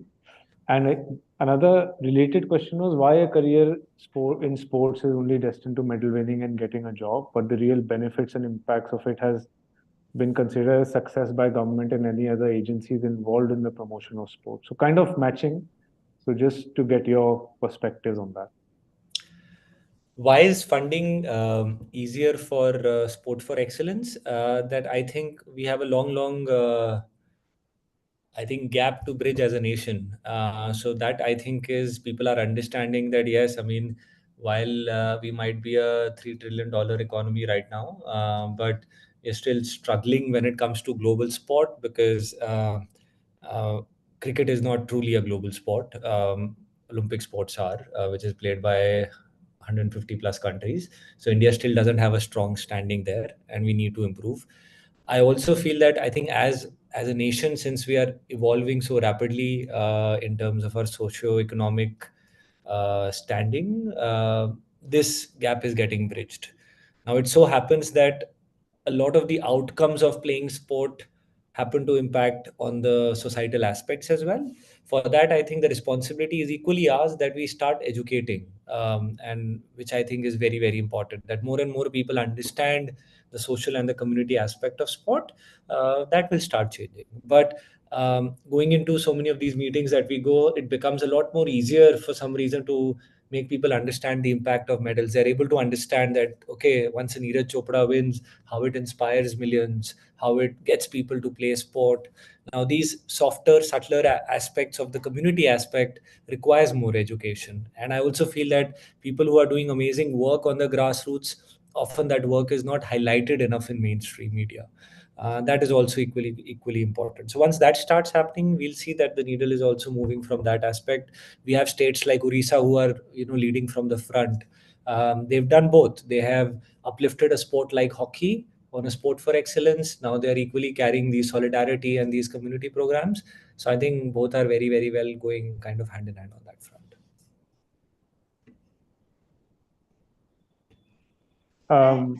Add to that one sentence, also this is such an important piece, This whole thing about the elite sport and sports for development, and whether then contradiction regarding the commerce part of it. You just have to break that narrative to kind of understand that there's money in the grassroots as well. And I don't understand why corporates don't understand that, because you have more people who consume sports. You're looking at much like a broad kind of possibilities out there. I think we need to broaden that understanding. Thank you, Laura, Divyanshu, Sapna. We can keep talking. It's a very interesting topic. There were lots of other questions. Sorry, apologies, we couldn't take all of them. But thank you once again for your time and fascinating insights. Hopefully, everyone has taken something away from this. Tanya, over to you. Thanks, Sohail. It has truly been a very engaging session. Thank you for also covering all the questions from our participants. Thank you, Divyanshu and Laura, for sharing your perspectives and learnings on operationalizing, sports as a tool for working with young people. Thanks अपना हमसे अपने खुद के अनुभव share करने के लिए. I think this session definitely makes more of us want to go to the football field to find innovative solutions rather than going to meeting rooms. Thank you so much. And with that, we will be starting the next session in, I think, the next 13-14 minutes. But before we take a quick break, I want to just say that I hope everyone is also seeing the few snippets of quotes by young people that have been coming up on the slides intermittently. This is actually just a sneak peek on insights we have heard from young people throughout our engagement with them through run-up events and on-ground engagements as well. Tomorrow, in our in-person event at Delhi, at the second day of the conclave, we will be sharing more such insights, and we hope that all of you are able to join us there. And you can use the break now to quickly go through the conclave agenda for tomorrow and post about Youth Bole of Meri Baari on your social media. I'll see you all at 3 p.m. Thank you so much.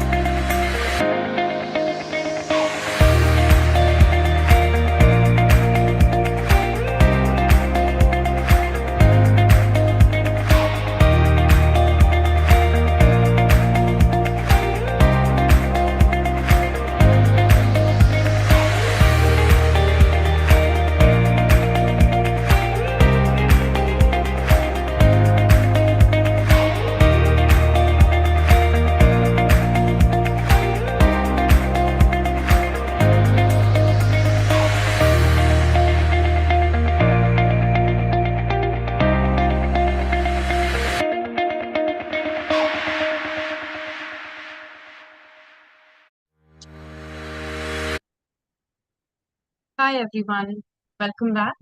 Hope you had the chance to hydrate yourself during the break.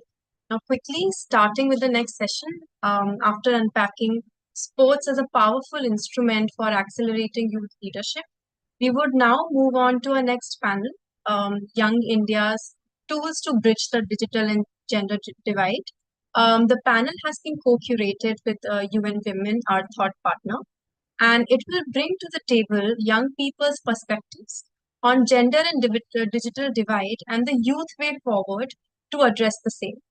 I would like to welcome Dawn Hassar from Himachal Career Foundation, who would be moderating the session.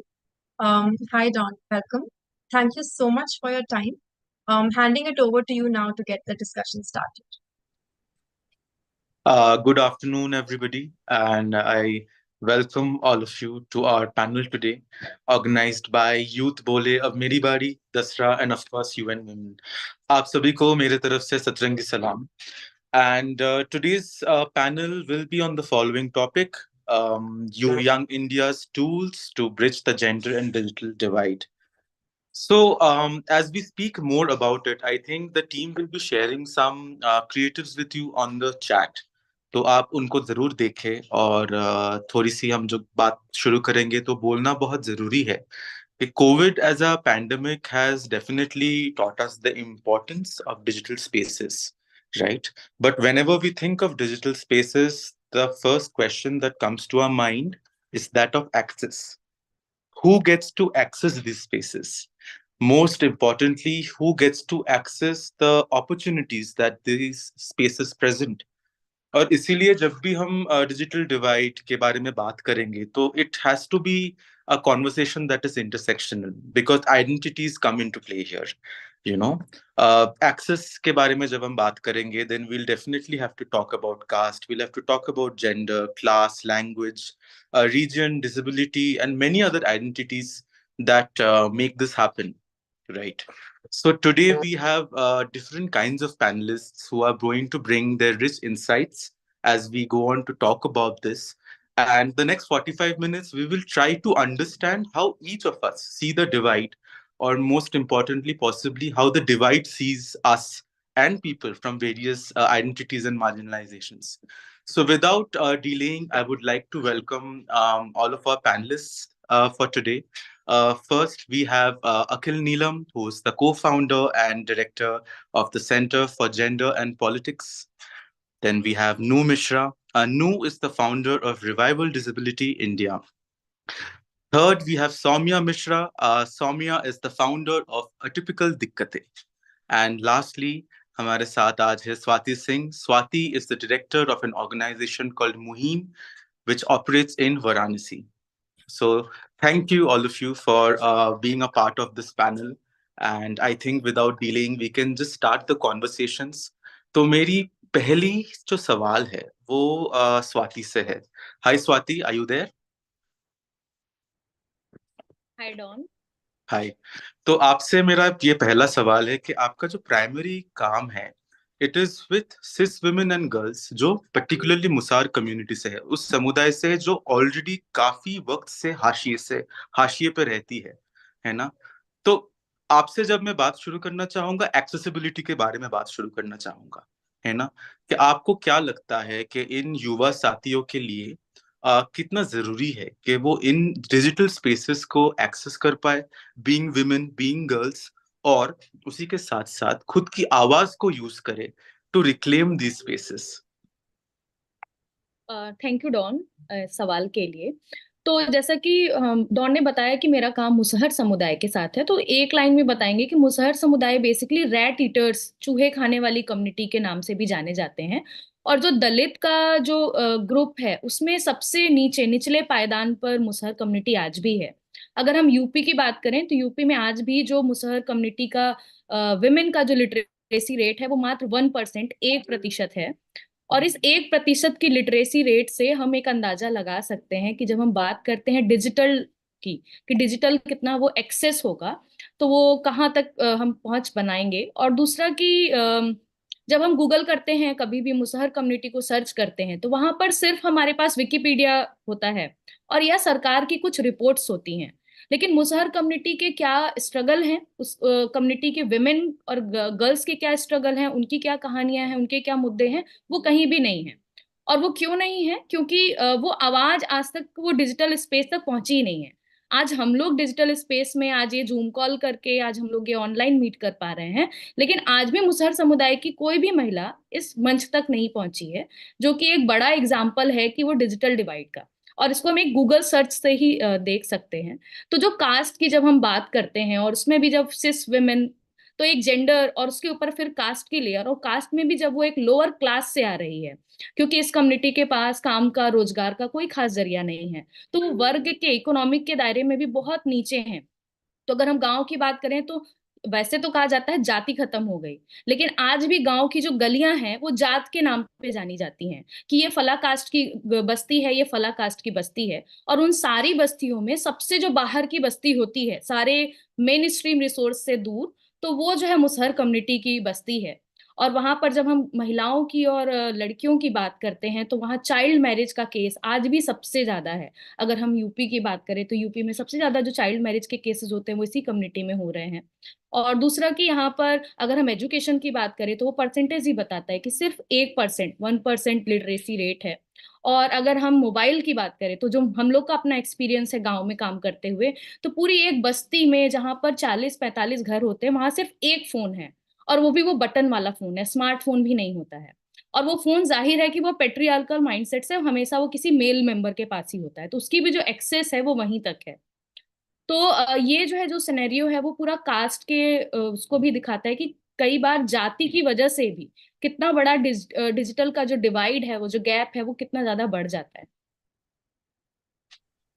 शुक्रिया शुक्रिया स्वाति आपके इस जवाब के लिए। और मुझे ये भी पता है कि आप काफी काम वहां पे करते हो लोकल अथॉरिटीज के साथ और लोकल पॉलिटिकल लीडर्स के साथ, काफी एडवोकेसी आप करते हो, आपकी संस्था करती है ताकि सिचुएशन बदले और ये एक्सेस की जो बातचीत जब भी होती है वहां पे इनका नाम भी आए, जो भी वो वेलफेयर स्कीम्स हो जो भी हो। So moving on from Swati, I would like to speak to Akhil.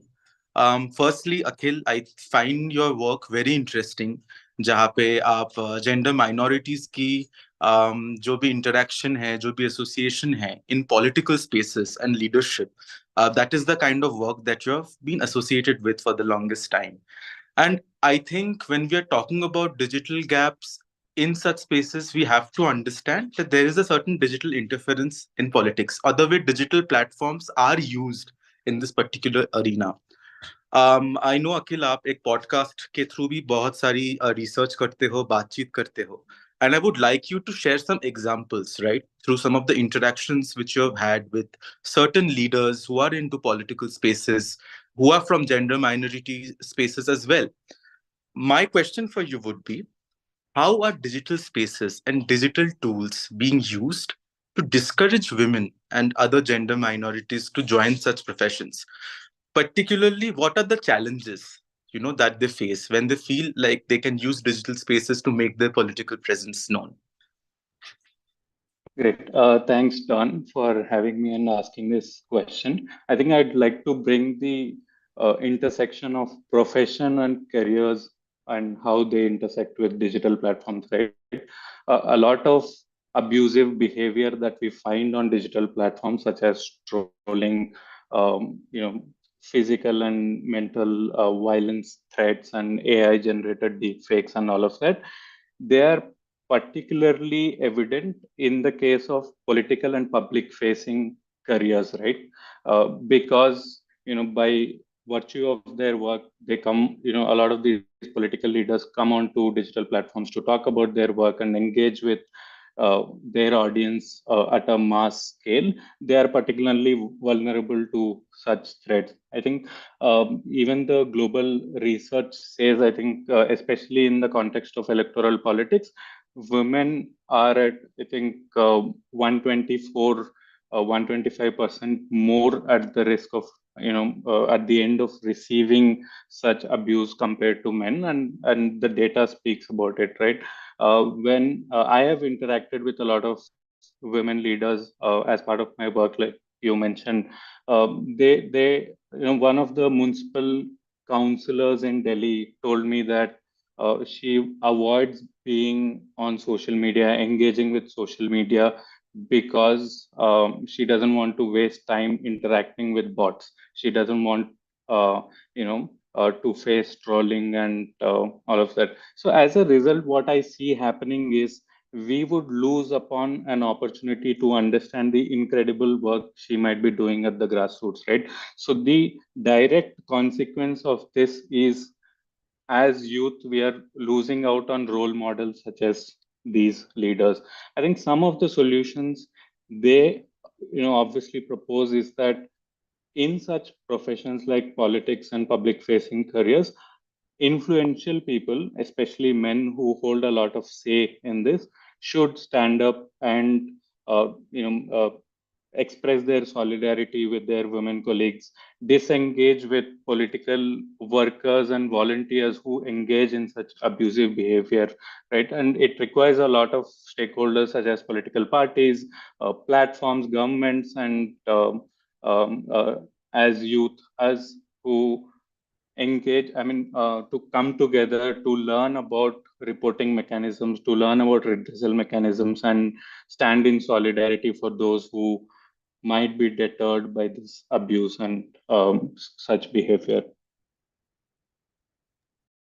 Thank you so much, Akhil. I think these numbers speak for themselves, and they definitely indicate that a lot of work needs to be done in digital spaces. Particularly when we look at the work Swati is doing, where they are really empowering young women from a marginalized community to take up such spaces, to use their voice, and then your numbers of research that add to that same narrative really show a different picture, and a lot of work I think needs to be done together. So, since we are talking about digital spaces, I think I would like to talk to Soumya next. And Soumya, let's talk about safe spaces, right? Digital spaces. And as someone who works particularly with atypical voices, right? And many kinds of non visible disability, along with many intersectional identities, of course. What challenges do you think your primary stakeholders face and the communities who you directly work with every day in such digital platforms and spaces? Hi everyone. Thanks, Don, for the question. I'll be referring to my many notes just to feel safe and secure. Um, I primarily work with queer and disabled folks, but also with like non-visible disabilities specifically because I'm queer and autistic, and there is a limited idea of disability that's there. So that's why we started building Atypical Dikkatein. Because we saw that like there are limited safe online spaces, and there are lots many barriers, and it becomes even more challenging when you are navigating these non-normative identities. When I say barriers also include lack of or limited digital accessibility for diverse needs. Of folks living with non-visible disabilities, like closed captioning. Sometimes these are auto-generated and you can't even make sense that what is being actually said. And even like something called auditory processing disorder. I cannot watch anything without captions. I cannot follow, I'll zone out. So, little things like this. And then people with learning disabilities, when I've talked to them, they have shared how they experience challenges when it comes to navigating the complex layouts. Same for those with cognitive disabilities. It becomes overwhelming to navigate these spaces because they are designed in such a way keeping the neurotypical folks or like able-bodied, able-minded folks. Same with visual impairments, folks with visual impairments, accessibility is not there. Alternative text is not available. And I like even folks who follow me or are there on these platforms, they keep reminding to organizations who are posting these stuff that please provide alt text. And because you see, when these things, basic things are not available, information is being kept away from a large chunk of people. And yeah, digital spaces have become so important for personal and professional success and connections, so you're keeping a huge group of people away from this. And then touching upon what like Akhil said, online bullying and harassment, that's like whole another level when you're out with your identities. The gaslighting of our experiences because people can't see our disability, that's like there should be a special word for that, especially with those who are living with non-visible disabilities. We constantly doubt, okay, ये हो रहा है कि नहीं हो रहा है, because everyone, they can't see how it's affecting you from the inside. They are only seeing the physical manifestation, and we learn to mask our challenges to fit in, to access spaces and opportunities. So then this distress that happens, the online bullying, harassment, it gets individualized, and slowly we stop going into the platforms, including me. That has happened as well. I've limited my social media interaction. Yeah, so that's why having this safe community spaces is important, and those have to be co-created, so we have access to support and access to resources, so we can navigate our own journeys. But I'll speak more about it when you ask the next question. Thank you so much, Soumya, for these insights. I think more than anything, I am very happy that these words, right, that you are using, these terminologies, a lot of people, a lot of organizations, even individuals working in this sector are not acquainted with.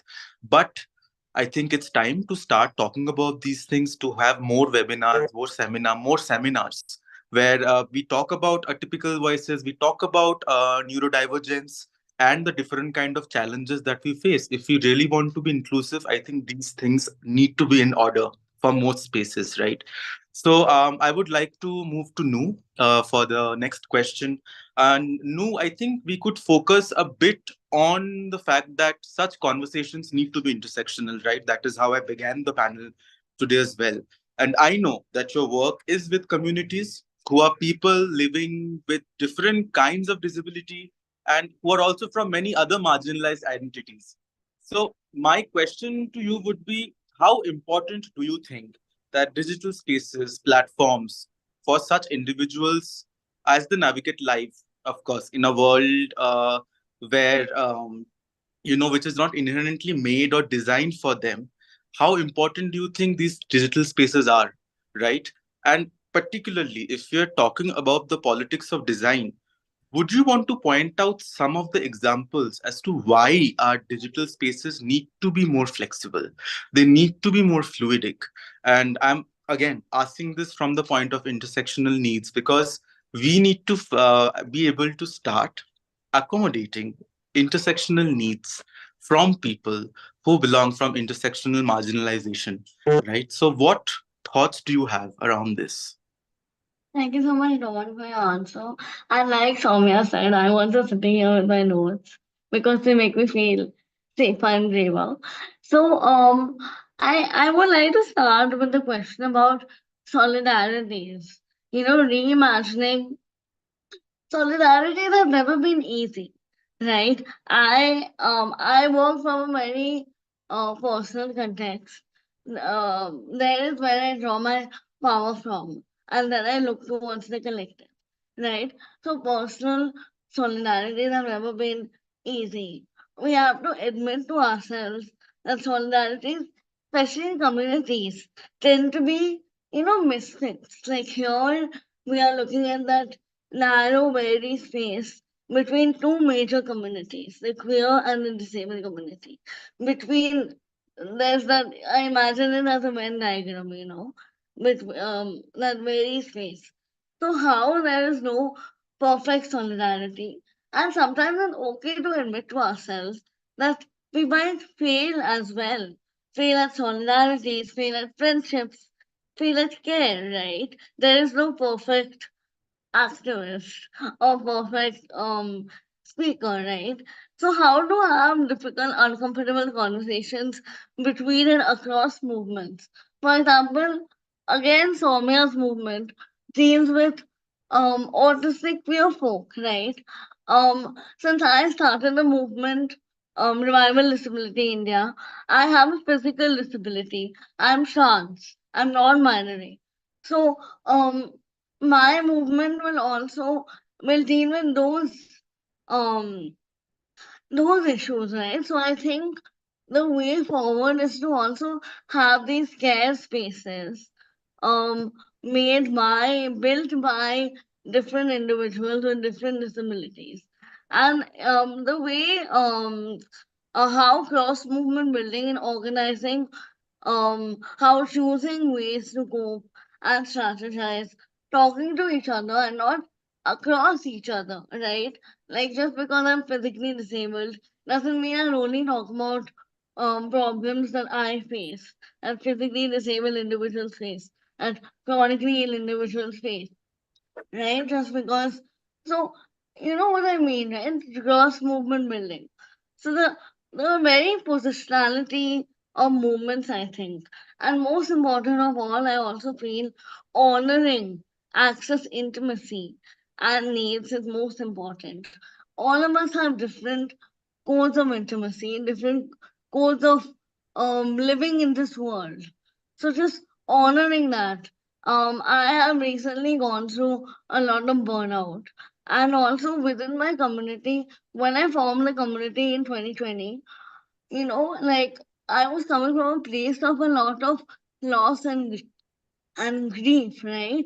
I had been invisibilized my entire life because I had grown up as a physically disabled person. And when I found my community, they made me realize my identity. But at the Okay. same time, yeah, No. okay. But at the same time, I also had to know that there were a few conflicts within the community, right? So that's what I'm saying. Community is definitely not a happy ending. We have to work also beyond that. Um, and also we have to see how is pleasure viewed in different communities. For example, I have a deaf friend who says there is no secret in the deaf community because they communicate via sign language, right? So, for example, if two deaf people are flirting across the table, everyone in the table will know what they are trying to say. That's how pleasure and communication works, right? In the deaf community. So, for example, talking to different people, not only seeing um community people as data sets or as assets to your work, not only seeing them as resources, but also seeing them as friends, seeing them as peers, seeing them as um people who can give and receive care, right? Hmm.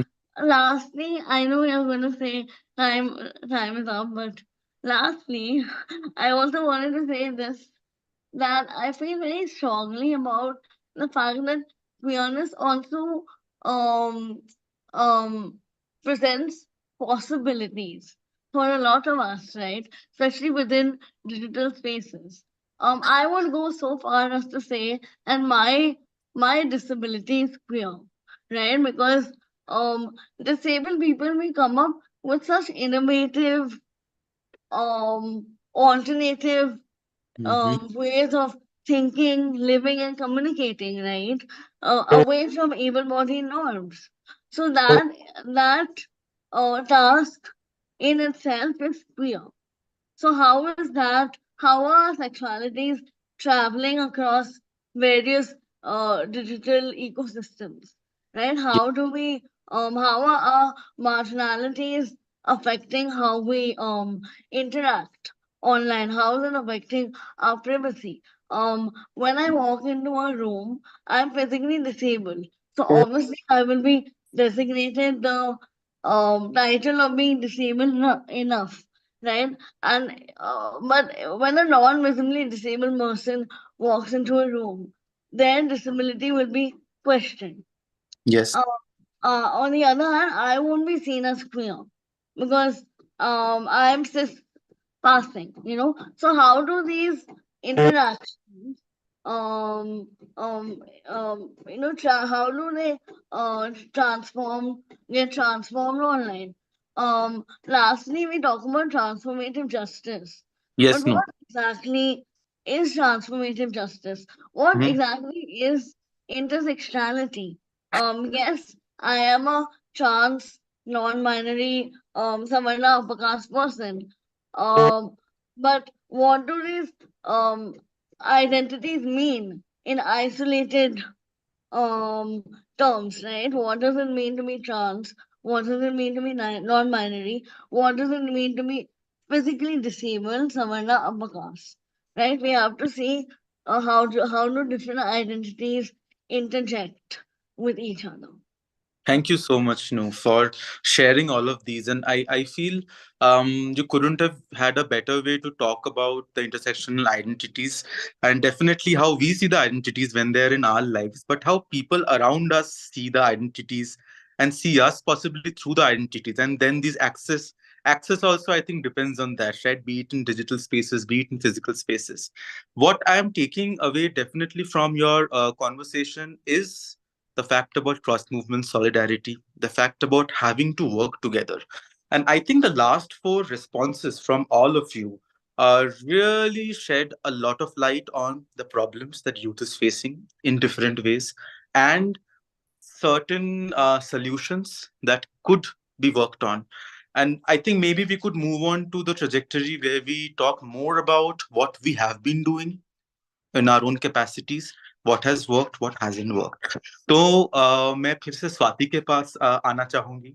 Swati, क्योंकि हम बात कर रहे हैं कि क्या क्या चीजें हम कर सकते हैं अभी। तो आप मुझे बताएं कि मुझे पता है आप इस मुसार कम्युनिटी के औरतों के साथ, लड़कियों के साथ काफी काम कर रहे हो ताकि उन्हें अलग अलग जगह में वो अपनी जगह ले पाए, रिक्लेम कर पाए, अपनी आवाज दर्ज कर पाए, things get documented for them by them in their own voice. तो कुछ कुछ क्या ऐसी चीजें आप हमारे साथ साझा करेंगे जो आप ऑलरेडी कर रहे हैं या आपकी ऑर्गेनाइजेशन कर रही है? तीन चीजें हम इसके थ्रू देखना चाहेंगे। एक तो है कि डिजिटल लिटरेसी का क्या फिर मायने रहती है इन इन जगहों में। सेकेंडली, जहाँ पे आपके काम में भी आपने काफी बार बोला है कि एक स्मार्टफोन भी लेना लग्जरी है ऐसे लोगों के लिए। तो इन जगह में अ, औरतों के साथ, लड़कियों के साथ, दूसरे जेंडर माइनॉरिटीज के साथ ये कॉन्वर्सेशंस, ये वार्तालाप आप कैसे शुरुआत करते हैं इनकी? तीसरी जो बहुत ही आई थिंक प्राइम मुद्दा है वो है भाषा की मुद्दा, है ना? क्योंकि मोस्ट डिजिटल स्पेसेस में हम जब देखते हैं तो अंग्रेजी में चीजें लिखी रहती है या एक्सेस करना पड़ता है, लेकिन हम में से बहुत सारे साथी हैं जो अंग्रेजी में बातचीत नहीं करते हैं रोज, जो हिंदी में बातचीत करते हैं या हमारी आंचलिक किसी उपभाषा, किसी डायलेक्ट में बात करते हैं। तो ये तीन चीजों को मद्देनजर रखते हुए आप क्या हमें बता पाएंगे कि क्या-क्या चीजें आप या आपकी ऑर्गेनाइजेशन ऑलरेडी कर रही है as a youth led organisation to bridge these gaps? शुक्रिया डॉन इस सवाल के लिए। तो सबसे पहले वो कि जाति का जो मुद्दा है वो वैसे तो बहुत पुराना है, बहुत बातें हुई हैं, बहुत किताबें लिखी गई हैं, लेकिन जाति एक पहला स्टेप है जो किसी भी इंसान का जो ग्रोथ है उसको रोक देता है। उसके बाद जब जाति के आधार पे वो एकदम स्कूल से भी बाहर कर दिया जाता है, बस्ती से भी बाहर कर दिया जाता है, तो वो अपनी सेक्सुअलिटी के बारे में, अपनी लिटरेसी के बारे में, अपने एजुकेशन के बारे में, अपने ड्रीम्स के बारे में कुछ सोच ही नहीं पाता। यही वजह है कि जब हम लोग मुसहर कम्युनिटी में काम कर रहे हैं तो वहां पर सिर्फ हम सिस विमेन की बात कर रहे हैं, पर ऐसा नहीं है कि और भी सेक्सुअलिटी नहीं है या नहीं हो सकती है। बहुत सारे डिजायर और प्लेजर की बात हो सकती है, लेकिन वही आ जाता है कि क्या एक्सेसिबिलिटी है, क्या वहां तक ये चर्चा पहुंची भी है, क्या हमारे और भी पसंद हो सकती है क्या? क्योंकि उनके नियम उस तरीके से ढांचे में डाले गए हैं कि एक औरत है तो उसकी शादी एक मर्द से ही होगी और वो बच्चे ही पैदा करना है। तो वो कि जाति वहीं पर सारी चीजों के मुद्दे ही खत्म कर देती है कि जात के बाद आप कुछ नहीं सोच सकते, आप सिर्फ अपना पेट भरिए और उसी पेट्रियार्कल स्ट्रक्चर को सस्टेन करिए जो आपकी पीढ़ियों ने देखा है। तो जो हम लोग का स्ट्रगल है वो बहुत मल्टी लेयर्ड है। तो वो कि वो बेड़ियों को तोड़ना, उसको लाना और वो मोबिलाइज करना कि मुसहर कम्युनिटी की विमेन दूसरी अपने गांव की दूसरी कम्युनिटी में नहीं जा सकती, वो अलाउ नहीं है क्योंकि वो अनटचेबल मानी जाती हैं, वो अछूत मानी जाती हैं। अगर वो खेत से गुजर जाती हैं तो उनको गालियां सुननी पड़ती हैं, उनको डंडे से मार के भगाया जाता है। तो जब हम मुहिम के थ्रू हम काम कर रहे हैं तो हम लोग का भी जो काम करने का तरीका है वो बहुत मल्टी लेयर्ड है, और खासतौर से जब हम डिजिटल डिवाइड की बात करते हैं तो वहां पर जो हम लोग मोटा मोटी काम जो फोकस कर रहे हैं बहुत सिस्टमेटिक वे में है। तो हम लोग का जो मॉडल है वो आई, वी और अस के मॉडल में है। तो आई मतलब कि जो लड़की है, जो महिला है, वो खुद की पहले तो क्या खुद के बारे में सोच पा रही है, क्या उसको खुद की अहमियत पता चल रही है, वो अपने राइट्स के प्रति अवेयर है क्या? तो उसके लिए एक कैपेसिटी बिल्डिंग, तो कैपेसिटी बिल्डिंग उसका उसको राइट्स को लेकर के, उसकी जेंडर को लेके, उसकी सेक्सुअलिटी को लेकर के, और स्पेशली उसकी कैपेसिटी बिल्डिंग, मोबिलाइजेशन को लेकर के, कि वो मोबिलाइज हो दूसरे कम्युनिटी के महिलाओं किशोरियों के साथ जुड़ने के लिए। तो आई के लेवल पर हम लोग ये काफी काम कर रहे हैं कैपेसिटी बिल्डिंग को लेकर, अलग अलग ट्रेनिंग वर्कशॉप, और खास तौर से हम लोगों ने मुसहर कम्युनिटी के साथ, विमेन के साथ जो है गेम को बहुत अच्छा टूल्स लिया है उनकी आई को ग्रोथ करने के लिए। तो कबड्डी के थ्रू, क्रिकेट के थ्रू, पतंगबाजी के थ्रू वो कैसे अपने स्पेस को क्लेम करती हैं, मोबिलाइज होंगी तो वो कहाँ जाएंगी, वो पब्लिक स्पेस को कैसे अपना स्पेस क्लेम करेंगी। तो पंचायत भवन में जाकर के पतंगबाजी की प्रतियोगिता करेंगी, वो खुले मैदान में जाकर के क्रिकेट टूर्नामेंट करेंगी जहां लड़के खेलते हैं अपर कास्ट और अदर कास्ट के। तो इस तरीके की चीजें हम लोग आई के मॉडल पर कर रहे हैं ताकि as a women, as a individual उनकी एक ग्रोथ हो। सेकंड है कि इस ग्रोथ के बाद वो वी के मॉडल में आए। वी माने कि एक कलेक्टिव, तो कलेक्टिव ऐसा कि जो एक सपोर्ट सिस्टम डेवलप करे। तो वहां पर हम लोग कल्चरल एक्टिविज्म को फोकस करते हैं, जहां पर थिएटर के थ्रू और अदर कल्चरल एक्टिविटी के थ्रू एक ग्रुप बना करके यंग वुमेन अपना स्ट्रीट प्ले करते हैं, वॉल राइटिंग करते हैं, रैली करते हैं, और वो जो ग्रुप है वो बहुत अलग अलग कास्ट की वुमेन को मिला करके है। तो उसमें अपर कास्ट भी है, उसमें बैकवर्ड कास्ट भी है, और उसमें एससी भी है और मुसहर भी है। तो ये वी का एक मोबिलाइज है कि वो अकेली नहीं है। जब वो अपनी बेड़ियों को तोड़ करके अपनी घर की चौखट लांग करके बाहर निकलती हैं, तो उसके बाद उनके लिए एक वी बहुत बड़ा सपोर्ट है। और जो वी का हम लोग फोकस करते हैं वो फोकस करते हैं महिला का। तो उस बैठक में जब हम लोग बात करते हैं तो वो कि बतौर महिला, चाहे वो अपर कास्ट की हो चाहे वो मुसहर कास्ट की हो, सबके अपने स्ट्रगल हैं। तो वो स्ट्रगल जो है बहुत मजबूत कनेक्शन बनाते हैं उस वी को स्ट्रॉन्ग करने के लिए। और वी के बाद हम लोग का जो लास्ट मॉडल है अस का, तो अस में अगर हम कहें कि हाँ, मुहिम का जो एक रोल होता है वो अलाई के रूप में होता है, कि जितनी भी क्रांति, जितनी भी मुहिम गांव में चल रही है क्रिकेट के माध्यम से, कलेक्टिव के माध्यम से, कि वो एसडीएम को अपने क्रिकेट टूर्नामेंट का कार्ड देने जा रही हैं, तो वो सारे इनिशिएटिव को एक लार्ज लेवल पर सोशल मीडिया के थ्रू, आर्टिकल के थ्रू, न्यूज रिपोर्टिंग के थ्रू कैसे पहुंचाया जाए। तो जो मेरा अपना काम है, मेरा एक बैकग्राउंड है वो जर्नलिज्म और मास कम्युनिकेशन का है, तो लगातार अपने आर्टिकल्स के थ्रू, स्टोरी के थ्रू उनकी सक्सेस स्टोरी लिखना, कि जरूरी नहीं है जब हम बात करते हैं कास्ट की, दलित की और मार्जिनलाइज कम्युनिटी की, तो वहां सिर्फ निगेटिव चीजें ही हैं, सिर्फ बहुत दिक्कतें हैं। उसके बीच में भी, इतने सारे क्राइसिस के बीच में भी बहुत सारी मतलब स्ट्रॉन्ग स्टोरीज निकल रही हैं, फेमिनिस्ट लीडरशिप निकल रही है। एक लड़की जो 12 साल की है, उसने 3 बार बाल विवाह को मना किया और आज वो खेल टीचर है और क्रिकेट टूर्नामेंट के मतलब एक टीम को लीड कर रही है। तो उसकी एक सक्सेस स्टोरी को हम लोग जो है सामने लाना। तो इस तरीके के बहुत सारे एग्जाम्पल एक लार्ज लेवल को, जहां पर हमारा एक एक्सेस है डिजिटल युग में, डिजिटल स्पेस में, तो उसको कैसे स्ट्रांगली प्रमोट किया जाए। फिर वो लैंग्वेज चाहे हिंदी की हो या इंग्लिश की हो, उसका इस्तेमाल करके, तो जो हम लोग की अपनी एक कैपेसिटी है, तो ये सारे चेंजेस को लाने के लिए, तो ये आई वी और अस के मॉडल पे हम लोग काम कर रहे हैं, जिसका कोर है कि फेमिनिस्ट लीडरशिप को ग्रास रूट पे एकदम स्ट्रांगली इम्प्लीमेंट करना, जिसके बाद हम जेंडर, सेक्सुअलिटी और जो है प्लेजर और बहुत सारा जो हम कह रहे हैं कि स्मार्टफोन भी लग्जरी है, उस पर हम बात कर पाए।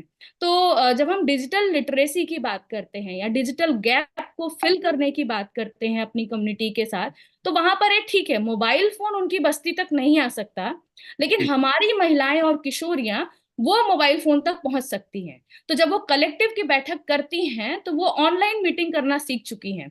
तो अभी ये कि मुहिम की जो 100% टीम है हमारी वॉलेंटियर और इंक्लूडिंग हमारी टीम की, वो सारे जो है वो हर दिन गूगल मीट पे ऑनलाइन मीटिंग करना सीख चुकी हैं, और वो ऑनलाइन मीटिंग में लगातार अपने मूवमेंट को और ज्यादा मजबूत कर रही हैं। और इसी क्रम में जो हम अस की बात कर रहे हैं, तो रिसेंटली हम लोगों ने 16 डेज एक्टिविज्म में एक अपना ब्लॉग भी शुरू किया है, आवाज फ्रॉम एक्सक्लूडेड के नाम से। तो जिसका कोर है कि मुसहर कम्युनिटी के लड़कियों को, यंग वेमेन को रिपोर्टिंग की स्किल सिखाना और उनकी स्टोरी उन्हीं की जुबानी उस ब्लॉग में लाना। तो अभी तक बहुत हो गया कि अभी स्वाति लिख रहे हैं या और लोग लिख रहे हैं जो बाहर, कम्युनिटी के बाहर से उस समस्या को देखते हैं, उस कहानी को देखते हैं। लेकिन एक मुसहर महिला होने के नाते मैं क्या महसूस कर रही हूँ, वो कहानी, वो मुद्दे उनके जुबानी आने चाहिए। तो ये सारे आई वी अस के मॉडल पे फिलहाल मुहिम का जो काम है, वो लगातार डिजिटल डिवाइड को, मतलब गैप को फिल करने के लिए है। और यहाँ पर ये भी है कि जब हम बात करते हैं क्या सपोर्ट्स हो सकता है, क्या ये चीजें और बड़ी हो सकती हैं, तो हमें लगता है कि जब हम कम्युनिटी लेवल पर रूरल जर्नलिज्म को थोड़ा सा और मजबूत करें, क्या छोटे यंग विमेन कलेक्टिव को हम सपोर्ट कर सकते हैं क्या, कि वो जो है रूरल जर्नलिज्म को मजबूत कर सकें। क्योंकि जब जर्नलिज्म की बात होती है तो बहुत जरूरी है कि उनकी आवाजें बुलंद हों, सिस्टमेटिक हों और सही मंच तक पहुंचे। तो आवाज वो बुलंद है लेकिन वो सही मंच तक पहुंच जानी चाहिए, वो एक बहुत जरूरी चीज हो जाती है। और बड़े व्यवस्थित तरीके से पहुंचे, जहां डेटा भी हो, पीपीटी प्रेजेंटेशन भी हो और एक अच्छी रिपोर्ट भी हो। तो ये सारे एंगल्स को लेकर के फिलहाल जो है मुहिम का एक काम लगातार डिजिटल डिवाइड की दिशा में चल रहा है। तो थैंक बहुत यू। बहुत शुक्रिया स्वाति। मुझे लग रहा है ये सिर्फ 45 मिनट्स एनफ नहीं है हम सबके लिए, हमें पूरा दिन सबके साथ बैठ के ये सब बातचीत करनी चाहिए।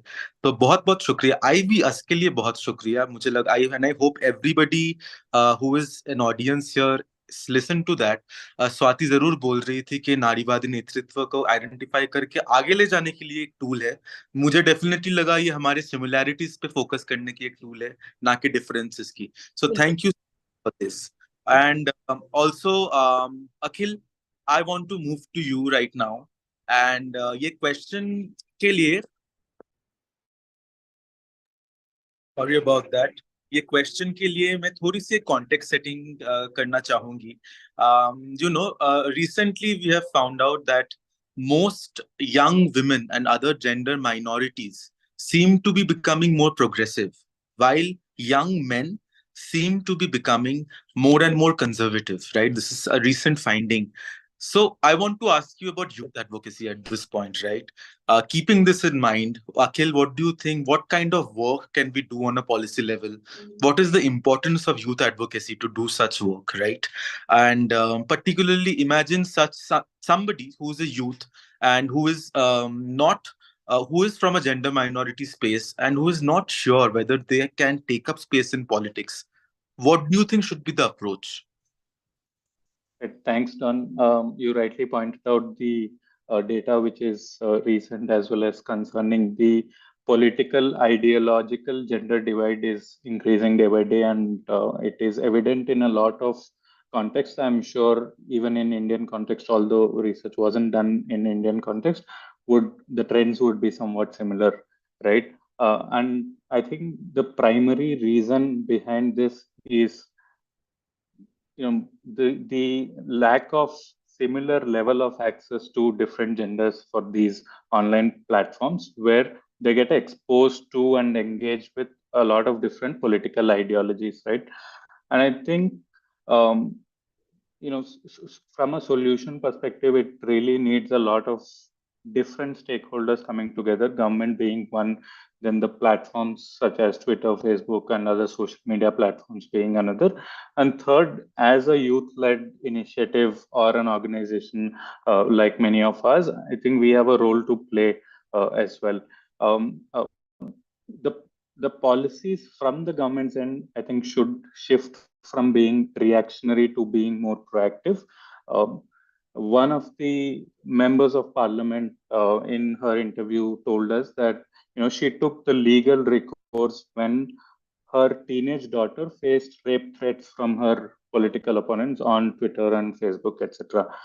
But she says this legal recourse is too long to end conclusively. So therefore, I think we need to make these processes simpler and less cumbersome in order to enable a lot of women and gender minorities to access such redressal mechanisms. And there's a lot of innovation that's happening across different fronts, but how can this reach youth at the grassroots is where we have a role to play. One simple example could be Swati mentioned the importance of language and narratives and stories, right? Um, you know, Under IT Act, we have a redressal mechanism in place, but probably that mechanism is sitting somewhere on a government website in English or Hindi. Who can translate this to, say, Telugu or Urdu for grassroots youth to access? So once this is done in conjunction with a lot of different stakeholders, I think we would be able to take this awareness to the grassroots and enable a lot more of us to access these places in a much safer way. Thank you so much. Thank you so much, Akhil. I think what keeps on coming back to me is what Swati also said, has to be multi-layered work, has to be holistic work, right? And now, Soumya, I want to move to you. We have very less time, so we will try to keep our answers short, and maybe the audience can get in touch with all the panelists through the contact that Dasra will also be sharing with everybody. So, Soumya, I know you have been working on a podcast, right, which talks about atypical voices, which talks about neurodivergence a lot. And I think there's been a recent development in the last few years when it comes to digital spaces, when it comes to using AI and many other things, right? AI advancement is like it's increasing every day. So I want to ask you how safe I think things have become for such individuals who prefer digital spaces. How better has it become since all of this knowledge is suddenly available to us right on our fingertips? So I would want you to take this reference that shows that Gen Zs are more aware of themselves and their identities or labels, than people from other generations are. How would you like to respond to that quickly? Um, so this is more about tools, and I'll focus on that. I'll give two examples. One is the podcast that you mentioned, Atypical Dikkate. The other and both of these things I did out of selfish reasons. Okay, I needed a community. I needed a support system. I saw there was a gap, so I just went ahead and did it. So the other one is the feminist job ops group. I had quit my job after like facing ableism and stuff, and I was looking for a support system where that was the lack that was there. Like you need to be there on digital platforms to access support, as simple as how to write your CV, how to get your resumes done, in order to, as a disabled person, how to sell your skills. And it becomes very difficult when you're neurodivergent, because the way you talk and how the neurotypical world talks is very different, right? So the feminist job ops group started from there, and now it has become like a huge community space, right? And here, like, people reach out for support, to learn from each other, and any kind of support, it's like at their fingertips. You can just put a text and there will be someone who will answer you, that kind of accessibility. So this is how my personal struggle has helped, inshallah, like, alhamdulillah, has helped so many other people, and I'm grateful for that. Same with the podcast. There was no archive of these experiences. Articles are there, but like no long form narrative of whatever someone is going through in the healthcare system, someone is going through in the education system, in the workplace. It was a way to archive these experiences, and also create a support system. Like you said, people are more aware, but how to go from there? Like, for example, I found a research study where all the resources are there, how to navigate your diagnosis journey as a late identified autistic. And through that community, I share it, and then it passes on to another person, right? So that kind of accessibility and resource sharing has become possible. And another was, there is lack of archives of experiences on how these disabilities or these difficulties manifest from the inside. Like, people see the distress which is outside, not from inside. That's why we are not believed, right? So that's why it became both a tool and a space. Tool to advocate for ourselves, build a community, and also a space to co-learn from each other, share resources. So it was like, twofold that way for me. Another thing that you mentioned about chat gpt and AI, personally, I like, a lot can be said about the ethics of it, and I'll not go into that. But right now, it's a life-saving thing for me, who constantly overthinks what to write, how do I draft my email. Because there's like, back end mein, there's a lot of trauma, like rude, arrogant, condescending, just because I talk very directly, but there are ways how this neurotypical world functions, so it makes it easier, just quickly draft a message, an email. Okay. Through that, that. And other than that, also AI I'll give one small example of Shore AI, which is being driven by Indriya Barua. They are working on how to combat hate speech. So, these technologies are also being used in a, positive way. And the other thing that I would urge everyone, not as a calling out, but a calling in, please make your products or whatever you're putting out on social media accessible. Put captions, put transcripts, put alt images. It takes labor and effort. I know that, but that is how you can be an ally. But yeah, just that. Thank you so much, Soumya. Thank you so much for these. I wouldn't, I mean, these are amazing suggestions. I didn't even know there is an AI that actually works for this. This is very helpful for many marginalized voices that get rolled every day, right? And I would like to move to Nu. And Nu, I think since we are talking about power being with the youth, and the youth should have, that last say when it comes to designing such a space. Let's imagine a scenario where youth has the power, right? How would you design a space? And I'm asking this to you since you also mentioned as a queer non-binary individual who's living with disability, if you were given the chance to design a digital space, what are the things you would like to keep in mind when it comes to accessibility and safety? And I think this would be also a guide for everyone in the audience who wants to start creating such spaces. So, Nu, how would you quickly want to respond to this? Okay, thank you so much, Dawn.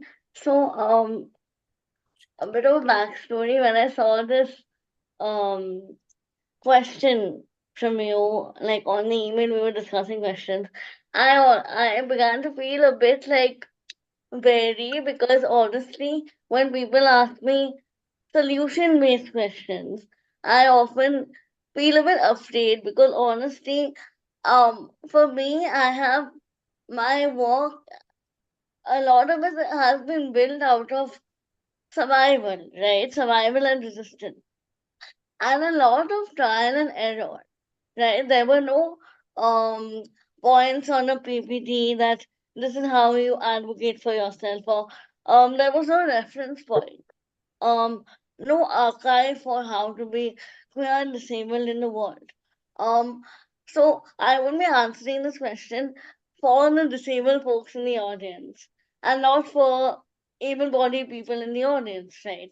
How to start your own movement as a queer disabled person.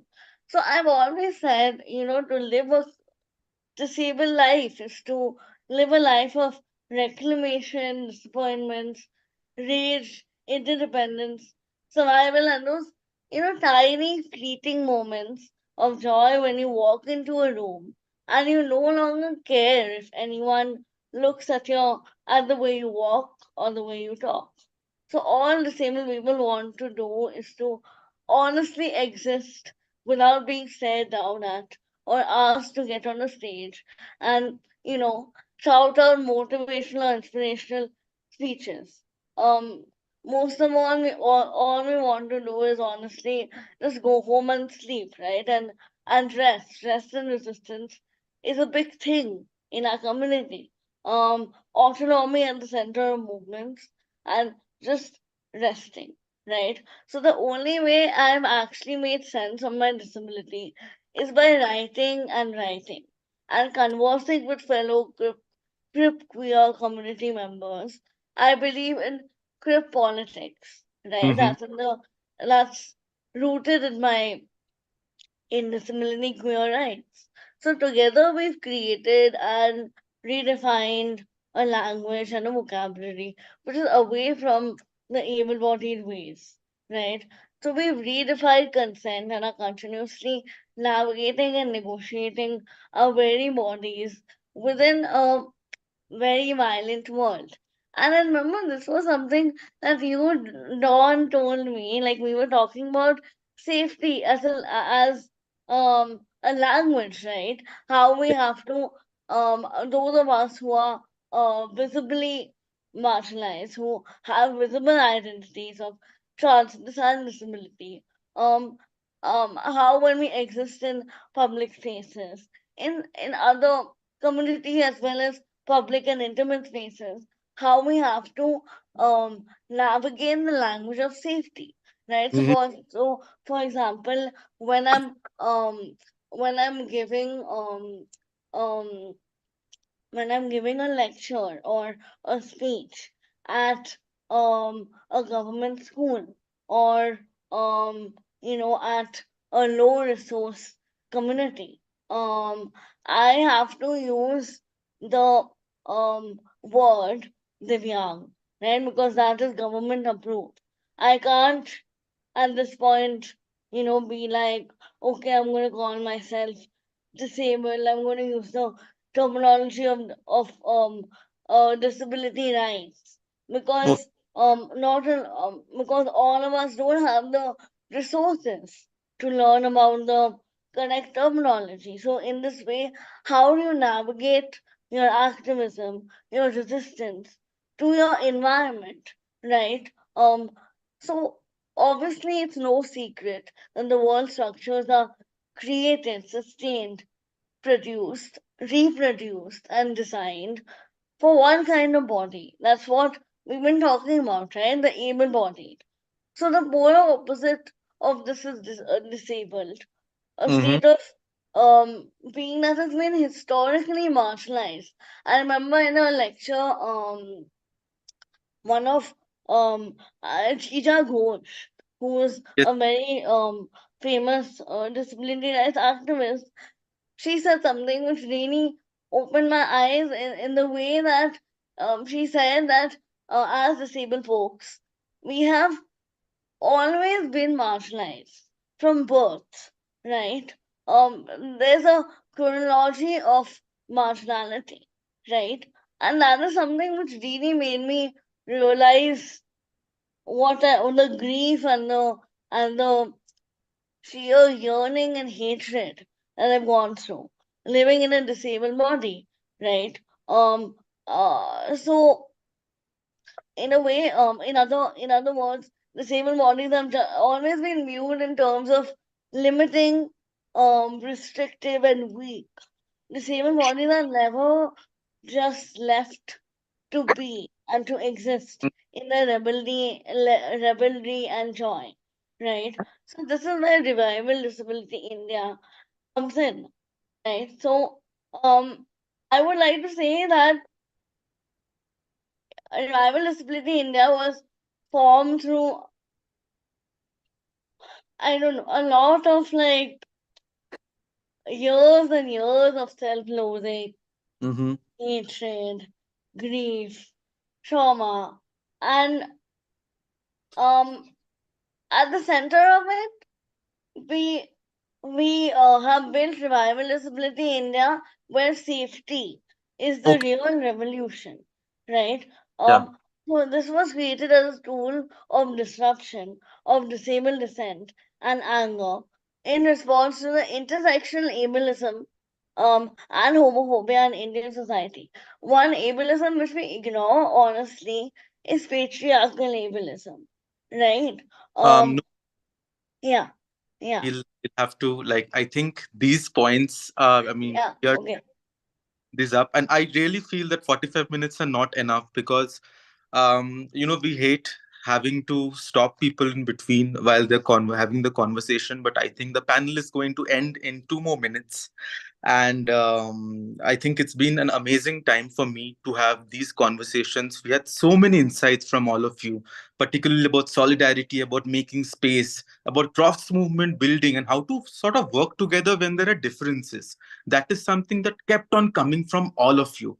And we'll bring this panel to an end, but I think we can just have 1 more minute. And this is a question that has come from the audience, and this is for everybody. Maybe one word, one sentence from all of you about this, which is, can each one of you give one action that we as bystanders can take to help bridge this gap? So maybe one word, one sentence from all the panelists, I would request you.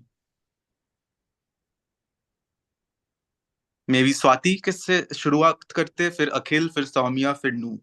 एक शब्द या एक वाक्य.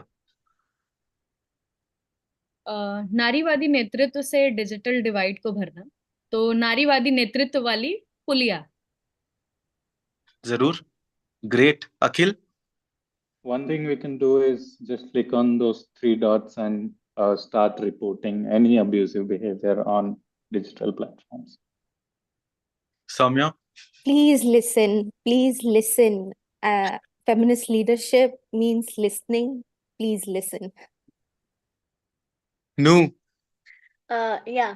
So the fact that already in it's so the disability movement in India is so NGOized, and it's seen as a charitable and welfare structure, right? So I would like to say कि हम इन मुद्दे पर काम कर रहे हैं, पर हमें किसी को बचाना नहीं है.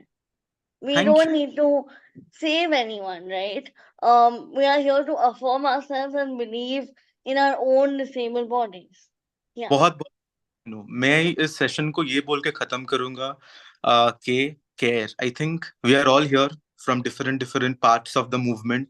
We need to care for one another and then take up space as youth to really bridge this gap and understand the intersectionalities. Conversations होंगे तभी intersectionalities समझ में आएगी. तो बहुत बहुत शुक्रिया आप सभी का, to all the audience, to Dasra, to youth बोले अब मेरी बारी, to UN Women and to all my wonderful panellists. I love you all. आप सभी को जिंदाबाद और जल्द मिलते हैं और भी कॉन्वर्सेशंस के लिए. Bye bye. Bye. Thank you.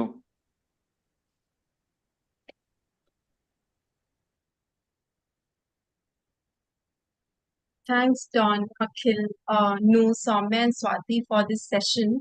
The issue of gender and digital divide, especially lack of safe spaces, it has been occupying the editorial section of newspapers, the more so since COVID. But what it actually means beyond the black and white text has been hard to comprehend or even imagine. I mean, at least for me.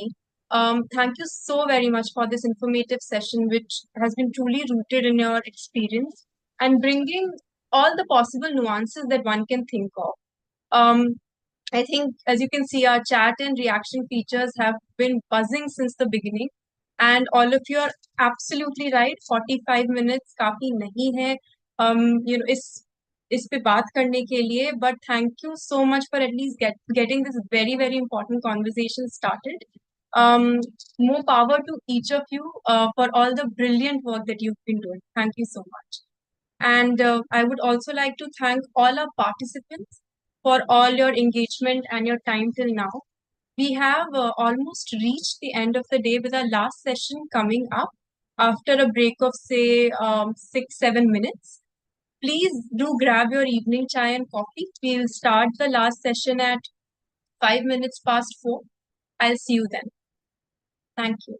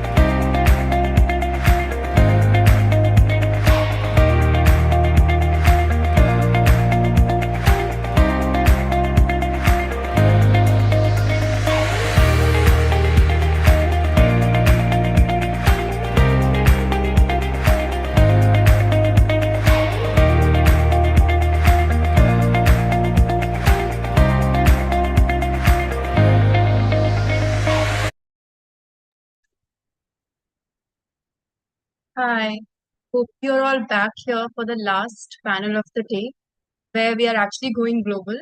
The session Connecting the Dots, Global South Perspective on Youth Programming, will bring to us successful models and learnings from beyond the borders on building youth leadership. This session was co-curated with Girls Not Brides as our thought partner, and I would like to welcome Dr. Rajni Menon from Girls Not I would like to welcome Dr. Rajni Menon from Girls Not Brides to introduce the session, the speakers, and moderate this discussion. Thank you for joining us, Dr. Rajni. It is great to have you here. Over to you now.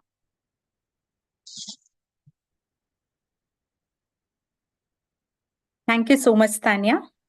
Very good evening to all of you. Today's discussion is around connecting dots, global South perspectives on youth programming. We all know that globally, we are home to the largest youth population in history. And in this context, it is important for us to understand how countries are rapidly shifting their demographics and also how youth are actually transitioning to adulthood. Now, in the global South, we know that youth are actually going through different challenges around structural inequalities, multiple forms of marginalizations, social norms and attitudes that they go through, which really impacts their voice and agency. And we also know that they navigate through these spaces and also contribute to the resilience of their communities. They are also inspiring transformative change. They come up with innovative solutions, and they are really the torch bearers of the sustainable goals, development goals agenda. So working with youth really opens us doors for an unparalleled multiplier effect. And today, we have organizations with us in this panel who are really deep rooted in the local context of working with the youth and are also connected to the global discourse. So it's my pleasure to have this esteemed panel and introducing the panelists for the day. So I'll go with the alphabetical order. So we have with us Nisha Dhawan. Welcome, Disha. Disha is the Vice President of Impact and Influence Empower. We have with us Rima Shrestha. Rima is the Director of South Asia Girls Education Program of Room to Read. Welcome, Rima. We have Paul Gitonka, who is the Research Coordinator of Shujas.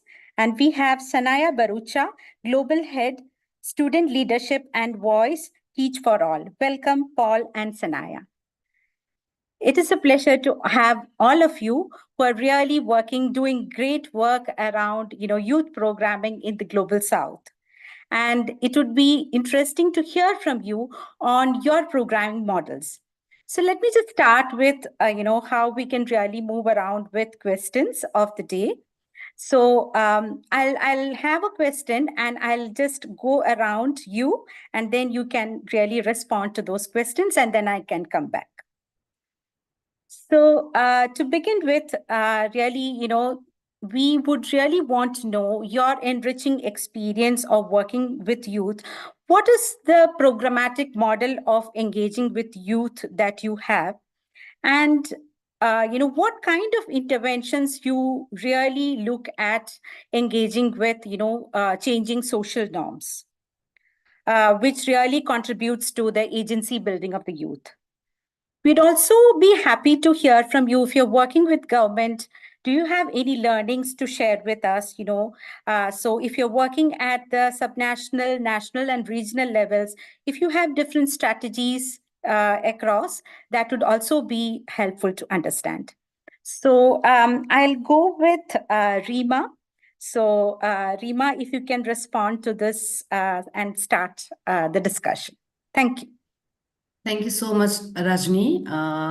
I will begin with introducing a little bit about my organization, and I'll share about our strategy. Room to Read is founded in 2000 on the belief that world change starts with educated children. Room to Read is creating a world free from illiteracy, and gender inequality through education. We seek to facilitate system reform in each country we work in, around 16 countries we are working in right now, and partnering with government, NGOs, public school systems, and publishing partners for change at scale. So Room to Read has two major programs. One is literacy program where we support children of all genders to develop reading skill and a love of reading, helping young readers become lifelong learner. And we have our girls education program, which I'll be elaborating more on, which is centered on a multi-year life skill curriculum, supports adolescent girls as they improve learning and life outcome, helping them graduate with the resilience and the ability to lead, collaborate, think critically, and make decisions that they need to address pressing challenges as we are talking about social norms. And basically, we have three major components to engage with young people in girls' education program. One is through life skill sessions. That is a grade-wise sessions we have, and we have a mentoring, which we do individually as well as group mentoring, and we work very closely with family, school, and community where those adolescent girls are.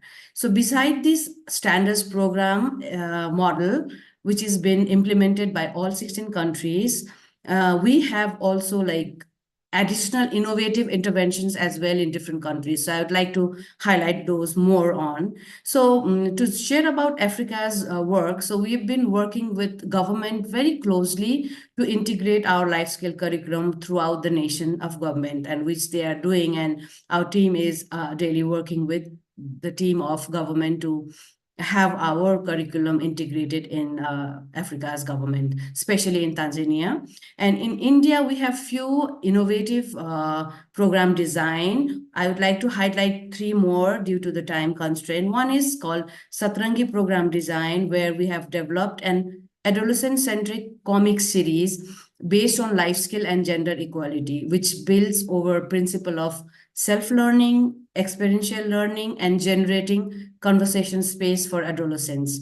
Comic uses various life skills such as critical thinking, communications, etc., to overcome various challenges, especially targeting on social norms in their everyday life and how they take the life decisions.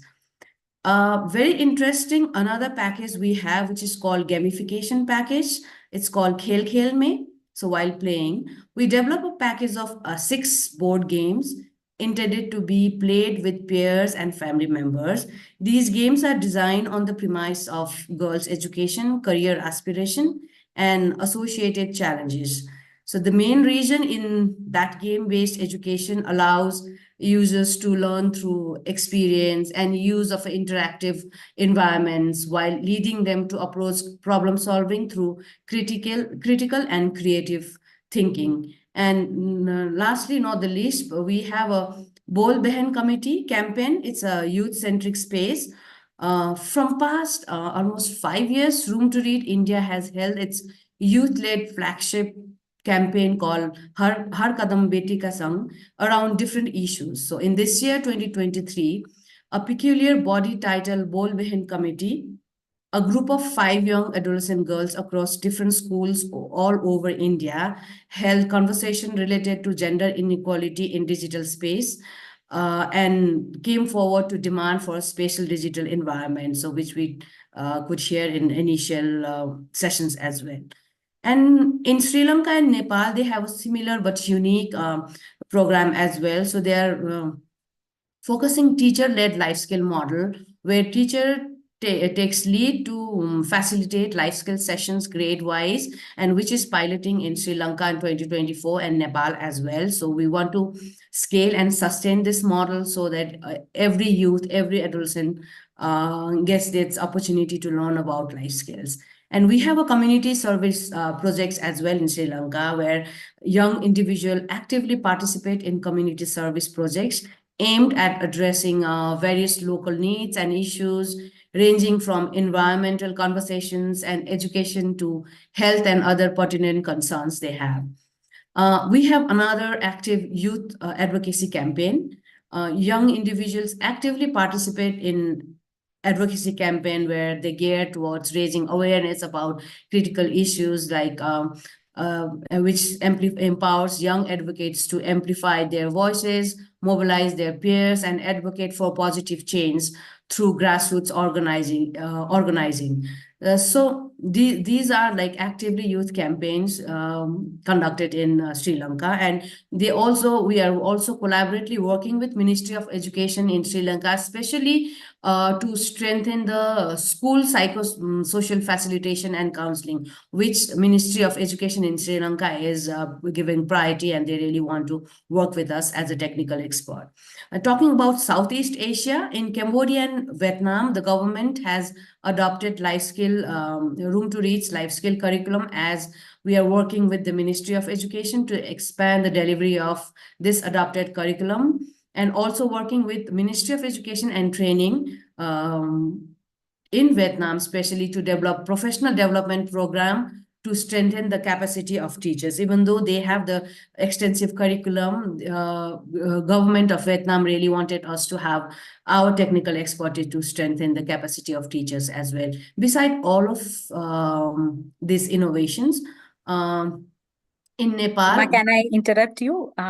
Maybe we'll have to stick to the time. So thank you so much. And great listening to the experiences from Room to Read. Now I would request Nisha to come in, please. Thank you so much.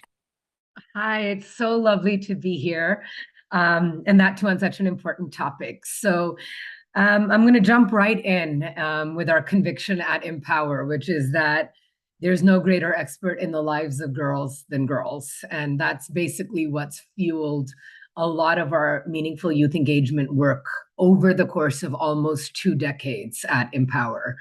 And it's all of what I'm going to talk about is very much centered around the fact that our meaningful youth engagement work embeds the voice, choice, and agency of young people, prioritizing adolescent girls. The second thing is that we don't want to be extractive or meaningfully engage young people at specific points in a programmatic life cycle, but rather across the duration of the programmatic life cycle. And the third thing, I think, which really speaks to this panel today, is a lot of the innovation that I'm speaking about was created in India and in our work in India that is now being embedded and mainstreamed across the 15 different countries where Empower works.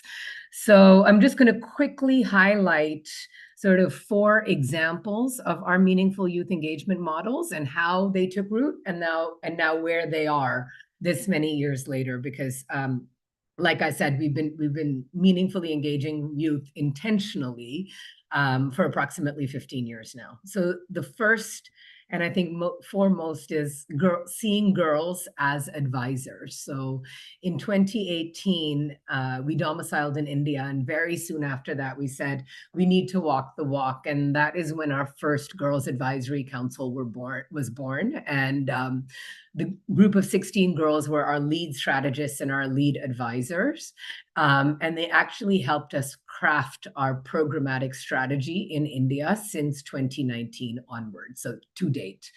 And today we actually have 4 regional councils around the world. We have one in Mexico, one in Indonesia, one in South Africa, and one in India.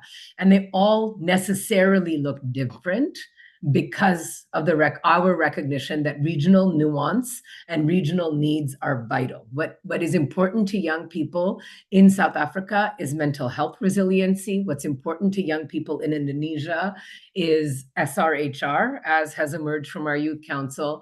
And in Mexico, we're actually looking at livelihoods programming. So you can see that the topics, the methodology, the modality looks different across each of our 4 youth councils, but yet it's centered around the ethos of listening to young people as programmatic experts. The second thing is we've seen girls as researchers. So in 2020, we were asked by the UK's FCDO what the real lived impact of COVID-19 was upon adolescent girls. And we said, don't ask us that, because we're not the experts. We are not living that life. We need to ask the real experts, who are girls.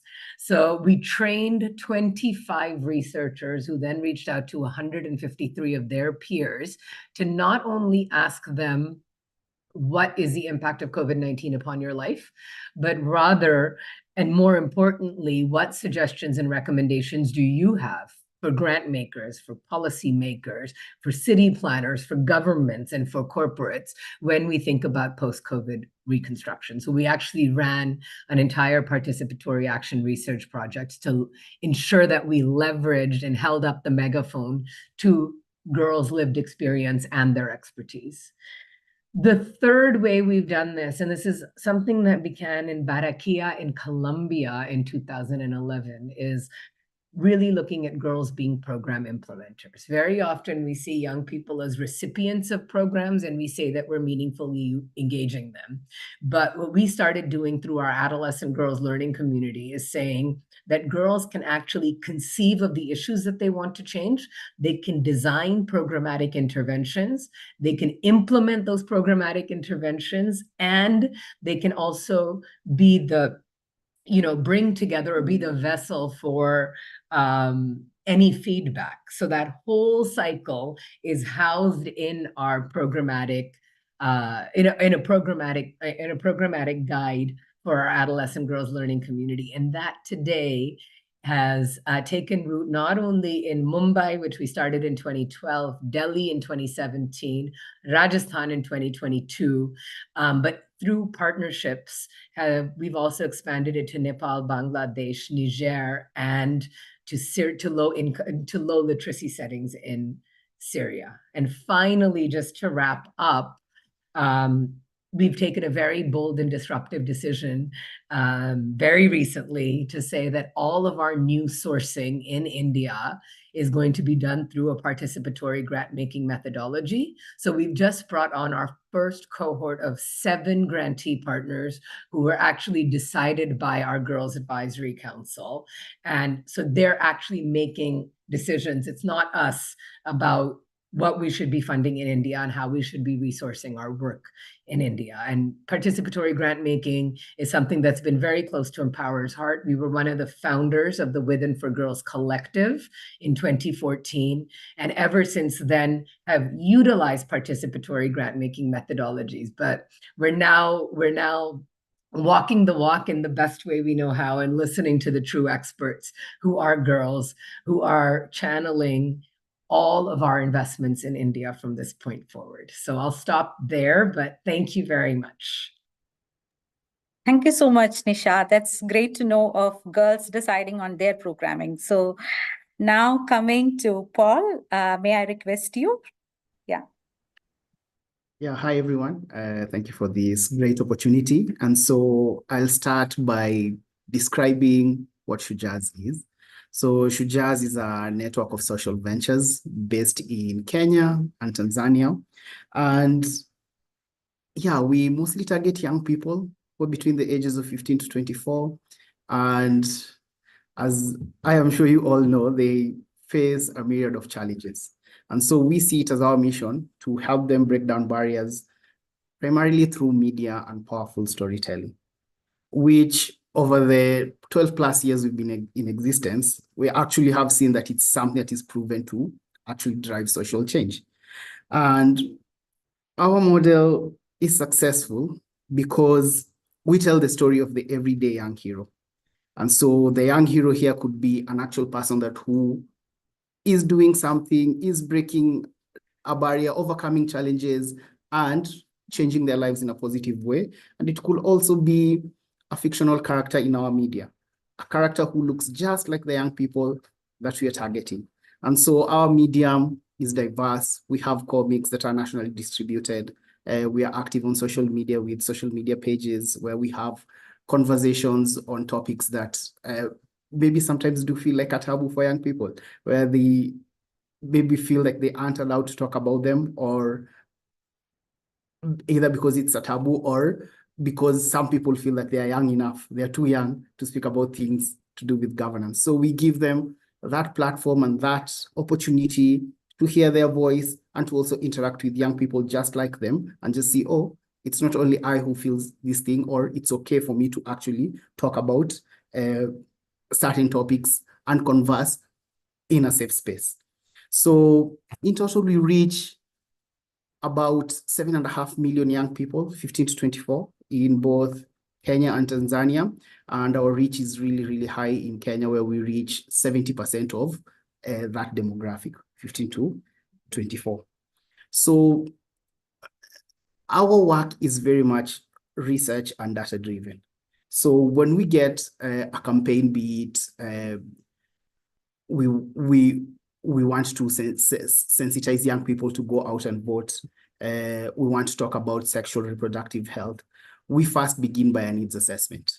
We actually go to the ground and talk to young people. As Nisha was saying, some person might have an idea of this is what the actual situation is, but we feel it's very important to speak to the young people themselves and get an idea from them that these are the actual issues, and then come back, craft a strategy that will help us create the media and guide the intervention. And it's very important for us while creating that strategy, where of late we've really have come to find that segmentation is very useful, so that we're not just speaking broadly to everyone all at once.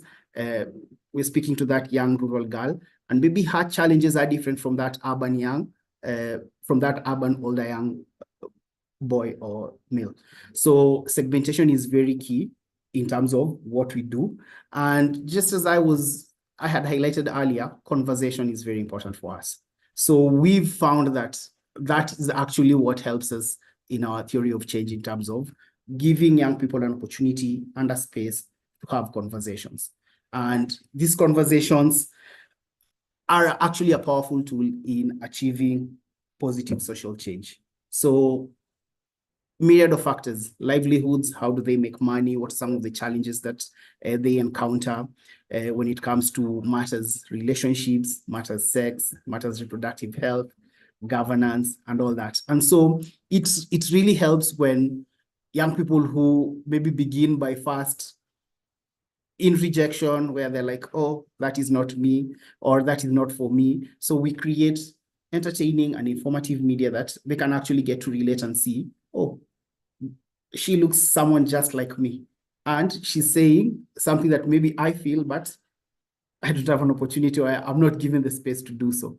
And so, yeah, it's very much important. Conversation is at the heart of what we do. And we really, really encourage young people to have those conversations within our platforms, and also in their own safe spaces, in their community, on ground, whenever we get an opportunity to actually go and talk to young people and create and have an event where we bring them together to showcase their talents, to get them to actually be heard and have a good time. And so when it comes to engaging maybe with things like people like government or institutions, specifically government or others which are not primarily young people, or don't have young people as their audience, but actually do touch on young people, we do give an opportunity, for example, for young people to talk to people in government, the actual administrators. We find that sometimes they feel out of touch. Someone will stand there at a podium, speak down to them, so they don't feel involved in the decision making. So we do take it upon as a challenge to actually get those administrators, those people who actually are involved in the decision making, those people who we can actually follow up and just say, how is this meant to be done? How would I get a loan for a young person that politician talks about? How would I go about it? So we do provide those opportunities for young people to engage with people who they can actually use as a resource. And then luckily we've been fortunate enough where we have some of the work that we do, we publish it and just amplify the voice of young people. And we've seen it especially during the COVID pandemic, where some of our publications were actually used in terms of creating policy, in terms of the government actually getting to hear. These are the challenges young people are facing, and this is what they actually want. So that is a positive. And within our campaigns, because sometimes it can be a challenge Paul, where can I interrupt you? Yes. I think your time is up. My time. Okay, I think I've mentioned But all thank you so much for sharing about, your strategy of using storytelling and conversations and interface with the resource persons. Yeah, that's a good one. And next, I'm going to Sanaya, requesting Sanaya to come in. Thank you. Hi, everyone. Before I begin, can I please actually request that you put any reactions, questions, comments into the chat so I don't feel like I'm just talking into the void. And also because I really want to know what you all think. So hi again, I'm Sanaya Bharucha and I work as the Global Head of Student Leadership and Voice at Teach for All. And I'm not sure if you've heard of Teach for All, but we're a global organization and a group of network partners who operate independent, locally led organizations in over 60 countries. For example, Teach for India, who I'm sure many of you may have heard of, is actually one of the Teach for All network partner countries. So all of us across Teach for All are working to transform the systems that hold children back. And I'm not actually going to talk about our work with governments towards systemic transformation because we believe that systems are made of people and people change systems. So what we need is collective leadership. And by collective leadership, I mean leadership that's collaborative and encourages leadership in others rather than individuals acting only on their own. This is also how we work with our students. In 2018, we set up the Student Advisory Council at Teach for All, and those rotating cohorts deeply impact our vision and work across the organization in an ongoing, very integrated manner. And apart from the Student Advisory Council, a specific initiative we run at Teach for All to amplify the leadership and voice of our students is the Student Voice Accelerator, or SVA. And the Student Voice Accelerator supports organizations to grow their students into really compelling advocates for change. And this program has been designed, co-created, and also co-facilitated by our students. But let me tell you why we started the Student Voice Accelerator with a little bit of a story. So we've heard of the incredible impact that students like Malala has made when she was just 11 years old, or by Greta when she was 15. But how many more incredibly impactful young people can we name? Have you heard of Esther or Alexander or Isha or Elisabetta or Sugandhan or Raquel? You know about the powerful impact of these two famous students, Greta, Malala, but I'm going to tell you about a student who is just like the ones that many of us know. Her name is Esther, and Esther is a student from Teach for Nigeria. She comes from a really poor community where she noticed that many students were dropping out of school. The boys were going fishing to try to earn money, and the girls were getting pregnant and leaving school to have babies when they were still teenagers. And Esther realized that this was going to be her future and the future of her friends and classmates if she didn't actually do something about this. So she decided to build a tech lab. And her dream was that this tech lab would help students learn 21st century skills and tech skills so that they would stay in school and have access to really good jobs later.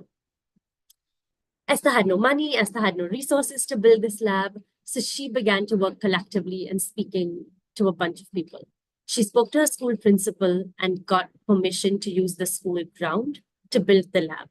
She also spoke to other students, to teachers, to parents, to community leaders, and convinced them that this was very important for their village and their community and the future of their children, including herself. She got people on board, and everyone in the community collaborated to build the lab. So people were out in the forest, out in the wild, collecting bamboo for them. Others came on weekends and they physically built this lab with their own hands.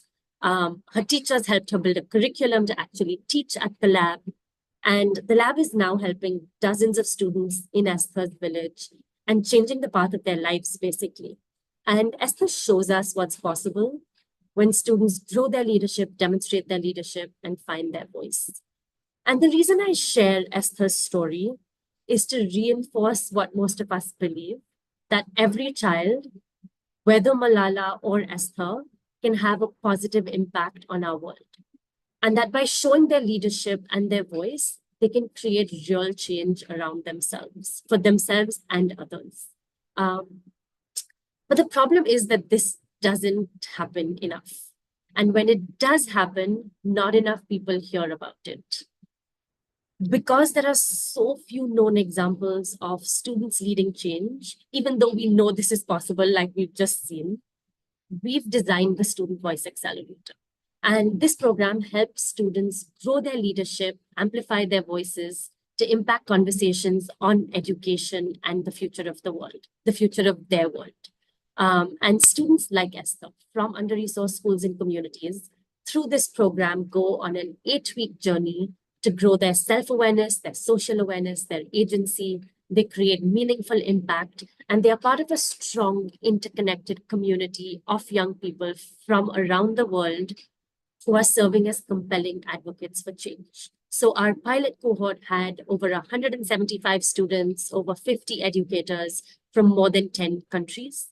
And in this year, we're scaling that much, much higher.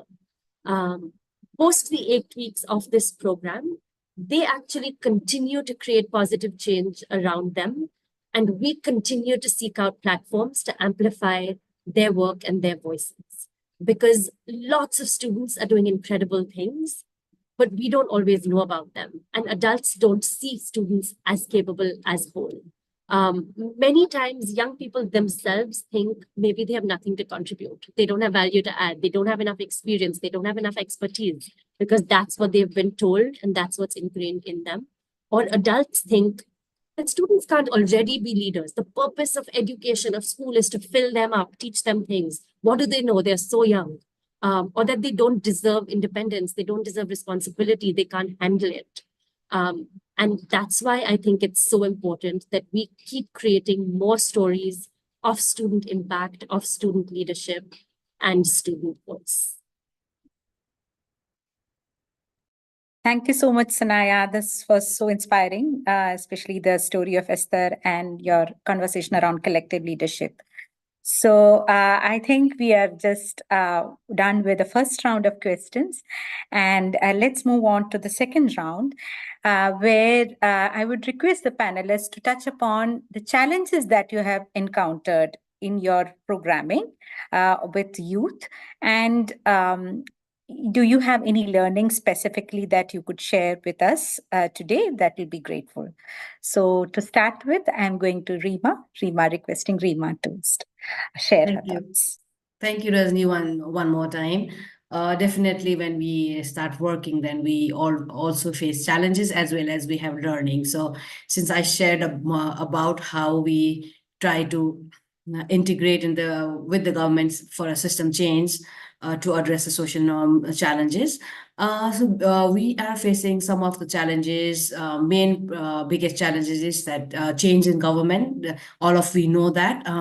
So as the changes, their priority shifts, and with the different people leading, with the different agencies. For example, when we already had finalized, standalone life skills curriculum in Africa, then government changed. Then the new government decided that they didn't want to have a standalone, so we had to work again back and integrate it through the curriculum with the subject wise. So this is how it's kind of keeps changing, and we really had to rewind and work with them. And another challenge definitely all of us faces is ensuring robust monitoring, that the correct channel of the state and system to contribute and collaborate for strengthening of role of all stakeholders is needed. And also we have sometime program fidelity in implementation, ensuring that implementation to meet larger goals, and then for a social behavior change as we gathered and achieved. And very common, a few challenges we all face is sometime when we want to scale and work for sustain, we might lack of funding. So for that, we try to seek diversified funding sources, as well as for a local and corporate sponsorship, so that we work on the lack of funding, and then to have a supplement of viable resources. And we are still working on to ensure sustainability of our program because we want to reach as many young people as we can. So we are developing the strategies for long-term planning and investing in organizational capacity as well as network building and collaborating more with government so that we can reach to many people. As I said, like systematic change, but then we also, I just saw in one comment that what about incorporating a tribal community as well. So due to lack of fund, and we might sometimes we lack reaching out to the most needed people as well. But we are working with tribal ministry in India as well to reach out to them and provide a life skill so that they can build their confidence, self-esteem, and then they can amplify their voice as well. So basically, partnership with government means that we have to align the government process, and often we depends heavily on their plan and schedule. So it requires us to be more flexible, adaptable. So we have to let go sometime, deadlines, that also matters a lot. And some of the learnings I would like to share with you all is we engage intensively with community and parents of those young leaders. So engaging with them is so much meaningful that we provide them that understanding of their roles and responsibility, how you can support your children to continue their education. So working intensively with parents was one of our learning and successful practices, and definitely working with a campaign and working in clubs, making youth leaders, it has always been a best practice so that they themselves come across and talk about their challenges and amplify what their challenges to in front of other stakeholders. Yes, a lot more to share, but then yes, thank you. Thanks, Rima, for bringing in the learnings of, patience, flexibility, adaptability of working with the government, and also looking into aspects of sustainability and throwing in your learnings from the community-based interventions. Thank you so much. And now I'm going to Nisha. Nisha, over to you, if you can share. Absolutely. I mean, I think I loved what you said, Rima, and I couldn't agree more in terms of the importance of adaptability and flexibility. I think there's a couple of things that have bubbled to the top in us doing this. So first and foremost, I think is the importance of investing in the process of participation. Very often, we're so focused on the outcomes. Number of girls retained in school, number of young people who have gotten jobs, that we forget that young people need a tool, like tools in their toolbox to be able to make effective decisions. And if we don't invest in putting a hammer and a wrench into a toolbox so that they can use them to share their ideas, share their ambitions, share their wisdom, then we're not going to get anywhere. So I think the number one learning that we've had is that we need to fund the process of participation, but importantly, take the time with the process of participation, because it's wildly unfair to put a young person into a decision-making position without them having those skills in their arsenal. So time as well as process are vital.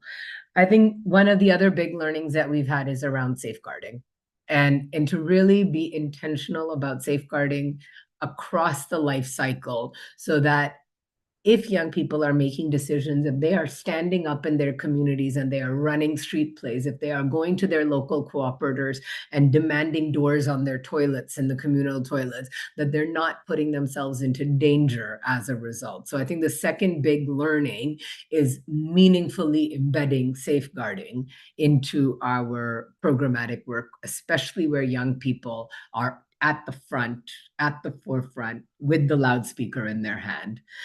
I think the third thing, which I touched upon earlier, so I won't say much more, is that one size doesn't fit all. So we have a program guide just to answer some of the questions in the chat in terms of curricula exists, and Empower's written some with written that with girls. So our most recent our most recent program guide on our adolescent girls learning community actually had an editorial board of 6 girls who had been to the program, and they said, this exercise was horrible. This was too long. This form needs more space so we can draw as well as write. But all that is a guide, because we've noticed that forget differences between Colombia and Vietnam and Nigeria and India. We see differences between Delhi and Mumbai and Chittorgarh in Rajasthan. So it's just recognizing, I think that's the biggest lesson, is you can have all of the guides and you can have all of the models in the world, but it's not going to work for young people in every single location because of the intersectionalities that they're bringing, because of the issues that are important to them. And I think finally, flipping around, because Empower is a public foundation, is funding is very difficult because it is a tough concept to explain, right? You can't walk into a room and say, hey, so we want to start this youth council, and then we want to fund our programming out of that, but we don't know what the programming is going to be because the young people are going to decide that. And we can't tell you right now whether you're going to be funding SRHR programming or addressing the digital divide, because we're waiting to hear from young people. So we can let you know in 6 months, but we can't let you know right now, because in months 0 to 6, we're going to be training the young people, and then we're going to be, they're going to be making the decision. So I think those are the sort of challenges that have bubbled to the top for us. And I will stop there. Thank you. Thanks, Nisha, for bringing in those 4 main pointers. And I think we're all nodding head, and I'm seeing that we all resonate to, a lot to that. Over to you, Paul. Now I'll request you to go. Thank you. Yeah, it's so true what Nisha was saying. It almost sounds things that are very similar to us. And some of, I think the biggest challenge is around that time and funding, where, for example, we want to sensitize people to go out and vote. But if you find that if maybe funding for that, or the time that you're given to do that, is less than a year before the elections, it's not a meaningful enough time to have that conversation or have that impact or that effect. And so how we tackle that is making sure that that thing about governance, that thing about participation and engaging with your leaders, holding them accountable, it's part and parcel of our everyday media, regardless of if there is an election or not. We might ramp up when it comes to the election, but then again, it wouldn't make sense for us to just talk about it during the election time. And then, as I think Rima was saying, you find there are other bodies who maybe you cannot direct, you don't have a direct influence over. And this is where stakeholder mapping helps us, because there are people who talk to maybe leaders, and they do a lot of work in terms of sensitizing those leaders. And so how can we partner with them? How can we partner with them so that our message becomes more effective, so that they can point us towards the right kinds of leaders and the right kinds of messaging, so that we're not speaking in a vacuum, we're not setting up young people for disappointment down the road. So be it private institutions who are doing that, be it engaging the government itself when we have publications, it's very important where we have campaigns or programs that, again, address the various stakeholders, and you do that from the inception, from the needs assessment. Who do we need to speak to around these young people who can amplify our message? And then sadly, sometimes you can do all that, and then we have non-committal leaders. So we had an event some time back where we brought administrators, and they participated so well in that event, and they actually told the young people, come and talk to us about roads in the office. Sadly, when they went there a few days later, they were non-committal, almost to the point of, no, that was almost like denying that it was actually them. So sometimes we can use that to amplify to young people. Of course, that's a short-term effect, but if you continuously hold your leaders in account, if make sure that you're voting in the right caliber of leaders, then that will have that long-term effect where your voice will actually be heard. So yes, that is some of the challenges that we face, and those are some of the ways we go about tackling them. Thank you so much, Paul. And now I'm going last to Sanaya. Over to you. Thank you. Thank you, Rajni, and thank you to all of you who've spoken before me. I was actually going to share some learnings around safeguarding and the importance of the journey, not just the destination and not just the numbers, and also for our students to actually be well equipped to travel that path. But Nisha and so many of you so eloquently already spoke about those. So I'm going to change tack a little bit and talk about one of our challenges. So we deeply believe that those who have themselves experienced the inequities that we are working to address should guide and lead this work. And our students are the ones who are experiencing the inequities, the injustices of our systems every single day. And they're really uniquely positioned to be our partners, to be our guides in this shared quest that we're on to create a better future for all of us. And knowing that our students are capable leaders and capable change makers, not just in the future, but today, we're really committed to working in partnership with our students. But honestly, every day, this is a struggle. Often adults don't believe in the capabilities of young people, or maybe they don't want to share the power they hold with the young people. But whatever the reason, one of the biggest challenges is convincing, showing, proving to adults that it's important for us to work in partnership with our youth, with our young people, and that these folks are already capable leaders today and already impactful change makers today.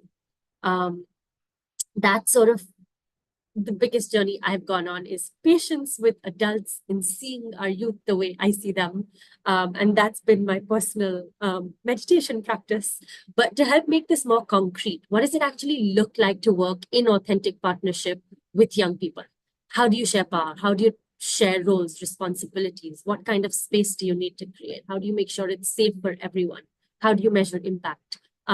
We've gathered insights on what these conditions are that foster authentic partnership between youth and adults. And we've created a resource that outlines these insights, examples, tools to help both teachers in the classroom work in partnership with their students, and also help adults leading organizations to be able to meaningfully and powerfully work in authentic partnership with youth to drive their work forward. So I'm going to pause there, but maybe one of the hosts can share that resource in the chat just now, or maybe after the call, so you can all have a look at that. Thank you. Thank you, Sanaya. I really love the part of, you're touching upon the norms aspect and, the power equations aspect. So I think it was really kind of great to hear all of you. And as we are here to really learn from you, what are the common strategies that are coming out? There are certain common elements that are coming out of different programming with youth in different parts of the globe, especially with the global south. And also some kind of challenges which are similar, and also some are very specific to the context.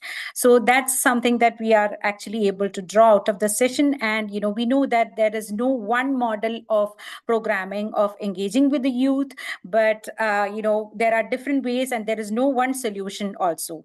But I think all of you had really touched upon the aspect of centrality of youth, especially from an intersectional lens. You've also touched upon, building their capacity, especially through life skills or, storytelling, or through conversations, or through student leadership. So we've brought in that kind of, how do we really emphasize the aspect of fostering kind of youth leadership. Also, you've touched upon, how do we really create an enabler for the youth to, work with the existing system, so that there is more resilience that is being built. And I think most of you who had also touched upon the aspects of, connecting them to various opportunities so that they have those spaces to really talk about the stories, their stories, and also the stories of others, and be good change makers. And, we really envisage for really creating an environment where they become the change makers for the Global South. I think that's something that I can draw from today. And I think I should wish all of you from Dasra and Girls Not Brides for a more enriching experience of working with the youth and sharing more of your stories in such platforms. Thank you, and over to you, Tanya. Thank you, Dr. Rashmi, for your very pointed and insightful questions and for summarizing this discussion so very well. Thanks, Nisha, Paul, Rima, and Sanaya. It was absolutely great to hear about your work and hoping our participants here find patterns and synergies beyond the borders and tap into these learnings and networks too. As you can see, we have so many questions already pouring in the chat, but I understand that it may not be possible, to respond to all right now. If I may take the liberty to suggest to the participants to reach out to all our panelists on LinkedIn to take the discussion ahead. We can paste their profiles on chat again for you to access. Thank you so very much. And a big thank you to everyone present here. This was a very heartwarming day of collaboration. And to close the virtual day of Youth Bole of Meri Baari, I would like to invite my colleague, Divya Mukund. Hi, Divya. Hi. Hi. Am I audible? Yes, yes. Hi. Welcome, and over to you to close the day. Thank you. Thank you so much. It's been like an amazing day. And I won't keep everyone too much because it's also been a long day with lots of different and exciting sessions. But I'd just like to say a quick thank you to all of our thought partners, really, that worked so closely with us to make this day possible. Starting off with Dalberg, with the YP Foundation, with Prava, with Pro Sport Development, UN Women, and of course with Girls Not Brides. This morning, Sharja also talked about the fact that, we have been creating platforms all along with a number of collaborators because no one organization is going to be able to really sort of work in a silo or work alone. I'd also like to thank our ISL interpreters, Prachi and Pinky, for fantastic and wonderful energy throughout the day. And our interpreters, Hatim and really you sort of made it possible for so many people to join and to be able to follow the conversations and discussions here. We wouldn't be anything without all the wonderful panelists. I can't really repeat all the names because there were so many of you who came, gave your valuable time, your rich insights. So thank you so much. A huge thank you to all our panelists. And I think I'd just like to end with maybe, just three sort of thoughts or quotes that really sort of stood out for me today in today's discussions. In the morning, in the first half, one of our panelists shared that इतने सालों में जो उसने बदलाव देखा है, because sometimes change थोड़ा सा देखने में मुश्किल हो सकता है, लेकिन इतने सालों में जो बदलाव देखा है, उससे उसको बहुत उम्मीद मिलती है और उसको बहुत इंस्पिरेशन मिलता है अपने काम में. एक और कोट आया था कि there is no such thing as perfect solidarity. And it's okay for us to admit that there will be conflict, it will be difficult to have solidarity, and we need to have those difficult and uncomfortable conversations between as well as across movements. I think a lot of people throughout the day really told us that, we need to recognize the diversity of young, whether it's around axis of caste, around axis of gender, around axis of sexuality, around axis of geographical location. If we don't take those realities and identities into account, we are going to be missing something in our sort of respective endeavors. And lastly, we just heard, this line saying there's no bigger expert in the life of girls than girls. So just extrapolating it to say, really, there is no bigger expert in the lives of young people than young people themselves. And I think today's space, and we also have an in-person event tomorrow at the India Habitat Center in Delhi, is really that attempt and effort to really listen and amplify what we are hearing from young people, really create that dialogue space for all of us to be able to deliberate, cross-exchange, share, challenge each other, so that we can keep this collaboration going. Thank you so much, and we'll end the day here. Thank you so much.